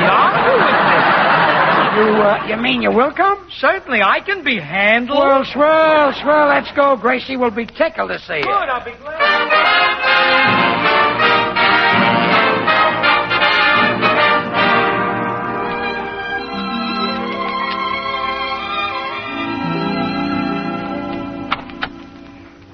Put the packages right on the sofa, Bill.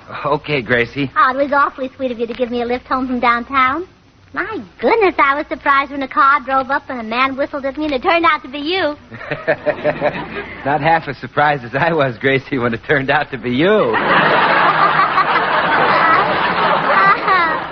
I'd ask you to stay to dinner, Bill, but I haven't a bit of food in the house. No food at all? Mm-mm. But George will probably stop on the way home and pick up something. Yeah, maybe. Hello, darling. Hello, sweetheart. Well, hiya, George. Well, hi, Eddie. Look, Gracie, I've got a surprise for you, dear. I brought Eddie Cantor home for dinner. Oh, George, we couldn't need an old friend.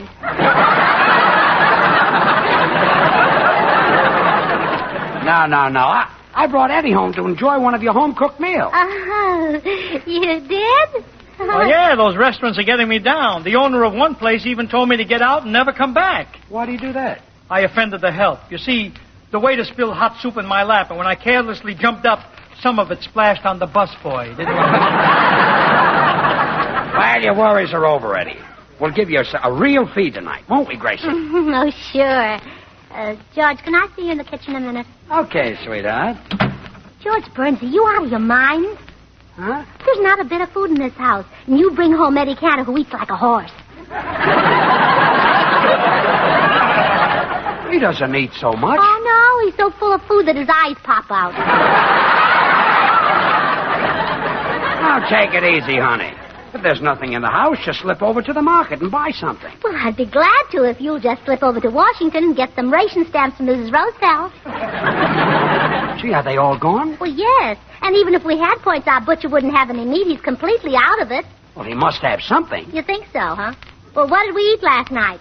Oxtails? There you are. He's come to the end of the ox.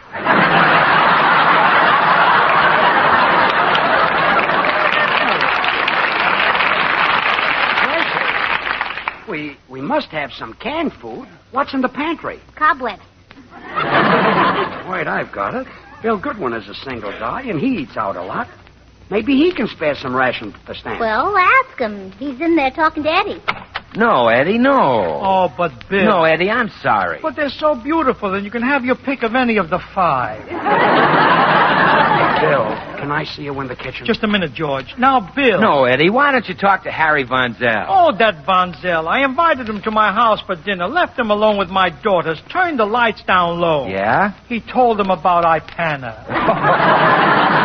Oh, that stupid man. You said it. I'll bet you wouldn't do that, huh, Bill? Well, of course not. I'd tell him about Swan soap. Oh, well, sure. I'd tell him that Swan's the new white floating soap that's 4 soaps in 1. The soap for your hands and face, for bathing the baby, for dishes, and for light laundry. 4 swell soaps in 1. Bill, can I see you for a second? Just a minute, George. Look, Bill.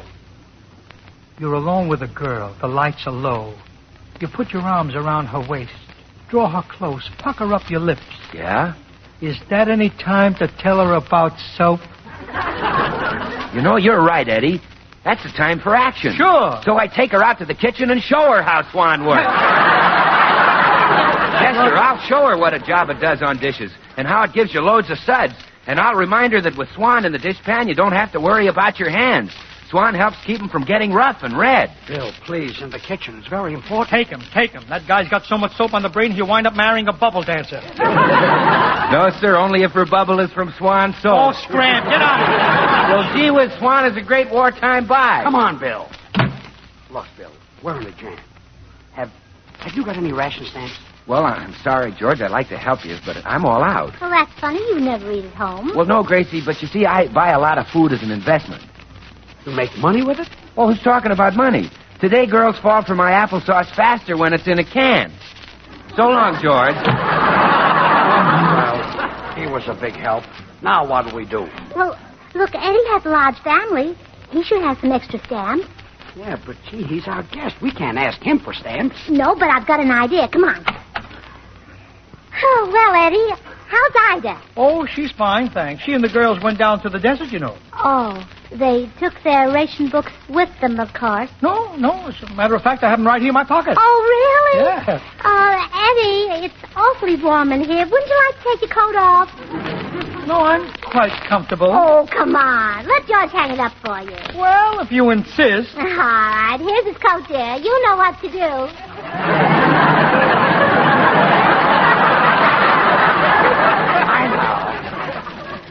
We like people to feel at home here, Eddie. Of course, I wouldn't ask a stranger to take his coat off, but you're different. You mean I'm more like one of the family? No, I mean you don't embarrass George.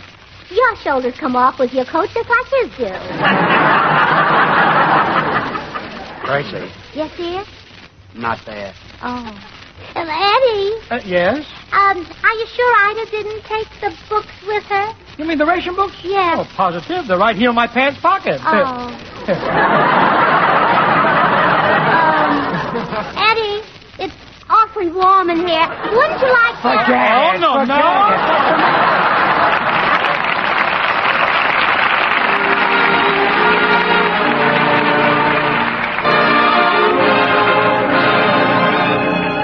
Our young tenor Jimmy Cash and the selection, this lovely ballad that revives memories of the great showboat, Make Believe.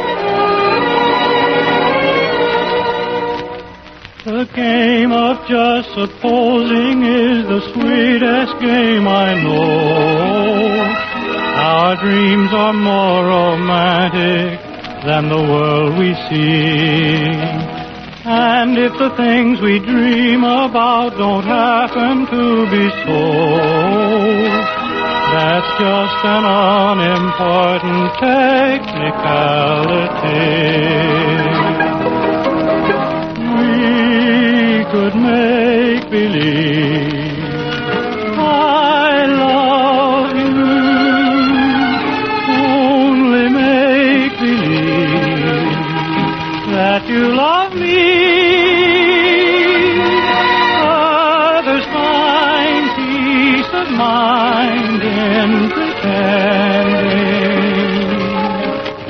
Couldn't you, couldn't I, couldn't we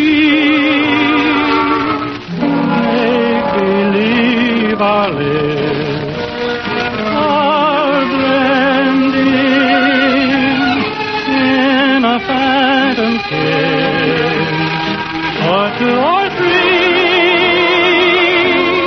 might it well make believe I love you.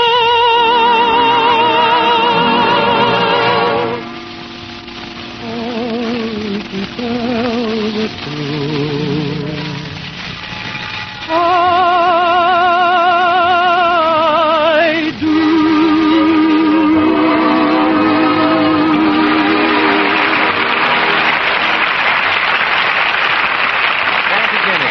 After George and Gracie found they couldn't get Eddie Cantor's ration books, they went back into the kitchen, where they're now trying desperately to dream up a dinner. Oh, George, this is terrible. I simply haven't got a thing for him to eat. Well, don't give up, sweetheart. Isn't there anything cold in the icebox? Well, yes, there is. But do you think ice cubes are nourishing? I guess not. Oh, I know. We'll set the clocks back, give him a glass of orange juice, and tell him we eat a late breakfast. It wouldn't work even if we had orange juice. Gracie, look around while I go in and keep Eddie from getting suspicious. All right, dear. Well, Eddie, the home cooking is on the way. Are you getting hungry? Hungry? George, under my belt is the only vacancy in Los Angeles.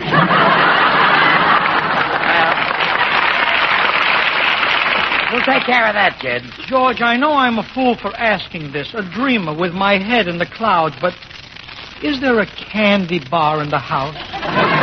Sorry, Eddie. I knew it.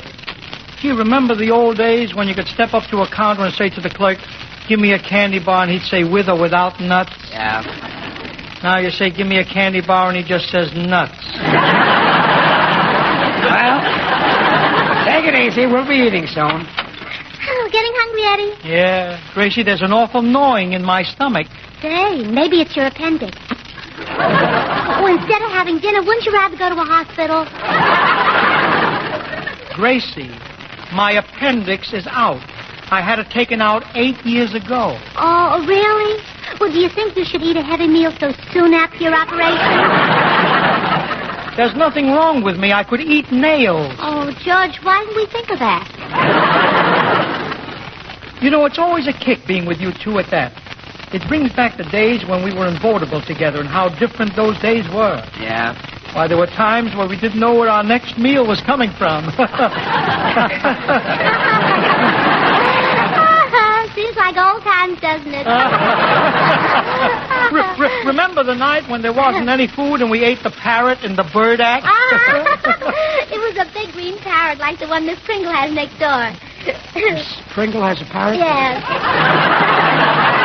I'll be right back. Hey, George Burns, come back here. Okay. Yeah, well, I'll get back to my cooking. You entertain Eddie. Getting hungry, Eddie? Look, was there anything left on your breakfast table this morning? Nothing but the morning newspaper. Well, let me have it. If there isn't a picture of Hitler in it, I'll eat it. Eddie, I promise you that... George, come into the kitchen. Excuse me. Well? Well, our troubles are over. I found 2 cans of shrimp in the broom closet. Gee, that's wonderful. Will it be enough? Oh, certainly. We'll have shrimp cocktail, cream of shrimp soup, shrimp salad, fried shrimp, and rhubarb pie. Rhubarb pie? Yeah, but don't be surprised if it tastes like shrimp. Okay, I'll get started. Oh, I'll run and give Eddie the good news. Well, cheer up, kid. We'll be eating in 2 shakes of a lamb's tail. Don't shake it, George. Just bring it to me. Well, you'll be glad you waited when you get that delicious home-cooked food. I hope Gracie didn't bother with a lot of fancy stuff. You know, I'm the sort of a guy who can eat anything. Well, good. In fact, there's only one thing I can't eat. One thing? Just one. Shrimp? How did you know? I'll be right back. Hold the shrimp, Gracie. He can't eat it. Well, you stay here. I've got an idea that can't fail. Eddie, a terrible thing happened. What, Gracie? The gas company just turned off our gas. Turned off your gas? Why? Well, George gambled away the gas money. No. Yes. He's weak, Eddie. Gambling is in his blood. Every month he takes the gas money and either rolls pool or shoots horses. George does that? Yes, and the stove is covered with chicken and steaks and chops, all for you. But there's no gas to cook them with. I don't suppose you'd serve them raw. Oh, my goodness, no. You and your civilization. Well, there's only one thing for me to do. Go to a restaurant, huh? No, I'll call the gas company and tell them I'll pay the bill myself. Oh, you get some pretty killer ideas, don't you? I'll call them right now. Oh, never mind. The gas just came on again. I can smell it. Oh, George, my idea didn't work. You go out and stall for a while. Okay. Getting hungry, Eddie? You miserable heel. Huh? Gracie told me how you gambled away the gas money, and that's why we haven't got any dinner. Oh, is that what Gracie... Yeah, shame on you, George. Yeah, I'm just a big louse. Why, gambling is the worst vice a man can have. Gambling is vicious. It's low. It's mean. Yeah, I know. I always lose, too. You lose? Always. You never win? Never. George, it just happens that I have a pair of dice here in my pocket. Let's discuss this further on our knees. Okay.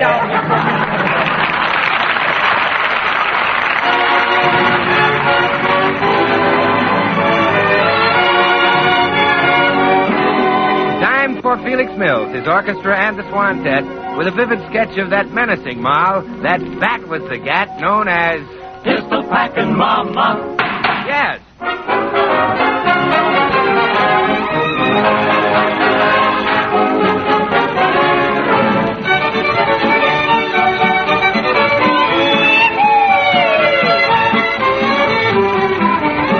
Listen to the story of a red-haired gal named Peg. She shot a pistol in the air and hit me in the leg. I lay that pistol down, babe. I lay that pistol down. Pistol Packin' Mama. Lay that pistol down.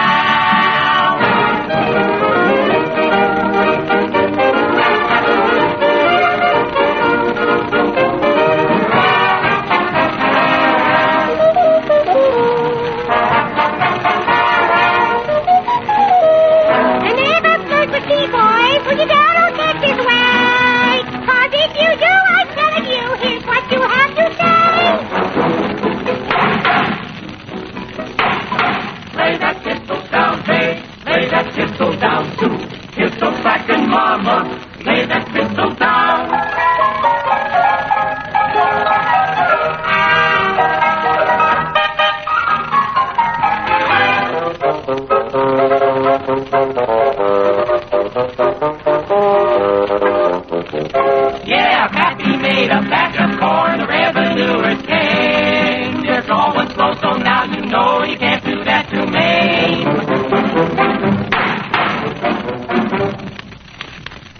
My gracious! Lay that pistol down, babe, lay it down. Lay that pistol down. Oh, you pistol packing mama, won't you lay that pistol down?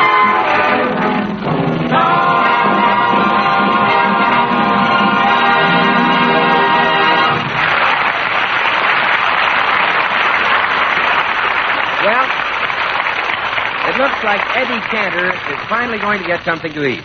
Gracie's girlfriend, Tootsie Sagwell, has just arrived with her ration book. Gracie, I rushed over as soon as you called me. Here's my ration book. Oh, thank you, Tootsie. That's all right, Gracie. I'm only sorry there are no points in it.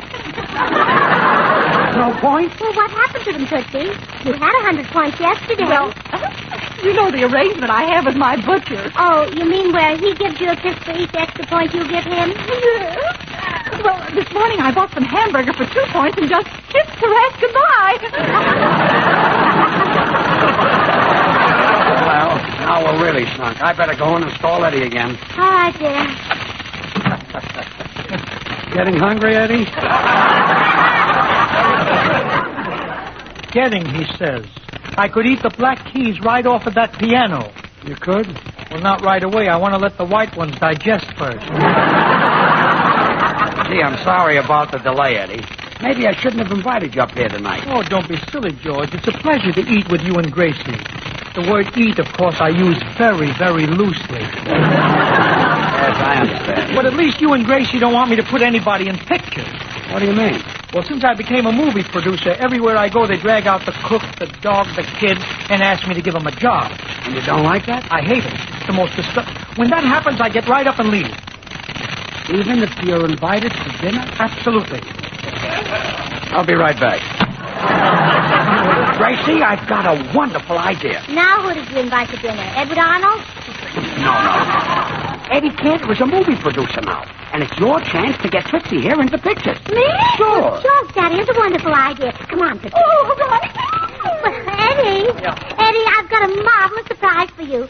This is Miss Tootsie Sagwell. Well, bring me a knife and fork, huh? No. Eddie, you don't understand. Tootsie's the new Shirley Temple. Oh, no. Oh, she'll be wonderful for your new picture.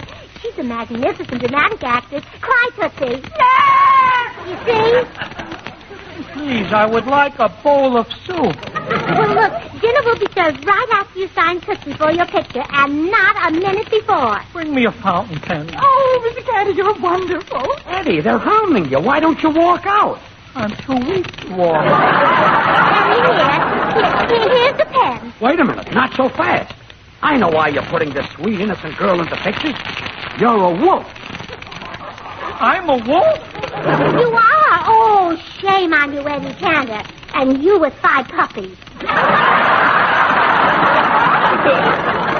right. If you hire Tootsie, you have to hire her mother as a chaperone. She's hired. Let's eat. Oh, I'm going to run home and tell Mother the good news. You won't have to pay Mother a salary, Mr. Cantor. Now and then, just let her squeeze Charles Colbert. At last. Now for the food. Well, all right. Sit down, everybody. Hungry, Eddie? Bring it in. Oh, wait. First, I'll have to light the candles. Got a match there? No, dear. Here's a match. Oh, no, I couldn't take your matches. You're our guest. Guess schmest. I'll light them myself. There. Well? George, bring in the food. Me? You bring it in. Oh, we've got company. Blow out the candles. Oh, no. Come in. Well, hiya, folks. Oh, excuse me. You're ready to eat dinner. I'll drop back later. Oh, no, come in, Bill. Bill. We're in no hurry to eat. No, it's all right. Say, Bill. Yes. Bill, Eddie just signed Tootsie Sagwell to a movie contract. What? Tootsie and Eddie's picture? Yeah. Oh, gee, Eddie, I better send you some Swan soap. What for? Well, if you're going to be washed up in pictures, I want it to be with Swan. Swan is 4 swell soaps in one. Soap for your dishes, light laundry for bathing the baby, and for your bath or complexion. Go away. Will you go away? Well, Eddie, what's the matter? Don't you believe that Swan is 4 soaps in one? Look, I'll make it 5. Put ketchup on it, and I'll eat it. Oh, no, I wouldn't advise that, Eddie. But just try Swan for bathing the baby. Swan is pure as fine cast eels. Doctors recommend it because Swan is so mild and gentle, it's kind even to a baby's tender skin. And if Swan is that mild, well, it must be a great complexion soap for grown-ups, too. Bill, my son, listen to me. I'm not a young man anymore. In fact, I'll never see 30 again. I've lived a long time, and I formed certain habits, some good, some bad, but the habits I can't break. Eating is one of them. Now, will you get out of here? Well, sure. Why didn't you say you were hungry, Eddie? I'll go. Oh, Bill, just a minute. Maybe Mr. Cantor will put you in his picture. Gracie, picture? Oh, what an idea. Listen, I'll be the new Charles Boyer. Get this, kid. Ah, Eddie, the Casbah. I used to like the Casbah. Now I like the Swan Bar.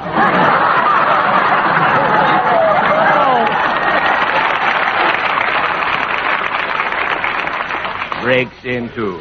Use half in the kitchen for the dishes and light laundry, and half in the bathroom for the shower. Eddie, I love. Well, there's your leading man, Eddie. You can start shooting any time. If I only had a gun. Well, listen, we'll sign the contract later. Got to break this news to Luella Parsons. Now can we eat? Well, I'll light the candles. Got a match there. No, I haven't. I'll light them. There. Well? Oh, it's the telephone. Blow out the candles, George. It's murder. Hello? Who? Oh, yes, he's here. Eddie, it's for you. Carry me over to the telephone. Here's the phone. Hello. Oh, hello, Ida. Gee, I'm glad you're back. Yes, I'll be right home. George and Gracie invited me to stay for dinner, but I'd rather have something to eat. See you in a minute, Ida. Goodbye. Wait a minute, Eddie, now that you're going, I might as well tell you the truth. We haven't got a bit of food in the house. What? That's right, Eddie. You kind of caught us with our points down. Well, why didn't you tell me? Get your hats and come on home with me. Our icebox is always loaded. No, we couldn't do that. Come on, Ida'll be tickled to see you. You know Ida. When Ida wants...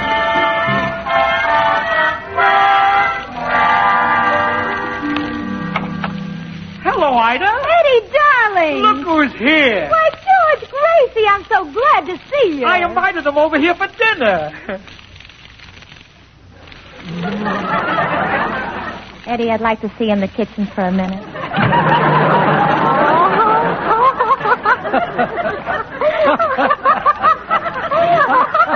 on, dear. The shrimp is still in the broom closet.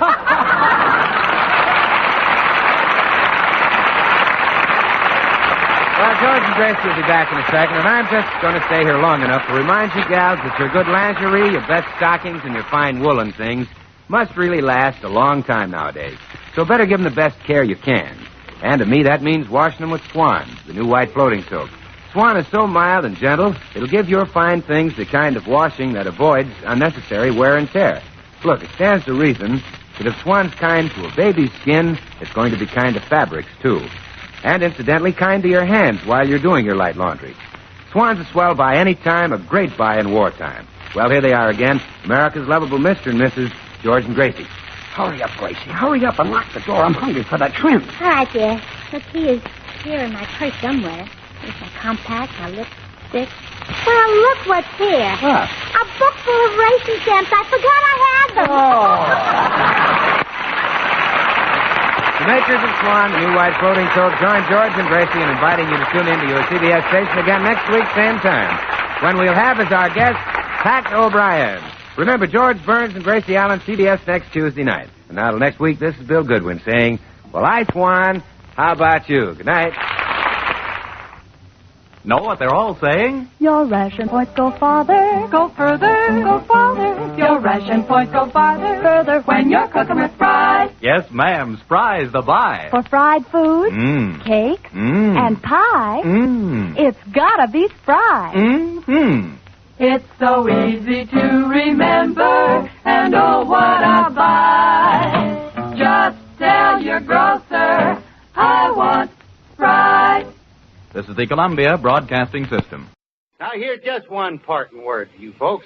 Next time you go to the store, get yourself some Lifebuoy, because you're going to like Lifebuoy's rich, purifying leather the first time you use it. And after you use it a week, you'll never be without it. That's right. Now, stick to Lifebuoy a while, and you'll be joining in with our gang here when you hear them sing, the name of the soap is Lifebuoy. You gotta keep fresh with Lifebuoy. So always insist on Lifebuoy. For Lifebuoy really dumps D.O. Yes, Lifebuoy really dumps D.O. Thank you, and good night, folks. Thanks for listening to HOJO Radio. We'll be back again very soon.